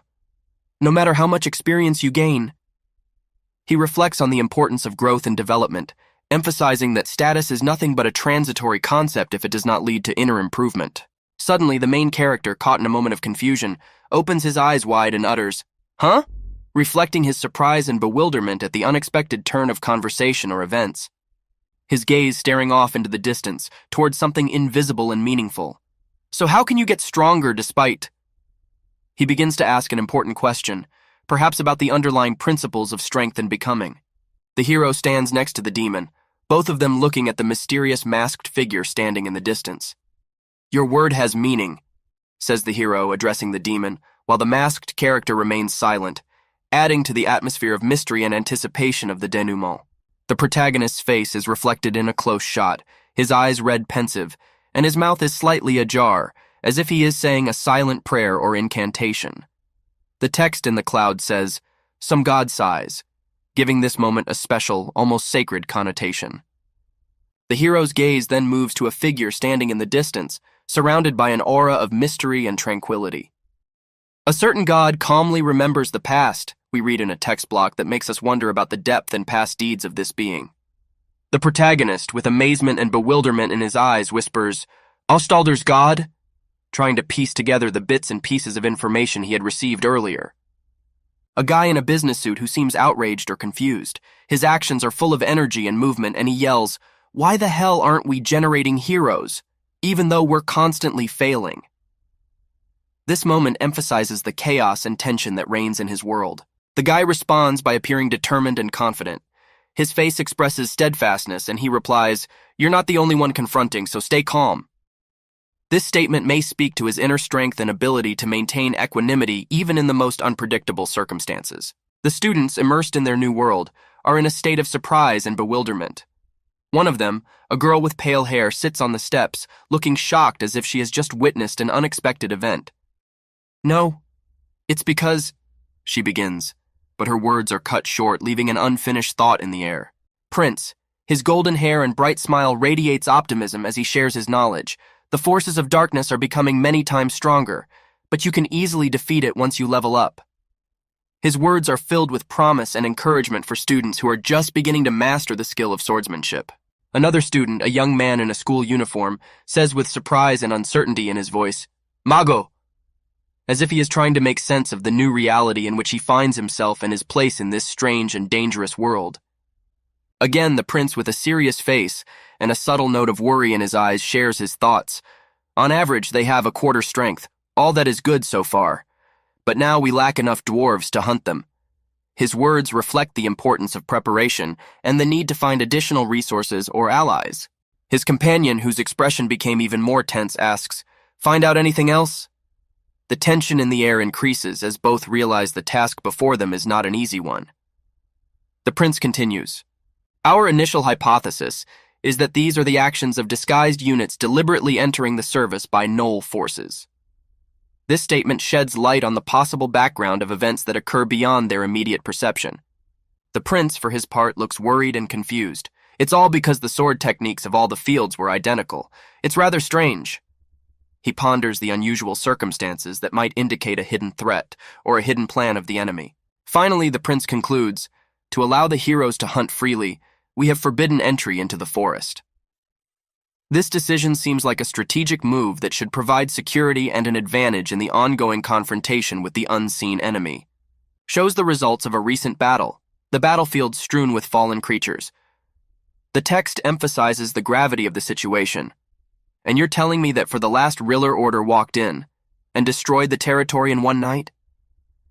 This revelation hints at the power and determination of the enemy they will face. The prince, with doubt in his voice, expresses his thoughts, "No, it's impossible." His reserved tone and determination indicate deep doubts about what's going on around him. "Commander, sir," responds the voice, emphasizing the hierarchy and military discipline that reigns between the characters. Students in a new world looking tired but ready for new tasks.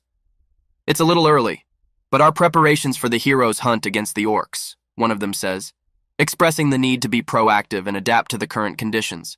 The commander, with a stern and worried face, asks a question that points to an important strategic decision. "What about the distribution of vanity? handed over to the Intelligence Guild. The retrieval of our captives is something we can't handle on our own. His words emphasize the complexity of the situation and the need to cooperate with other groups to successfully solve the problem. The prince and the commander walking together share a moment of privacy. "Understood, sir. As for the heroes and I," begins the commander, foreshadowing a serious conversation about future plans and everyone's roles in the upcoming events. The prince, shocked by a recent discovery or news, cries out, "Hey!" His reaction indicates the importance of the information that has been presented to him and may change the course of their next action. A guy who shouts with surprise and perhaps concern, "Hero o Hanu." This expression may indicate the urgency or importance of a situation involving another character named Han.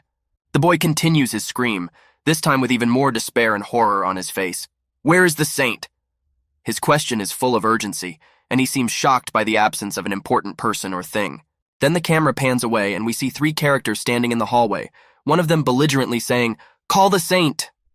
This command emphasizes their need for help or guidance from someone more powerful or knowledgeable. The 2 students discuss the situation with confusion and surprise. "Hanu, didn't he leave to train alone?" they ask, trying to understand the sudden disappearance of their comrade. The boy now looked even more shocked and frightened. "I heard she went back to the temple. Where is she?" His words reflect panic and urgency to find someone who is apparently of great importance to the current crisis. The prince, turning to the lad, respectfully asks, "Hero o Hanu, please mind your manners." His demeanor reflects a well-mannered manner and an understanding that the situation requires a certain level of protocol. The guy seems puzzled and agitated. "I'm sorry, Prince Aldous, but because of me, a girl's life is at stake." His words and facial expression reflect guilt and a dire need to act. Suddenly the princess appears, and the boy, seeing her, cannot hide his surprise. "Oh my God, you..." His reaction emphasizes the significance of her appearance, and perhaps his surprise that she returns at such a critical moment. The guy standing next to the red-haired girl looks determined and says, "I'm just a simple mercenary now, though I'm thinking of retiring and going back." His words speak of an inner conflict and contemplating his future path. The red-haired girl looks at the guy with a slight smile, as if comforting him or sharing her inner wisdom. It just so happens that her comment may foreshadow further developments in their relationship or events in the story. The guy turns to the princess with surprise and excitement. Princess, would you mind..." His words are interrupted, indicating the urgency of the situation and perhaps his embarrassment or shyness in front of her high status. The saint replies with a serious expression, "It's too noisy. Holy, what's going on?" Her question emphasizes her status and authority and her desire to understand the problem. The hero about Hanu has returned, and the princess takes notice of his arrival, which may portend a new turn in events. A guy in a state of stress and turmoil utters, "I have a request." "Ah." His shout reflects sudden danger or unexpected interruption, which adds tension to the situation. A large military character sternly orders the lad to stop. "Stand there." At the same time, the saint, with a detached expression on her face, asks, "Forgive me, reprimand me." Her calmness and confidence contrast with the chaos and tension that engulfs the other characters. The saint, focused on her thoughts, asks herself, "This is pretty shocking. On the first level, more about treasure?" Her words suggest that she is faced with something unexpected that requires her attention and possibly an important decision. A guy who exclaims with enthusiasm and joy, "At least I have found a wonderful comrade." His delight reflects the positive outcome of his adventure or quest, despite the difficulties and trials. In one scene, the princess, subtly expressing her doubts, ponders her status. The blessing of ineffable level in, isn't she a maga? She might even be the daughter of a duke. She asks questions that might indicate a hidden identity or unexpected origin. The boy, with admiration and awe in his voice, says of the saint, "She protected me at the cost of her life. She is truly worthy." His words reflect deep respect and gratitude for her actions and sacrifices. The saint, with nobility and patience, addresses the hero O Hanu, showing her greatness and compassion. "Hero O Hanu, please look around." Her words can be a call to awareness or an important reminder. The saint asks gently, "Please give this back." Her manner of address and calmness indicate that she's asking for the return of something important or valuable. A warrior in full armor speaks to the boy, insinuating that he has seen higher-ups in Rilshar above the 13th level, and asks a question that underscores the gravity of the current situation. Who would gladly sacrifice their lives for the Valat of humanity? This dialogue raises the theme of sacrifice and service to the common good. Guy looks at the warrior with open surprise and recognition, saying, "Exactly how remarkable is she compared to them?" His question expresses admiration and appreciation for the significance of the saint's actions. The princess, focused and quiet, remarks, her pure heart, that's not enough, I'll ask again." She wonders what makes the saint so special and how her purity of heart is different from others. The guy cries out in desperation or fear about her potential, which could mean his realization of her hidden abilities or potential that has not yet been fully realized. The red-haired girl says with confidence and warmth, "I see. I'm sure she will be a fine young lady in a few years." Her words reflect faith in the future and the saint's potential, emphasizing that with the passage of time she will reach her true destiny. The guy says with realization and confidence, "Right, no, I'm talking about her talent." He emphasizes that his admiration is not simply due to the saint's noble background, but to her inner qualities and abilities. The saint, with an expression of seriousness and responsibility on her face, points out the burden of knowledge and wisdom. "You forget that you already have friends who exude a sea of talent." Her words are a reminder of the importance and value of those around her and their contributions to the common good. She continues by pointing out his current situation and opportunities. "While you're stuck at level 1, in the last 5 days, some of them have been able to move up to 6th. This expression may reflect her expectations of his development and progress." The boy, reflecting on her words, gently admits, "That is the talent." His confession suggests that he is beginning to realize the depth of the saint's true talent and her influence on those around her. With burning eyes, which gives them a sinister and powerful appearance. One of them says, "After that show he put on, the horror, is he still on the 1st level?" These words may allude to previous events or battles the guy has been involved in and their bewilderment at his current position. The saint, with a slight hint of bewilderment, asks, "Is there anything else you want to say?" She waits for additional comments or explanations, assuming the guy has more information or feelings he wants to share. The fellow, with enthusiasm and perhaps a sense of discovery, exclaims about a special comrade who seems to have made a significant contribution to their adventure or journey. His words and manner of expression emphasize the value and importance of this person to him. Warrior, with surprise and disbelief, asks the saint, "Hero Ohanu, why should I part for your duty?" His question may indicate a misunderstanding of the situation or a discrepancy between his expectations and reality. Saint replies with dignity and patience, sitting down in front of the guy and addressing him with an important message. Hero. Her manner and actions may foreshadow a serious discussion or decision that will affect their future relationship. She continues by asking a question that may cause the guy to rethink or gain a new understanding. "I don't think you realize the significance of the 5 saints." Her words may suggest that the saint has a special status or role that has not yet been fully appreciated or understood. The warrior in white armor addresses the guy, asking a rhetorical question that underscores the seriousness of their mission. "Then, why didn't you share the results of the miracles I wrongly performed?" This hints at an underestimation of his actions, or perhaps that the results of his actions have not been fully recognized. An elder in a robe shouts with excitement and perhaps frustration, "To the treatment of the great elder. You're next." He may be upset about the current course of events, or the need to continue the healing ritual. Magical artifacts such as 15 spirit swords containing the essence of the forest, 200 spirit wood spirits, 600 inflicted binagors, 15 phoenix feathers. This emphasizes the mystical and valuable nature of objects that can be used for ritual or magical purposes. 2 students in school uniforms observe this with stunned amazement. One of them says, "And also 40 other items." Their reaction reflects amazement at the sheer number of magical items they have to consider or use. The saint, with a slight smile and wisdom in her eyes, says, "You see, that is the proof of my worth. Are you able to prove yours now?" Her words offer the lad a challenge, giving him an opportunity to prove himself and his abilities in the trials or tasks ahead. The guy suddenly comes to a realization, perhaps grasping the depth of the situation. "Then consider this a press-heavy situation. I'll get stronger quickly and—" His determination and desire to improve is evident in his words and facial expression. Saint, standing beside the guy, supports him, showing understanding and compassion. In that case, the conversation will have to be postponed. She is willing to concede to give him time to think or to develop further. The guy seems to have a moment of inner epiphany or realization. He used to run away so fast, yes, he acted like he knew everything. His words point to past events that now take on new meaning in light of the current revelations.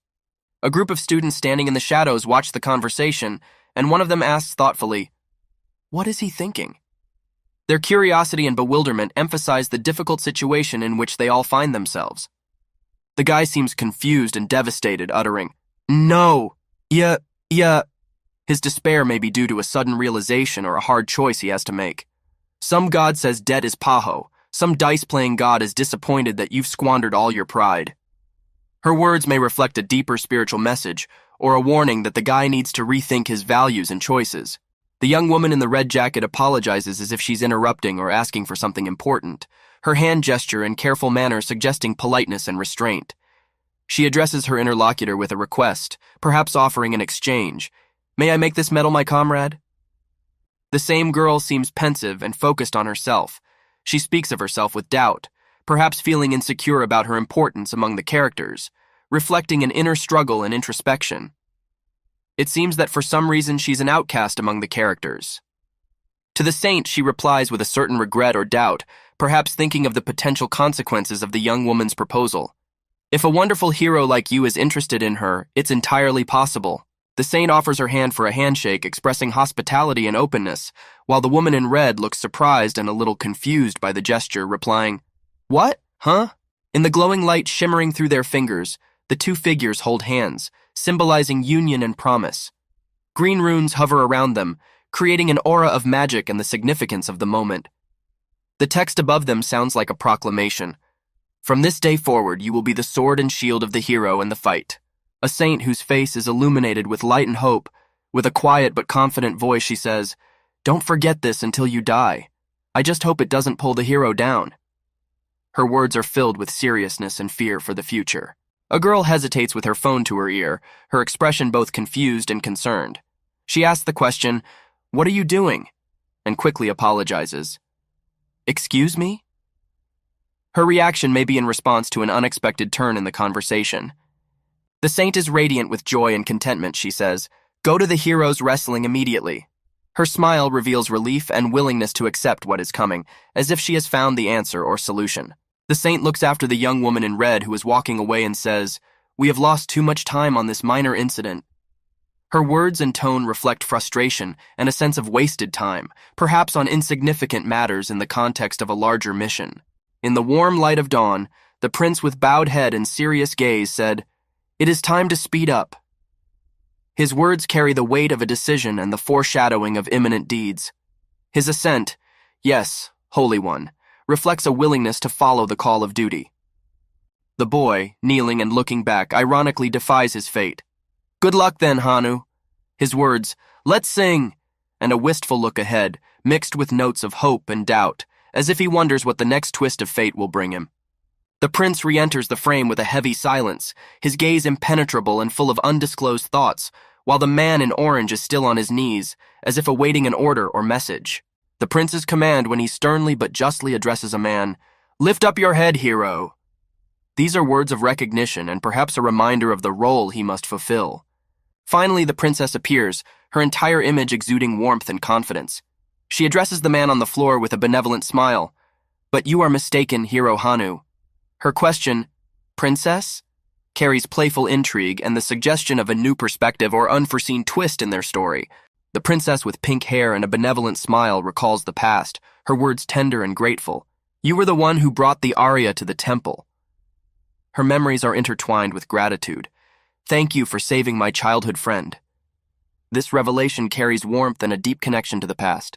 The boy, his face expressing surprise and bewilderment, as if the princess's words have awakened long-forgotten memories or revealed an unexpected connection he didn't know he had. A childhood friend? The word forces him to rethink his past and perhaps his identity. The princess stands before the man, surrounded by magical light and symbols that hover in the air around them, as if marking the importance of what is happening. She extends her hand to the man and asks with confidence and hope, "Please be my second disciple." This offer may signify a new beginning or a turning point in their destinies, an entry into a new chapter of their story. In the soft light imbued with magical symbols, the princess radiates brilliance and majesty. She addresses the man before her with an important proposal, surrounded by an aura of power and wisdom. "Please be my second apprentice." This offer seems to carry great honor and responsibility. The boy, stunned and puzzled, faintly whispers, "Mom?" His gaze is full of questions and searching for answers, as if he is relating the princess's words to distant memories or trying to understand the hidden meaning behind her words. Shows his face in close-up, full of doubt and indecision. His thoughts of a second apprentice, mom, reflect an inner struggle and sudden insight, perhaps related to his past and who he really is. The princess moving away leaves behind a questioning note. Well, her words, all the best, Hero Hanu, sound like a farewell, but with the implication that their stories have yet to intertwine. Guy is left alone with his reflections, his hand still touching the princess's light. His words, I didn't know, reflect deep confusion and the beginning of a journey of self-discovery. The boy, with a slight smile and closed eyes, recalls the princess's words, feeling warm and grateful to have found himself chosen. His reaction is a mixture of happiness and gratitude for his past deeds and the new role he is to fulfill. Words of blessing flash before him as if reminding him of his path. Some daring god steals the damage of a piece from a shield. Some god diamonds you for your own players. Some unbroken god of the dice game places you at 10. With enthusiasm and renewed energy, the man in orange declares, All right, let's start over. His posture and gestures are full of determination and joy in the face of new opportunities and adventures, reflecting his willingness to move forward despite any previous failures or challenges. The protagonist who, overcoming difficulties, fights a giant monster. His movements are swift and decisive. He defies danger despite his fatigue, which shows his courage and bravery. His admonition, another day, another mob that picked a fight with me, shows not only his fighting spirit but also the daily trials he faces along the way. The hero looks around at the plain surrounding him where his comrades are in need of help. He realizes there is nowhere to hide, but he doesn't give up. These guys don't call for help from their comrades, unlike the crowd. His determination and ability to accept reality as it is emphasize his leadership qualities and ability to act in any circumstances. The protagonist, clad in his cloak, stands in the open air, his face reflecting a kind of thoughtfulness and unforeseen contemplation as he utters, also. His gaze is staring off into the distance, as if he is searching for answers or waiting for a new challenge. Turning to the creatures that now surround him, he humorously remarks, This is not food. Heh heh heh. These things the orcs gave me stand out too much. The hero takes the situation with ease, despite its strangeness and his unusual position among the creatures. With his usual optimism and good-naturedness, he addresses one of the creatures, Good boy, eat this better. His actions show warmth and caring. Even in such an unfamiliar environment, he finds a way to establish a friendly relationship. The demon says, You look keen, and continues, Look who's Ukum. Of course I'm fine, so I set you free. His expression and manner emphasize the self-assuredness and perhaps some mystery of his persona, emphasizing his confident strut. You have great regeneration. Do you think you're the wittiest? Words full of challenge and boldness, implying a deep self-awareness and self-confidence. The protagonist exclaims with amazement and wonder when stumbling upon an unexpected revelation about his comrade's abilities. You'll come by your horn with magic? His questions reflect bewilderment at the possibilities of magic and the upcoming route to the city they must soon reach. The demon in black, with power and confidence, considers the matter practically, speculating on the consequences of their actions and noting that it makes it harder to regenerate. His words, would look strange, refer to the appearance and logical implications of magic, which adds depth to the understanding of their magical world. The protagonist, showing concern and reflecting on his companion, shares his feelings and thoughts. I was worried, but at least this guy is smarter than the crowd. His assessment shows respect for the demon's intellectual abilities and relative relief. He continues, trying to gather information and determine his location in relation to the world around him, but he said it was the second closest city. This revelation of the distance to their destination introduces an element of planning into their journey and emphasizes the need for thoughtful action in their upcoming journey. The scene comes alive with action and movement. The carriage rushes furiously, leaving behind a trail of dust and explosions of emotion. Voices echo in the air. Ha ha ha ha ha, give us everything, you simpletons. The cries of the pursuers reflect their aggression and intent to plunder. A sinister warrior dressed in armor, weapon in hand and a malevolent smile, shouts contemptuously, Ha ha ha, you can't get away, son. Stop already. His words and actions are filled with confidence in his power and superiority over his victims. Screams fill the atmosphere. Ooh and ooh. while the scene is consumed with chaos and turmoil mixed with desperate attempts to flee from pursuit. The formidable leader, standing majestically before his subjects, utters contemptuously, "Foolish multitudes of simpletons! How dare you fight us?" His grandeur and disdain for his enemies emphasize his confidence in his power and dominance.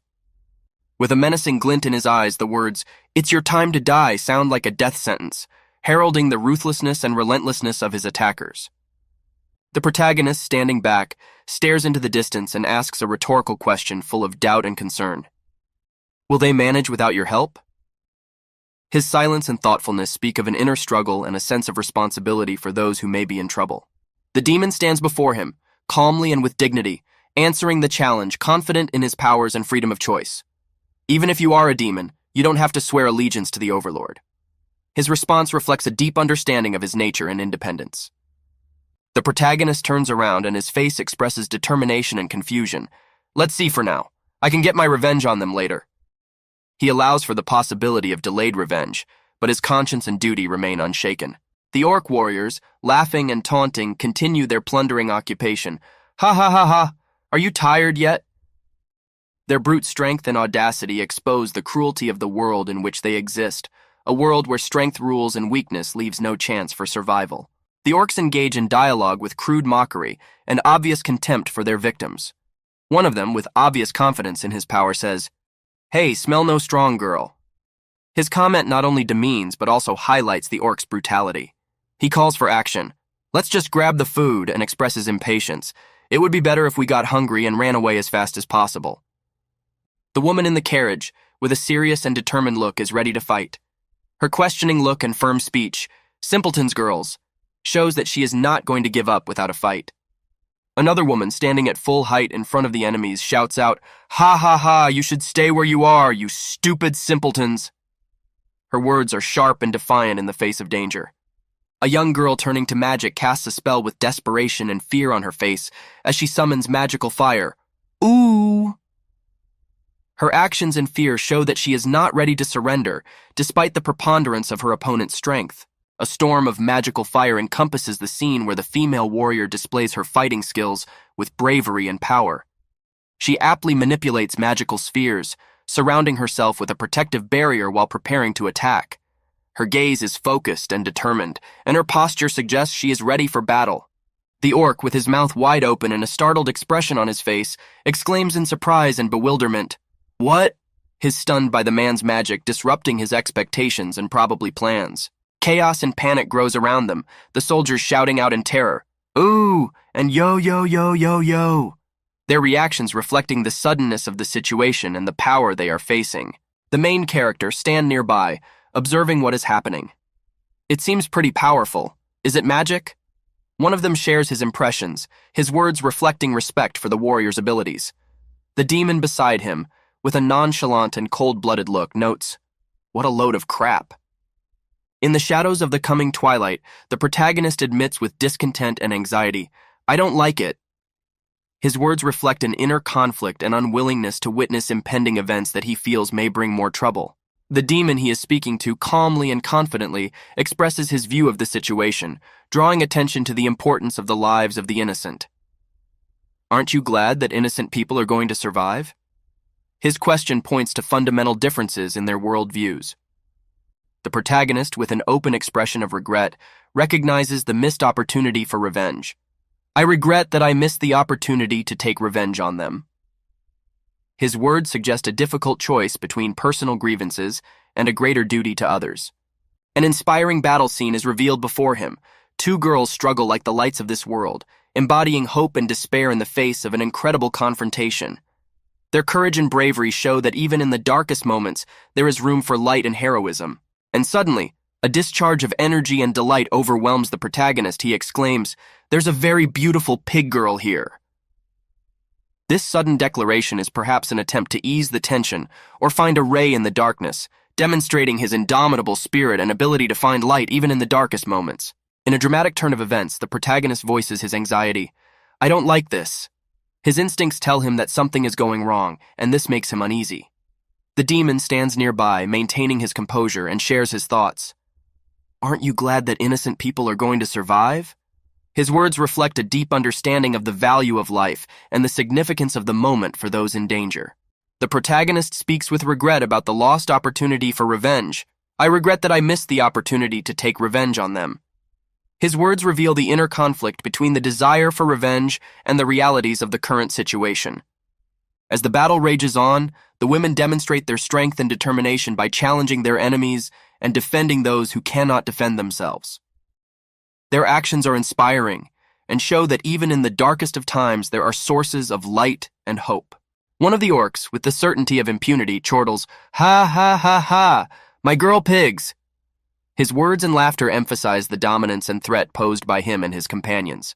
Finally, when the soldiers come face to face with danger, their frightened exclamations express terror and confusion before a violent encounter, emphasizing the gravity of the situation and the need for immediate action to survive. Tension is building on the battlefield. The warrior girl with the fireball in her hands is puzzled by the sudden discovery of her opponent's power, and her shocked look suggests the unexpectedness of the situation. "Oh!"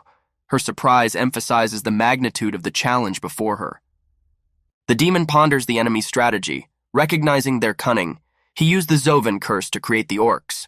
His analysis shows a deep understanding of magical powers and their potential use for manipulation and control.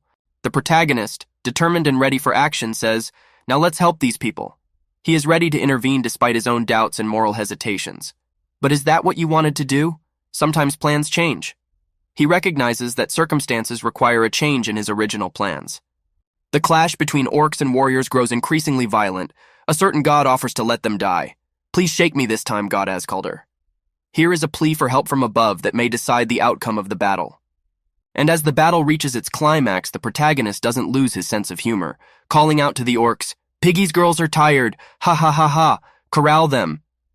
His words add levity to the heavy moments of the struggle and emphasize his unwavering spirit and ability to find rays of light even in the darkest of circumstances. Amidst the gloomy atmosphere of battle, the warlike orc orders with cruel pleasure, "These pigs are mine, kill the rest." His order reflects the ruthless nature of the orcs and their willingness to go to any extreme to win. In response to these words, the warrior girl, caught by surprise, is shocked and frightened, but her look indicates an unwillingness to surrender. "Oh." Her response indicates despair, and at the same time an unwavering spirit. The protagonist, weighing the situation, offers a tactical solution. "They still look a little... maybe I should wait a little longer." His words show strategic thinking and the ability to use time to his advantage. The orc, furious and full of rage, does not hide his annoyance. "What's wrong with that fat pig?" His question emphasizes anger and bewilderment in the face of unexpected resistance. The protagonist, realizing the greatness of the moment, boldly declares, "I just..." His unfinished thought leaves in the air the expectation of decisive action and the possibility of an unexpected turn in events. A large orc, belligerent in his formidable majesty, pronounces with unwavering confidence, "Apostle of the god Ascalder, laying by." His words are filled with power and fierceness, and he has no doubts about his superiority. In the next moment, the situation escalates as the orc shouts, "It's worth killing you!" He is filled with rage and determination, and is ready to follow through with his threats. The action is in full swing as the protagonist boldly and decisively enters the fray, his movements swift and precise as lightning, emphasizing his willingness to fight. He recognizes that all orcs have the same reaction. This is said with contempt, but his words have not only a fighting spirit, but also an element of playfulness inherent in his character. The orc, exuding menace, orders with fury in his voice, "Let me borrow this for a while." His sinister intentions are clear. He wants to use what he has captured to increase his power. In the next moment, the scene is filled with action. The belligerent figure pushes back with a cry of "Give it back," ready for a desperate defense or counterattack. The two girls, absorbed in the battle, are momentarily puzzled by what is happening. Their surprised "ooh" speaks of unforeseen circumstances that they are barely beginning to comprehend. The protagonist, face to face with the confrontation, recognizes its inevitability, albeit with disgust. "Oh, it's quite fun, but so disgusting." His words reflect an internal struggle between recognizing the necessity of action and personal feelings. The protagonist, soaring through the air, full of determination and fighting spirit, shouts, "Wait, fat pig!" His words are accompanied by decisive action. He is ready to face the enemy face to face. Looking straight into his opponent's eyes, he utters with confidence, "Now I can see your rush attacks." He analyzes the situation, anticipating his enemy's movements and anticipating his next moves. Suddenly, his confidence is replaced by dumbfoundedness. He is stopped in his rush. "Careful, what?" His reaction to the unexpected turn of events emphasizes that there is always room for the unexpected in battle. And at the moment of the clash, when he rushes into battle, his figure becomes synonymous with the bravery and heroism necessary to defeat the onslaught of the enemy. The demon of fighting spirit exclaims, his voice full of unwavering energy, "Mamo, why do you save the batality?" He looks directly at the red orc, and his words break the silence of the battlefield. The girls standing nearby are discouraged by the sudden reversal. One of them, shocked, admits, "Damn, I'm tired of being scared by a surprise attack." Emotions are intertwined with the chaos of battle. The protagonist, shrouded in an aura of determination, prepares for action, saying with concentration, "Now I can suffer such a thing." He knows the risks, but his will to win is far stronger than his fear. Finally, another character, puzzled and cautious, utters, "Nothing? Forget it." His words are terse, but there is a sense of depth of experience with their current situation. The orc, whose muscles are tense from the recent battle, scrutinizes his new, unexpectedly red skin tone that has appeared as if out of nowhere. Is it something similar to the Gnosis ability? He mutters thoughtfully, pondering the possibility that what he has in front of him is not an enemy, but the key to new knowledge. Maybe we should study it instead of killing it.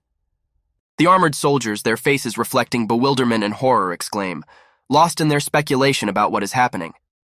"What?" bursts out from them as they stare at the unexpected miracle.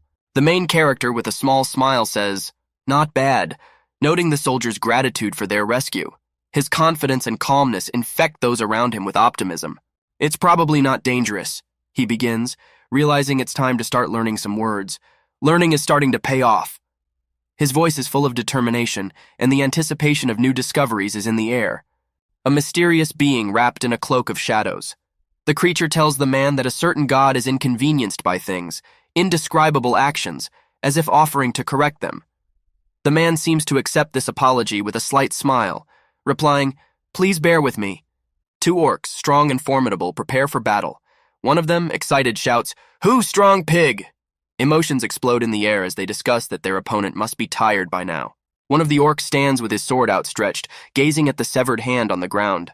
A gruff grr, "What was that?" trying to understand what happened, not hiding his annoyance and bewilderment. The protagonist, brave and confident, stands before the orcs. To them he speaks in their language, causing surprise. "Fat pig, why do you know our language?" His question, though asked with ease, carries a weight and meaning that foreshadows a change in their relationship. The protagonist, with a smile and an unwavering gaze, asserts his superiority, stating with ease, "I am the only one asking questions here."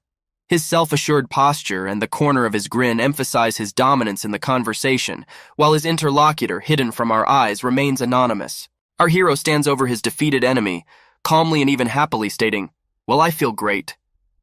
His relaxed and casual manner contrasts with the tense atmosphere around him. Serious expression on his face, directing the protagonist to look the other way. "Not you. Look over there." This brief intervention adds mystery to the current moment of the story. Soldiers in armor, puzzled and full of bewilderment, stand before the lady in elegant dress, the center of attention. Their silence and expressive faces suggest that the situation is exceptional and full of surprises. The protagonist stares into the distance in a concentrated manner, his gaze filled with determination. "I inadvertently used too much power," he says, as if accepting his mistakes and ready to face the consequences of his actions. His hand trembles lightly, acknowledging something inevitable that has yet to be understood and accepted. The next moment, he enters into a dialogue with the people gathered around him. "I am Mai Cosmos, and he is Medic Kang Hansu." He introduces himself and his companion and adds, "I'm sure you remember by his unique name." His tone hints at the fame and respect they enjoy in this world, but also at the distance he is trying to establish. His face lights up with confidence as he observes someone who is a quick learner, concluding, "And he's not bad. Makes up that nonsense so fast." There is a sense of irony, and perhaps even some admiration in his words. Puzzled looks at the dazzling burst of magic. "Ooh, how come Kenjaku, ooh?" His gaze is full of amazement and admiration before the inexplicable phenomenon.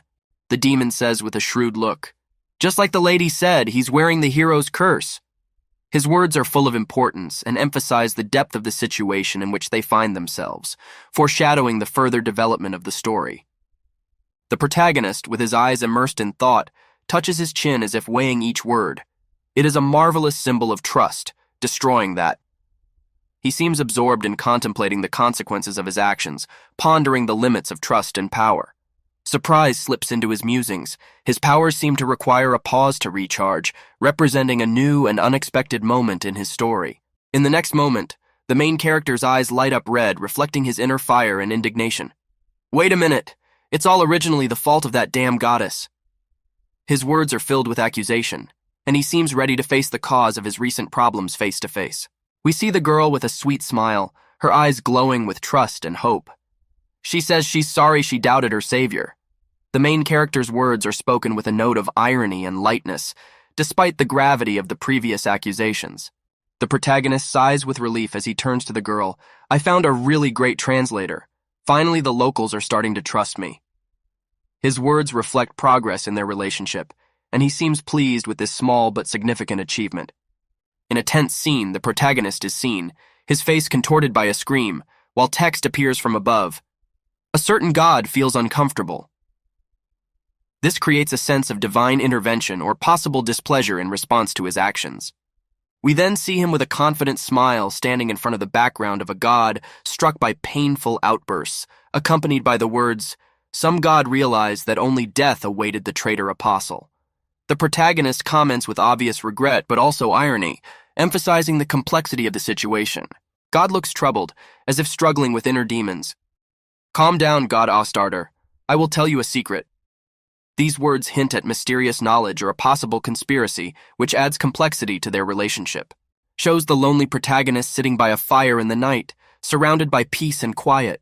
It is dark all around, and only the flames of the fire illuminate his figure. The inscription reads, "Some god watches," suggesting an unseen presence and perhaps an ongoing vigil. In the image, the protagonist appears pensive and centered, while a divine presence hovers in the air, asserting that it is not a sin to be impotent. This conflation of divine decree with earthly affairs seems to add complexity to his inner conflict. Further, the protagonist hears the explanation that all of this is the result of his blessing. His profile expresses reflection and perhaps hidden regret at the consequences of his choices. "Though I suppose I should be glad you are no longer sad." His words carry depth and meaning. Shrouded in the warmth of the campfire and the evening light, it mentions Astarter. The cipher of this blessing is closely related to the fact of being a huge minus, indicating the ambiguity of the powers bestowed and perhaps their dual nature. The protagonist sits by the fire, immersed in reflection on the time that has passed and the actions he has not performed. "It's been so long since I've done anything."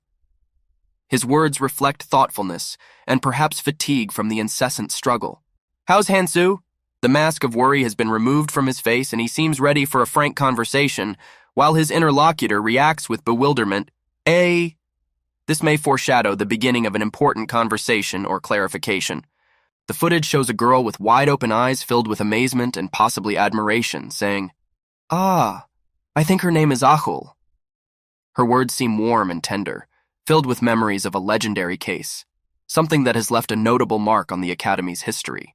The protagonist looks confident and a bit mischievous in response, his half-smile hiding his tiredness when he remarks, "That's a bit of a quandary. My damn translator's already asleep." His words suggest a lightness of character and the ability to look at a situation with humor despite the severity of the circumstances. He further looks pensively at the fire, reflection readable in his gaze. "Did she call my name just to say she was far away?" He ponders, and the words seem cryptic, emphasizing undisclosed emotions and thoughts that he has yet to unravel. Suddenly, the protagonist reacts with surprise and indignation when he hears his name, Kang Hansu. His sudden movement and question, "What? Why?" indicate an unexpected turn in the conversation that may lead to an important discovery or revelation.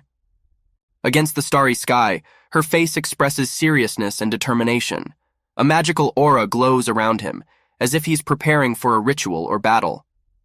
This moment emphasizes the importance of the upcoming event and its potential connection to cosmic forces. The protagonist, Kang Hansu, addresses the girl with a question full of bewilderment. "What? Why?" His face is distorted with disbelief and surprise, perhaps in response to an unexpected statement or question from her. The girl standing in front of the protagonist shares her thoughts, looking a bit puzzled but confident at the same time. I think her name is Akal. Her words are perhaps referring to a third person, someone she has just learned about or who plays an important role in their adventure together. At another point, the protagonist, with a slight smirk and a bright gleam in his eyes, offers a demonstration of his abilities. Oh, would you like me to show you too? His confidence and slight smugness may indicate hidden talents or knowledge that he is willing to share. The protagonist makes a magical gesture accompanied by cryptic symbols and the words, "Okay, look closely." This may foreshadow a demonstration of power or an important discovery that will change the current course of events. The girl looks in wonder at the sparkling magical energy surrounding the protagonist, emphasizing his magical abilities and possibly the beginning of a new phase of their relationship or adventure. The protagonist watches her reaction with a slight chuckle and asks, "What's wrong with her?" His interest may be piqued by her unusual reaction or by something extraordinary that is happening at the moment. Then, he manipulates the magical energy to create a red glowing object and addresses the girl. "You don't like that it's too small? Here, is that better?" His actions and words express confidence and ability to control the situation by adjusting to her expectations. The girl, finding herself perplexed, replies, "Ooh, ooh." Her response may reflect mixed feelings or bewilderment at the protagonist's magical abilities. The protagonist, turning to the girl, hears the deity's words. A certain god says that an impotent man had better not think of such things. His face expresses skepticism and perhaps disbelief at this advice, while the deity seems amused by the situation. In the image, the boy says with surprise and disbelief in his voice, "But I'm a hero too." His words and facial expression show a desire to be recognized and respected, perhaps against the doubts of those around him. Then he is taken aback by another character's response, "You're a loser hero, what?" This statement perhaps questions his status and causes him to feel confused. To a serious conversation in which the guy is asked to choose one of three options: leaving the temple, losing support, take out one of three options. This suggestion introduces an element of choice that will influence his future. Shows the sage explaining the consequences of one of the options. The first is to gain the Yaren of independence and surrender. This choice may denote a sacrifice or compromise that the fellow will have to accept. The guy repeats the words of the sage in shock, "K executed," which expresses his fear of reality and the possible consequences of his choice. We see a hand gesture symbolizing the second choice, with the accompanying text. The second is to go back to training. After all, until you show promising results, you won't be supported. This emphasizes the importance of showing progress and success in order to gain recognition. Shows a boy, shrouded in shadow, surrounded by his classmates who are apparently ridiculing him. No? Apparently I'm going to be ridiculed by my classmates.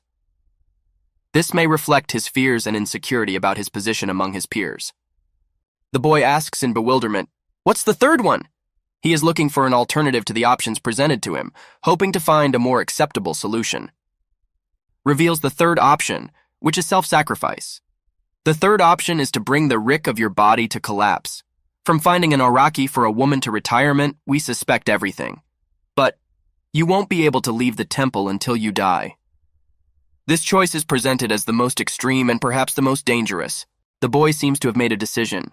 Then I will choose the first option. I can't live in a domesticated house all the time. His facial expression reflects an inner struggle and determination to take the path that will lead him to independence. In religious attire offers him a seat. "Okay, then please apply. Submit." This suggestion implies the beginning of a process that may involve major changes in his life. The guy then looks at the contract. He has a document in his hand and he asks, "This is a contract. Why do you need a contract?" His disbelief and wariness is evident on his face. He feels the weight and possible implications of this document. Explains, "It's a kind of insurance. It would be bad if someone who ruins the reputation of the remaining heroes leaves the temple." This statement emphasizes the seriousness of the situation and the fact that the guy is making a commitment that has long-term consequences. Before the lad is a view of abundance, bundles of gold coins and a jewel shining with its value. Here is the aforementioned Yaren of independence. The text says, suggesting that this wealth is a symbol of freedom and an opportunity for the lad to start a new life. Shows his surprise. "What the? This is so different from the novels. His comment may reflect the gap between expectation and reality that he experiences at the sight of the treasure. He then interacts with a religious character who is apparently perplexed by his words. "What?" he asks, to which the guy replies, "I was talking to myself. Please ignore it." This may indicate his internal dialogue and indecision before making an important decision. Moment when he looks at the document. In fantasy novels, the protagonist leaving the temple is seen as the surviving evil, he reasons, and this statement may emphasize the complexity of his choice, the fear of possible consequences, and the dilemma between personal good and public perception. The boy with enthusiasm on his face shares his plans for freedom, and I can use that money any way I want, can't I? He seems enthusiastic about the prospect of autonomy and control over his destiny. He then pensively contemplates the future, imagining an alternative path to his heroic journey. "But marriage, that would be a nightmare for a hero. I'm taking a different path." His words emphasize his determination to follow his own path and his desire to become a true hero. The caption reads, "Some unspectacular dice god follows you around with popcorn in hand." This may symbolize the watching divine forces awaiting the outcome of his decisions, like an audience watching a drama unfold. Is represented by a figure towering in the light that radiates an aura of peace and transcendence. Her majestic appearance is emphasized by a single word, holy. She seems pensive and centered in a quiet and secluded space. The hero Ohanu has abandoned his mission, she says, marking a significant moment of departure from the destined path. Further, the saint reflects deeply on the consequences of such actions. Is it so? The number of heroes from this moment must diminish, but there will be betrayal if this continues. Her words reflect anxiety about the future and the possible risks to the balance of power. The saint, facing away, looks to the horizon where a new phase or challenge begins. There are two saints on the continent of fantasy, and until the real fight begins, I must take care of everything. Her words hint at an upcoming important role in events yet to be revealed. In the image, the saint, imbued with sadness and regret, says, "While I was wooding the core, everything has shrunk considerably." She seems saddened by the diminution of something important that is perhaps essential to her world or mission. As if assessing the situation, she says, "The Order of Knights allowed about so many Udamas? Are you sure?" Her words reflect her responsibility for the Order and her concern that they may have overextended themselves or encountered something that could undermine them. The saint further shares her reflections. They think it was a small elite unit practicing one art of possession. Her words seem to be a reflection on the superficial perception of the others and emphasize the complexity and depth of the actual skills and knowledge this squad possesses. Ready to fight, inspiring fear and determination. There is a theme that lives for their extermination, and the little Zilitinka of the Order of the Wart will do, even if it were a whole order of knights. Her words and posturka express her willingness to defend her people and face any threats. A saint who doubts the power of demons, a demon lord then, perhaps? Her doubts may indicate a more global conflict or hidden threat that she is trying to understand and confront. The saint is seen with surprise on her face, reflecting her sudden insight or urgent understanding, accompanied by mystical symbols and a single word. Yarrrr. Next, the saint, with sincere apology, placing her hand on her heart, pronounces, I apologize for my excuse." Her facial expression and gesture emphasize her sense of guilt or regret for her recent actions or words. Warning of unintended consequences. Unintentional judgments can be dangerous. She warns against jumping to conclusions that can lead to risky situations. The saint, standing in the background of the temple, ponders the potential connection between the signs and the demon lord, but it is true that this could be a sign of an invasion by the demon lord. Her speculation about the intervention of dark forces may foreshadow a new threat. Is facing her back, perhaps opening a new path or chapter in her journey. This is the edge of the West. Her words suggest that her journey or mission may lead her to the edge of the known world, or to a new endeavor. In the image, the saint scrutinizes the map, noting the importance of the great demon possessions in the east, and ponders the significance of certain active ones in the central region of the continent. Her words suggest strategically important points that may influence the overall picture of the conflict. Further, she reflects deeply, pondering the implications of freedom of decision. It would be nice to have us free resources to solve this case, but her interrupted thoughts indicate unresolved issues and hard decisions to be made. The wise elder brings a new element to the conversation by introducing a message from the academy. His presence and the news he brings may change the current state of affairs.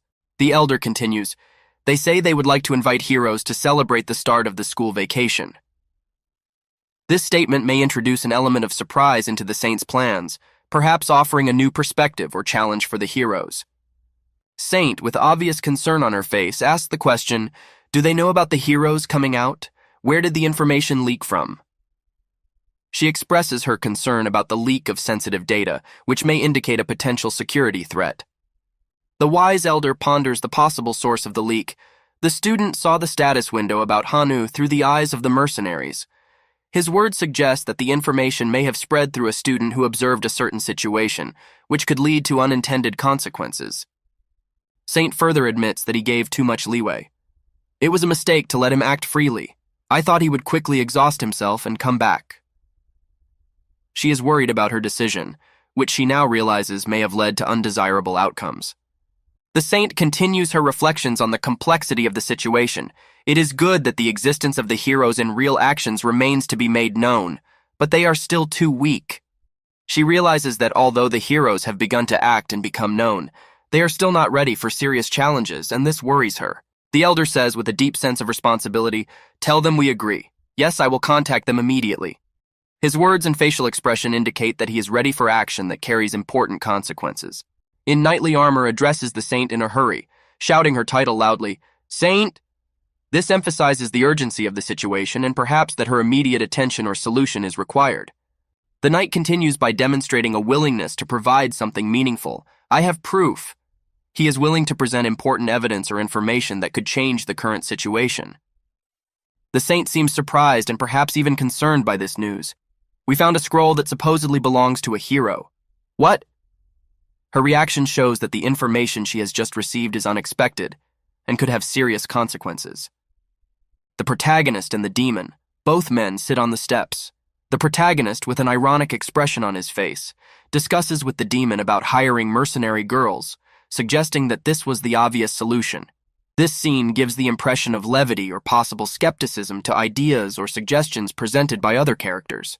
Ryder, probably one of the mercenaries, addresses the protagonist about the quality of his training and expresses surprise at his progress despite his recent start of training. His tone may be humorous or ironic, which adds an element of camaraderie or rivalry to their relationship. The demon and the protagonist engage in conversation. The demon, with a serious face, offers to inspect the scroll they have found, implying that its origin may be linked to some catastrophic event. This moment emphasizes the gravity of the situation and the potential danger associated with the found object. The protagonist reacted sharply to the demon's comment, perhaps defending his method of training or responding to teasing. His emotional response and sarcastic tone may indicate his displeasure or annoyance, which adds a dynamic to their relationship. The main character reflects on the fact that being fearless is common for a mercenary. This shows his reflections on the realities of life and what qualities are valued in their dangerous profession. The demon, presented in a serious mood, warns the protagonist not to speak carelessly about death, even though death in battle is a frequent occurrence for mercenaries. His words emphasize the weight of their occupational risks and perhaps carry a lesson about the importance of life. The protagonist, expressing surprise, questions the reasons why mercenaries continue their work despite the danger. His question reflects an attempt to understand the motivation and psychology of the mercenaries, their commitment against all odds.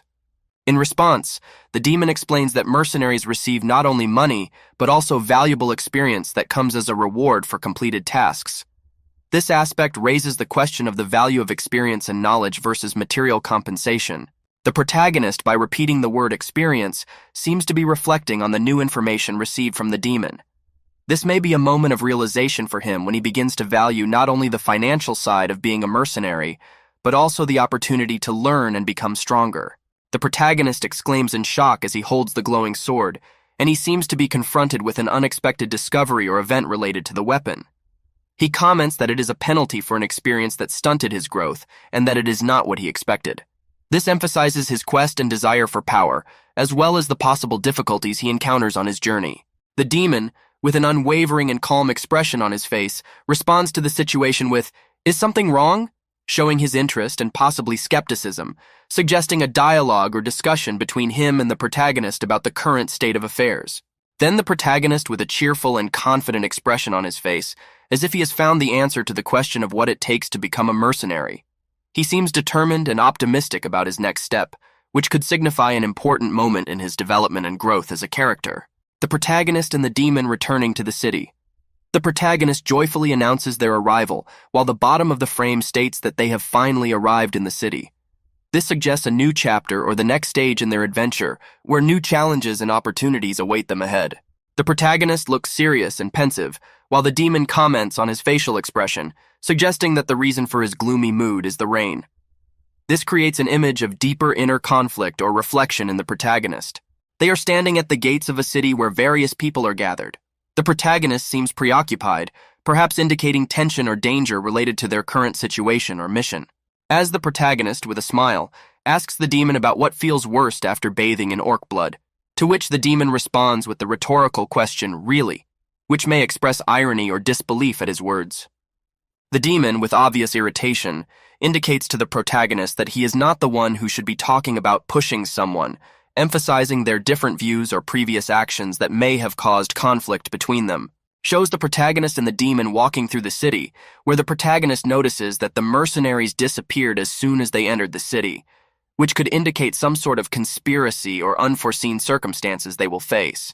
The demon addresses the protagonist, assuring him that there is no need to miss the life of the mercenaries, mentioning traveling, battles, inns, stealing smithies, and adds that the taste of booze is delicious. This emphasizes the brightness and richness of their lifestyle, full of adventure and new experiences. The protagonist, overflowing with joy and having his hands full of fruit, exclaims, "All this time I've only heard meat and pig," which shows his genuine delight in the simple joys of life and the diversity he is beginning to discover in the world around him. The demon reminds the protagonist, "But before that, we were supposed to talk. What business did those ladies want to talk to us about?" This indicates that they have more important matters that need attention, perhaps related to some sort of errand or assignment. Further, one of the female characters asks with a pensive face, "How do the Jansi?" without finishing the phrase, which creates intrigue and may hint at a mysterious element or unresolved issue in their story. The demon clarifies the protagonist's situation with one of the women by pointing out her desire to fight for her life, which she consequently proposes to settle in one permanent courtyard. He expresses his approval of this plan with the words, "I don't mind," with a smile on his face, as if to say to himself, "Please be kinder with magic," while the text instead above reads, "A certain god grumbles that this is not a bad thing." This may hint at his inner dialogue or musings on magic and divine entities in their world. The demon looks back and warns, "So when are we going to the mercenary guild? Help if you don't want to be forced right after entering." This indicates the tasks ahead and perhaps some sort of danger or challenge they will face. The protagonist, while investigating the magical creatures, exclaims, "They eat dirt and stay. It's like a real washing machine," and adds, "That power I really like." This shows his interest and fascination with the magical world, as well as his childlike joy at discovering new things. The demon, with a serious face, talks about the trained power, adding that it is very expensive, and ends the thought with, so don't even think about stealing it." This emphasizes the value and rarity of magical power in their world, as well as the possible moral or ethical dilemmas associated with its use. The protagonist, excitedly addressing the magical creature, inquires, "How expensive?" and continues admiringly, "It's literally worth its weight in gold." This shows his amazement and admiration for magical creatures and their unique properties. The hero, with a smile from ear to ear, embraces the creature and says joyfully, "I don't believe it. Being so dear, it makes you even cuter." His delight in interacting with the magical world and its creatures continues to grow. The demon, with a serious expression on his face, reminds the protagonist of the seriousness of their task, saying, "Stop playing around and change already. Didn't we say we'd go masked later? I don't have any disguised clothes."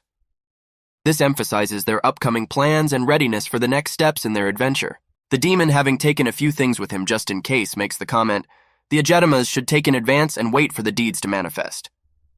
His comment may hint at upcoming magical actions or preparations for certain events. The protagonist, addressing the demon, says, "I don't understand why you are still unmarried. You completely fulfill the requirements for an Aegetian." He expresses surprise and bewilderment about the demon's personal life, which adds a comic touch to their dialogue. He seems slightly concerned or hesitant, pondering something important. Did I really have to change my clothes? So annoying. This may reflect his reluctance to change or his discomfort at having to adopt a new look. The demon stands in front of the three women, and from their facial expressions and the exclamation marks above their heads, we can tell that some unexpected or exciting exchange is taking place between them. This scene perhaps shows the beginning of an important dialogue or event. He ponders. He does this even though he looks at people like animals. The inset at the top reads, "A certain god from the wilderness looks down from the water." The character continues, "I hope they get some kind of divine punishment." This may hint at some sort of divine presence or observation of the character's actions, and perhaps their influence on the character's world. Two characters are apparently surprised or amazed at what they see or hear. One of them utters, "Uh-oh." Two girls coming down the stairs, one of them waving in greeting or farewell. The surroundings and their clothing give the impression of elegance or an important event. Girls, one of them smiles happily and apparently said something, to which the other woman responds by saying, "Oh, The demon and the protagonist are standing next to each other. The demon says, "We just got here too, so we just came in, don't worry," and continues, "Oh, he's been at it for so long." This could indicate that they have arrived at a meeting place or important event and are discussing someone third. The character who expresses his opinion, "Whatever. First, suggest we go out to eat something nice." He suggests a simple but enjoyable activity, which could be a way to relax or build a relationship. The demon approaches the women with a suggestion to go to a restaurant that he says they might find unsatisfying, specifying that the place is connected to their ancient journey. He suggests a bite to eat to begin their introduction to the city. The girls react to his words, one with interest and surprise, while the other seems confused and curious, which may indicate some misunderstanding or possible distrust of his suggestion. The demon continues, stating that he agrees with their choice of location, but recommends they start with the restaurant he has chosen, perhaps trying to show his hospitality or knowledge of the best places in town. The protagonist reacts cheerfully to the situation, jokingly suggesting that the demon suggests they eat out because he wants to present himself in a better light. His reaction emphasizes his carefree and optimistic attitude. Finally, the protagonist admires the citizens of this fantasy world, again emphasizing the wonders and beauty of the world around them. His opinion of the new place is filled with enthusiasm and positive emotions. A guy standing in the street looks stunned, uttering, "No way." His reaction may indicate something unexpected or shocking that he has seen or heard. He then looks at the building and wonders, why does the slave market stand so proudly? This reflects his amazement in the face of the social reality of this world and perhaps his opposition to such practices. Further, something catches his attention and he exclaims, "Oh my God, look at his body!" This may express admiration or even envy of another character's physical perfection. The girl comments on the appearance of the muscular man, suggesting that he would be like a giant and errand boy. This emphasizes his impressive physical status and how he is perceived by those around him. The guy reflecting on the situation says, "Hey, say something, boy," addressing another character, perhaps calling him to dialogue or action. A large man yells in anger at a child lying on the ground, "Walk normally, you useless thing." These words may reflect rudeness and aggression, perhaps in the context of discipline or training. The same man, pointing toward the boy leading the group of children, "You guys are going to be given to re-education." This statement hints at some kind of reforming or educational process. The guy whose gaze is fixed on the side wonders, "Oh my, look at his body." His look and words may express surprise or even concern at what he sees. The attention then shifts to the building where voices are heard. "Unbutton yourself. The pig has no fear from this."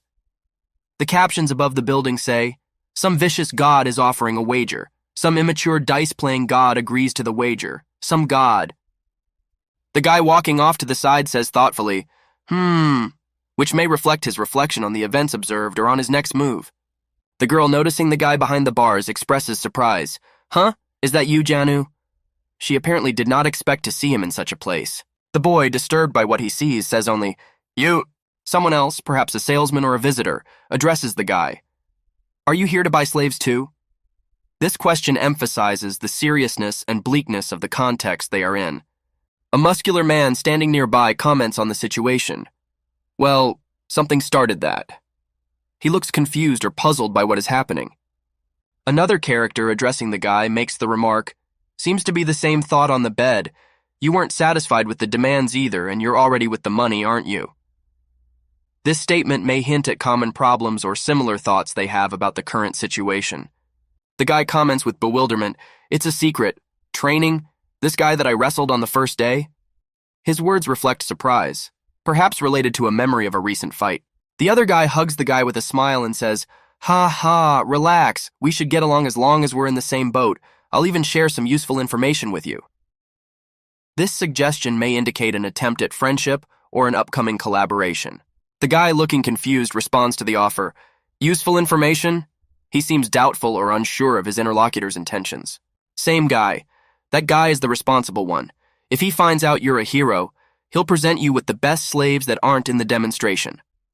This statement raises questions about the guy's status and role in this world and how he is perceived by other characters. This guy's words, "You can't stop someone from viewing your status rock, so now you haven't broken our contract." This may emphasize some kind of agreement or rules that have been established between the guy and the other characters in the story. The guy says doubtfully, "Can we look at the status windows of others?" and adds thoughtfully, "To think a contract has such a critical flaw." The interlocutor, grinning at the guy, says, "Anyway, have you decided which slave you're going to buy?" He continues, despite the guy's resistance, "I wasn't going to reveal to you." In the next moment, the same man suggests that if the lad shows his strength, everyone will fear him. If then show considerable strength, make your way to the east courtyard at the east gate of the city. This sentence may hint at a strategy or plan of action. The interlocutor stands confidently in front of the guy, commenting, "He's surprisingly cautious." He also says he has an interesting addendum as to why. This may foreshadow a plot development or additional information he is about to reveal. The character in the fur collar apologizes while smoking a cigarette and promises to be busy next time, showing his indifference or lack of seriousness about the current situation. The guy then asserts his intention with a smile. "I'm here to buy." His expression may reflect his intentions or social status in this world. A guy standing in front of something like a card screen seems pleased or satisfied. The screen displays information including his name and various statuses, which may be related to his accomplishments or reputation in that environment. A friendly man greets him with, "Welcome, hero of legend." This greeting may indicate the respect or admiration the character has for others. The salesman addresses the guy with the question, "So what kind of slave do you desire?" In proposing the transaction, he points to a piece of paper, perhaps a list of available slaves. Guy seems confused by this suggestion and unhappy with the current situation, which is evident in his reaction. "A strong warrior woman." The salesman smiles and asks a counter question, "A strong warrior girl? You don't have one?" He's probably checking to see how specific the guy's wishes are. The guy decisively answers no, emphasizing his desire to find exactly what he is looking for. The salesman, pointing to a door, invites the guy to go further. "Come this way." This suggestion foreshadows a new stage in their interaction and perhaps the beginning of a new challenge or adventure for the guy. In front of a group of people standing in a row, seemingly preparing for some kind of display or demonstration, one of the figures, a woman, asks, "Are we outside?" He apparently wonders if they are outside the building or room they were in before. The salesman representing the slaves points to one of them and suggests to the guy, "How about this slave?" He waits for the guy's decision, who seems focused and perhaps contemplating his choice. In another shot, the salesman talks about a warrior who has spent 7 wars in the northern regions of the kingdom of Rialfer. He praises her as a famous person, which should probably increase her value and appeal to buyers. The guy listening to the seller seems interested and asks, "Please show your status window to the customer." He wants to see evidence of her skills and qualifications, which are probably displayed in some magical or technological device that shows character stats and abilities. A character card is presented, showing his name and various characteristics. The character's name is Simad Murgus, and the card displays his level and other attributes such as combat skills and bravery. The rules or conditions for slaves, which states that buying all of their rights will result in the status of a thing, and if someone buys against their owner's rules, is subjected to excommunication for 50 years. This indicates the brutal laws and orders in this world. The guy, visibly puzzled by what he read, utters, The salesman confidently states that he has no intention of selling his personal slave cheaply to the hero, showing his satisfaction with the trade and perhaps the profit he will get from selling such a valuable one. The guy expresses his desire, "I want a strong but at the same time slender woman," emphasizing his selection criteria. The seller, surprised by the request, repeats, "A slender woman?" perhaps not expecting such a specific request from the buyer. The seller, addressing the boyfriend, suggests using his mother's blessing, asking a rhetorical question about the need for protection, and offers to cast spells to demonstrate power. The lad, despite the seller's doubts, confidently states that he can choose for himself and is convinced of the effectiveness of the blessing. The salesman agrees and suggests he go right ahead, suggesting the next step of selection or demonstration. The salesman then comments in surprise at the guy's quick return, who says he's finished choosing. The guy chooses 3 characters, to which the salesman reacts with surprise by saying, "Ha ha, you fooled me." This may indicate that the guy made a choice that the seller did not expect, perhaps choosing the best slaves or those who were the hardest to sell. The girl stands in front of us, gazing into space in the distance. Her words about a status more powerful than her sound confident, but there is a note of thoughtfulness in them. She reflects on rank and ability, setting the tone for future events. A group of men are discussing a plan of action. One of them, with wings over his shoulders, asserts his right to give instructions while the others listen, agreeing with his decision. His words, full of determination, hint at the importance of their next steps. The man with the fire glow in his hands smiles as he announces the beginning of a new dominion. His enthusiasm and power of action indicate a significant turning point in their history. Shows Guy smiling, accepting his new status, while his predecessor smiles back, ready to follow any command. Their mutual understanding and readiness for new challenges is read in every gesture and look. Finally, the stone that has fallen into the character's hands symbolizes the vow he has taken. His words about his promise to never betray if he will remember it fondly sound like a vow embedded in the very object that witnessed this solemn promise. A fellow with an energetic expression earnestly invites his companions to follow him, dreaming of the beginning of new adventures. His eyes glow with anticipation, and he seems full of determination and optimism, ready for new endeavors and accomplishments. The shot captures the reactions of the 3 companions. One responds with awe, "Yes, master." Another, with resignation in his voice, repeats, "Yes," and the third, with a note of respect, adds, "As you wish." Their expressions and words illustrate the hierarchy and respect inherent in their relationship. The depictions of deities busy with their own affairs bring a note of humor and detachment to the narrative, presenting them as observers of earthly events, perhaps with unconcealed amusement. A guy with a look of surprise on his face expresses disappointment at the failure of the new hires. His words, "Damn," and the text that follows suggest unexpected complications and unforeseen problems that bring confusion to his plans. Shows a paper with magical symbols illuminated by a soft light. Here lies an important message or spell that seems to be pivotal to the protagonist. He ponders the meaning of these signs, feeling the importance of the moment of discovery.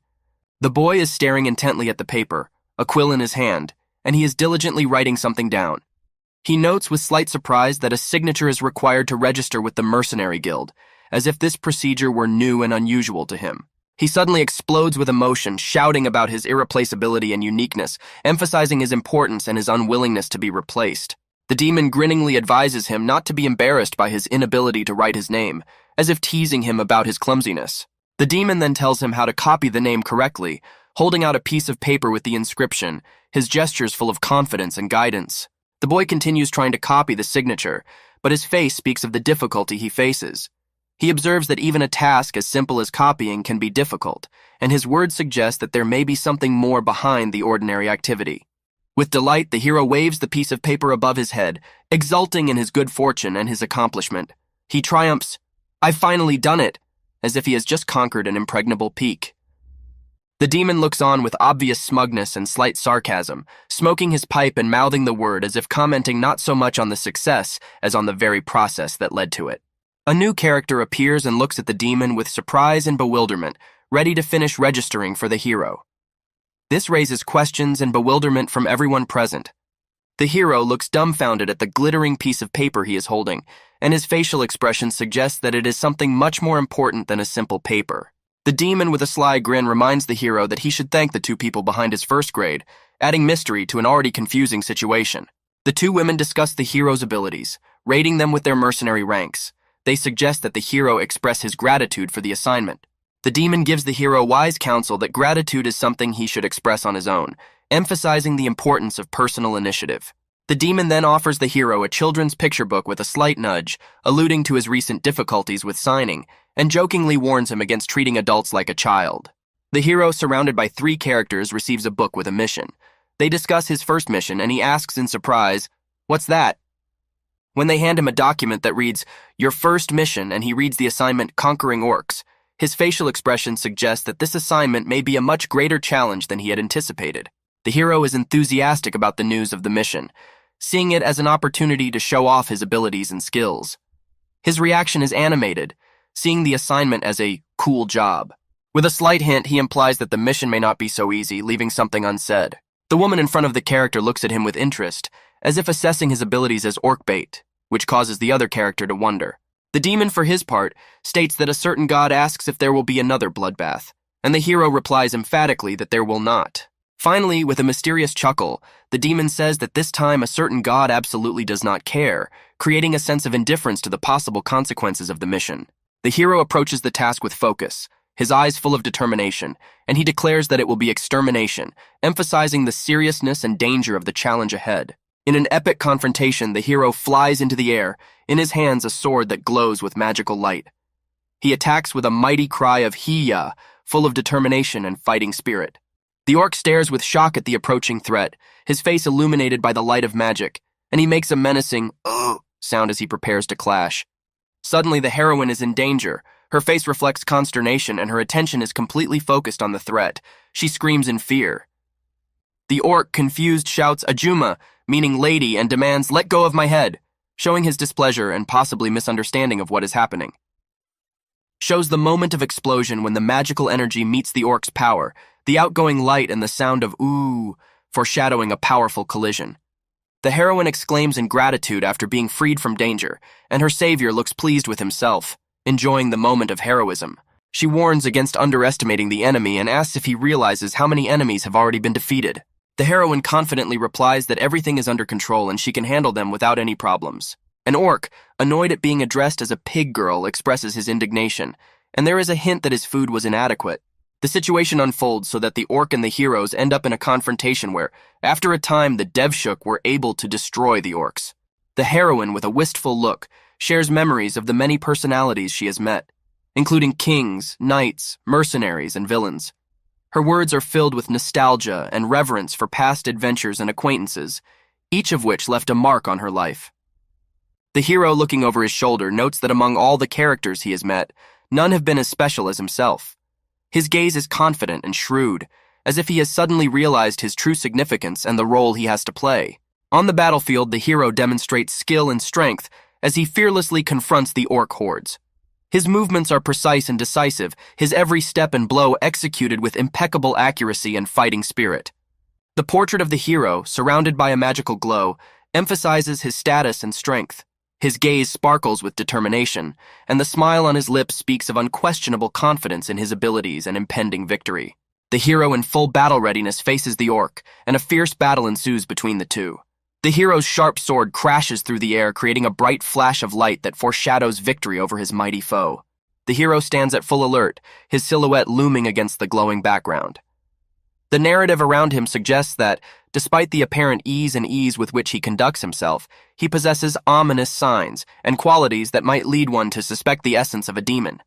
This, the text suggests, is a strong indication of his exceptionalism and power. Next, the hero yells enthusiastically on the battlefield as he continues to show off his skills and confidence. His face radiates satisfaction and joy in battle, and he seems to savor every moment of the battle.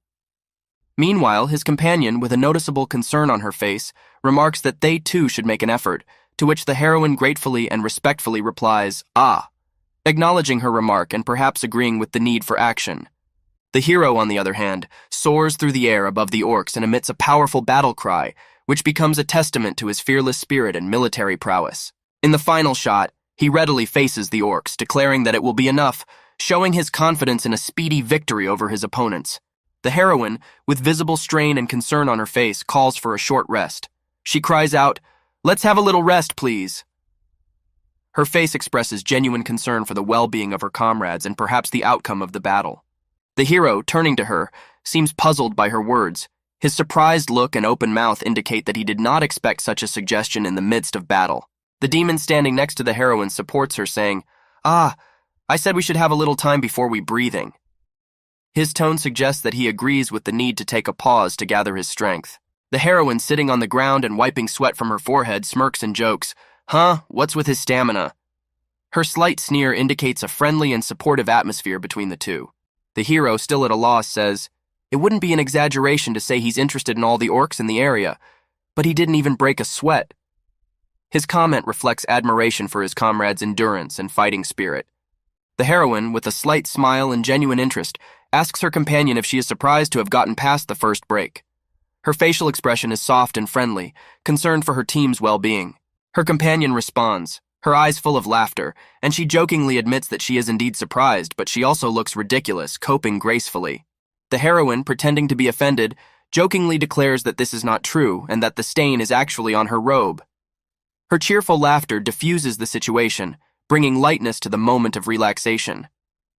However, in the back of her mind, she recognizes that Kang Han-soo is indeed impressive. Her gaze expresses respect, and perhaps even admiration for his strength and courage. Her companion agrees with her, adding that while this is gratitude, there is still some uncertainty in their words. The implication of her words suggests that despite all the jokes and laughter, the group appreciates Kang Han-soo's contribution and resilience in their shared adventure. The heroine turns to her companion, asking a question that reflects her concern. "Are you tired?" She continues, noticing with surprise that her companion has endured the first break without any visible signs of fatigue. The companion, with a laugh in her voice, replies, "And that's coming from you," emphasizing the irony of the moment, as she believes that the heroine looks more tired despite her comments. The heroine, laughing in response, says, "That's not fair. You've got a stain on you." Her cheerful mood and joking tone emphasize the friendly atmosphere between them. Next, she shares her thoughts on Kang Han-soo's talent, admitting, "But this Han-soo is really admirable." Her words express admiration and respect for his fighting abilities. The companion, with a note of doubt in her voice, replies, He says it's Thanksgiving, but..." Her words leave open the question of what exactly is behind his modesty and Thanksgivings. A book is in the hero's hands, and he asks with bewilderment, "What is it?" The cover of the book has symbols drawn on it, and the caption reads, "Step-by-Step Universal Language, a picture book for children." He proceeds to read aloud. "Man, demon, Zulbak, mercenary." His voice is filled with surprise, and he exclaims, He's learning." This shows his desire for knowledge and learning despite his circumstances. The heroine guffaws with ease when she says, Pardon me, teenage heroine, you don't want to take me into battle around teasing orcs. Stop." Her words humorously reflect the ease of their relationship and understanding. In response to her own assertion, she exclaims happily, "Oh, a lot, I've just reached a spotty level," her eyes sparkling with excitement and reaching a new milestone in her development. The companion, looking on, ponders, "The gap has gotten bigger." Her words could mean both the growing difference in their skill levels and the increasing distance between their personal goals and ambitions. Against a backdrop of starry skies and mystical runes, like a page from an ancient book, the truth of a system where the greatness of ranks determines the fates of students is revealed. It is a system where high rank helps raise the level. It is unforgiving and fair, where every effort and every success is judged on its own merit. And the higher the level, the easier it is to get a better grade, as if promising that every step up will make it easier to go further. A girl with an unwavering gaze candidly shares her accomplishments. "This time I am assigned to rank B." Her words are full of determination and confidence. She is not afraid of the challenges ahead, knowing that it is a step to even greater heights. Her companion, wide-eyed, doesn't hide her surprise. "What? Rank B? But you might suffer from too high a load." Her concern is genuine. She fears that ambition might turn into an unbearable burden. But the heroine, with a slight chuckle and a spark of defiance in her eyes, replies, "Don't worry. If you only knew how many fights there have been here. But this time it should go well." Her answer reflects her willingness to face any difficulties, for she is not alone, and her confidence in herself and her abilities does not desert her. A young man is engrossed in reading a book, his face illuminated by the light of pages full of mystery and knowledge. His gaze is focused, and nothing around him distracts him from the magical words he is delving into. "This guy," the girl begins, watching him. "He seems to be more than focused on the cat." She's thoughtful, realizing that his interests are deeper and more varied than it might seem at first glance. The two girls exchange thoughts, and one of them says with mild irritation, "I thought you said it was interesting in the dirt." She interrupts, noticing the attention directed at her, and adds humorously, "But I see you keep thinking after him." The interaction between them is full of subtext and understatement. They explore the limits of their understanding. A sudden cry of "Zulbaki, Poitamal" breaks the calm, and one of the girls, with concern in her voice, repeats, "Already?" They're synchronized just a little bit more, speaks of an unbreakable bond and a common desire to reach the goal despite any obstacles. The young man exclaims with renewed confidence, as if he has found the answers he was looking for in the book. "You're the best, so puite mal." His energy and enthusiasm are contagious, and he is ready to lead and inspire others by his example. Freezes on the girl's face with a serious yet affectionate look, she says, "As a magician and a disciple." These words carry wisdom and the realization that their bond is deeper than mere companionship. It is the union of mentor and student exploring the mysteries of the world together. In front of us is a boy immersed in reading, framed by the clear sky behind him. He is engrossed, and in his eyes is a reflection of the quest for understanding. His genuine interest is admirable, and he seems so familiar, like an old friend with whom to share any mysteries. In the silence of the sanctuary she stands, noble in her silence, surrounded by an air of concentration and sacredness. "All is right," the elder pronounces, confirming the truth of what is before him. His words seem to be the final verdict, the voice of experience and knowledge. Again the phrase, "all is right," is uttered, but now it is her own confirmation. She stands facing her mentor, and in that short word resounds the confidence and willingness to follow the path before her. On the table lie objects foreign to this world, each one a testament to distant wandering and searching. "These items are definitely not of our world," she ponders as she contemplates them. "Yes, this is amazing printmaking," the craftsman admits, his words filled with admiration for a craft that transcends the usual boundaries of art. In the shimmering glow of the moon, a mysterious item was found under a huge tree of the forest where the heroes of the past trained. This backpack, as if left behind in a hurry or forgotten, now lies lonely, as if waiting for someone to come for it. Majestic in her calmness, she asks, "Including you, how many people currently know of her existence?" Her words weigh heavy in the air, each syllable laden with meaning and importance, her gaze filled with curiosity as well as caution. Doubt and anxiety as she continues her questioning, and what are the chances that the commander passed this information on to Prince Albus? Her face reflects a deep distrust of possible betrayals within her own ranks. The soldier, visibly puzzled but filled with a sense of duty, replies, "None. I was ordered to report to you at once." His tone is dry and businesslike, and he looks ready to carry out any order without thinking of the consequences. She reappears, serious and adamant, and says, "Of course, I have also examined all the heroes who left the temple." Her words emphasize the sense of responsibility and duty she carries as a guardian of order and truth. The soldier, having been recognized for his efforts, involuntarily blossoms a smile. "Well done." "Thank you," he replies, and in these simple words, one reads sincere gratitude and pride in the duty done. "I guarantee you can work for the temple for the rest of your life." Her words promise not just work but devotion, service to a higher calling. She stands, and her words reek of coldness. "Your choice. Forget all about this bag or die an honorable death." The tone of her voice brooks no objection, and in its resolve one hears iron will and steadfastness. In front of the elder she maintains her dignity and composure. "Please allow me to serve." "Very well, follow the priest." His reply is brief and restrained, but there is a deep respect for her choice and path. Captures her in profile, in a moment of inner reflection when she utters, "You've heard it all, haven't you?" Her words, full of doubt, suggest that there is another story behind the scenes that we have yet to recognize. The mysterious priest, with a veil of wisdom over his face, says, "Yes, Saint. Recognize the letters from one of the characters in the temple and find out how it is pronounced." His words carry a new assignment, and in them resounds a command to action, to unlock the secrets that could change everything. She stands with a stony expression, clad in a mantle of duty and secrecy. "You must not reveal your intentions. I will keep that in mind." Her words carry a warning, and the knowledge that even the most hidden thoughts can have unpredictable consequences. Captures her in a moment of doubt as she touches her lips, musing, "The existence of this bag is definitely a mistake on God's part." But a perfect God made a mistake. Would concealing this case be for the best? Her internal dialogue reflects the deep struggle between faith and reality, between duty and morality. In the distant perspective of the temple, she shares her discovery. "Holy One, I know you are concerned right now, but I have a report." Her voice is confident and serious, but there is also a sense of some anxiety before the unknown. "What does it mean?" She turns and her gaze is full of anxiety. "I thought the incident would have been covered up." At the request of the village elders, her words express disbelief that such events can simply be covered up, the realization that the truth will always find its way out.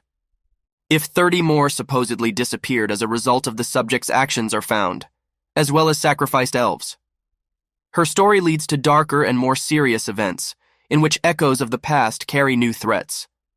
According to the villagers, these were the actions of the vengeful spirit of Atlasdar. A vengeful spirit? Her question hangs in the air like a fog that is just beginning to dissipate to reveal its secret. A look of surprise and a hint of fear slips from her lips. They said that the dead Atlasdar had returned in the form of a vengeful spirit. Atlasdar said, her words are shrouded in a fog of mysticism and ancient legends coming to life among the temple walls. Captures her in thought, her face piercing and open. Usually they say cleric, prophetic. Maybe their appearance was strange, like the clothes of heroes. She tries to unravel the meaning of the villagers' words, looking for a connection between ancient prophecies and contemporary events. Under the glow of the sun, she says, "What is that mark? And the survivor who came back to stay?" Her words hint at a great discovery, a sign that could change everything they knew before. He sits in front of the fire, pondering, his silhouette looming against the night sky in flames. To begin, step and get a drawn-out vision of the future of Atlasdar. His actions resound with determination and willingness to face mysteries that exceed human comprehension. Plunges us into the stillness of the night, where she whispers, "All is well to sleep." Her words bring calm and peace, closing out a day full of discovery and an unknown future. Against the backdrop of the night sky, a young man candidly confesses, "I am forced to learn from a picture book meant for children." There is a slight awkwardness in his words and a sincere desire to learn despite the unusual method. The mysterious cloaked figure ponders, "A certain god delights in small pictures." Her brooding and misty silhouette add to the mystery of this confession, as if she herself is part of some ancient ritual or spell. "Do you like the picture book?" she asks, and her interest seems genuine. "A certain god says he really likes it," replies the young man, and you can hear the confidence in his voice that his path, though unconventional, is approved by the higher powers. "And to the other gods?" His question sounds light and casual. "A certain god says he's not sure." His words are filled with humor and self-irony, and in this dialogue one can feel the warm connection between the student and the unseen mentor. The young man's words sound resolute. "I need to know where they are so I can drive them out." His determination indicates the seriousness of his task and his willingness to confront the mysteries he has to solve. In the heart of darkness, under the light of the pale stars, the voice of the god echoes softly, promising that the components of his will are hidden in this direction. An arrow shining through the gloom, like a guide to the uncharted depths of night, points the way. She subtly observes the uncertainty in the god's words, his tacit admission of ignorance. Her doubts are framed by the glow of the stars, for even deities can waver in the face of uncertainty. Pensively, with a touch of her lips, she recalls a drawing found near the edge and wonders if it could be the key. The gentle light of the moon illuminates her face, which bears the hope of a clue. The words about the saint to whom the vault of the god sitting by the fire is also promised sound like a call of duty. She realizes that her presence is important not only to her, but also to the gods she serves. The urgency of his task becomes clear when he realizes the need to move quickly to the northeast. His determination allows for no delay, and each step forward brings him closer to his goal. He will not stop until he reaches the mountains, until he is strong enough. In his gaze is the determination of one who is ready to overcome any obstacle to his destiny. Finally, the god offers perhaps a new source of knowledge or a new challenge in his path. But first he must learn the lessons of the moment, consolidate the knowledge he has already acquired. He wriggles with tension, a desperate plea in his eyes. "All right, stop pushing me." The young man feels the weight of the expectations and demands being heaped on his shoulders. In the twinkling starlight, his companion asks the fateful question, "God, let's read the book another time." Shadows thicken around them, and the young man realizes they are surrounded. They are not orcs then. Humans? There is fear and bewilderment in his voice at the unexpected turn of events. The shadows grow, and the god expresses his displeasure that their reading has been interrupted.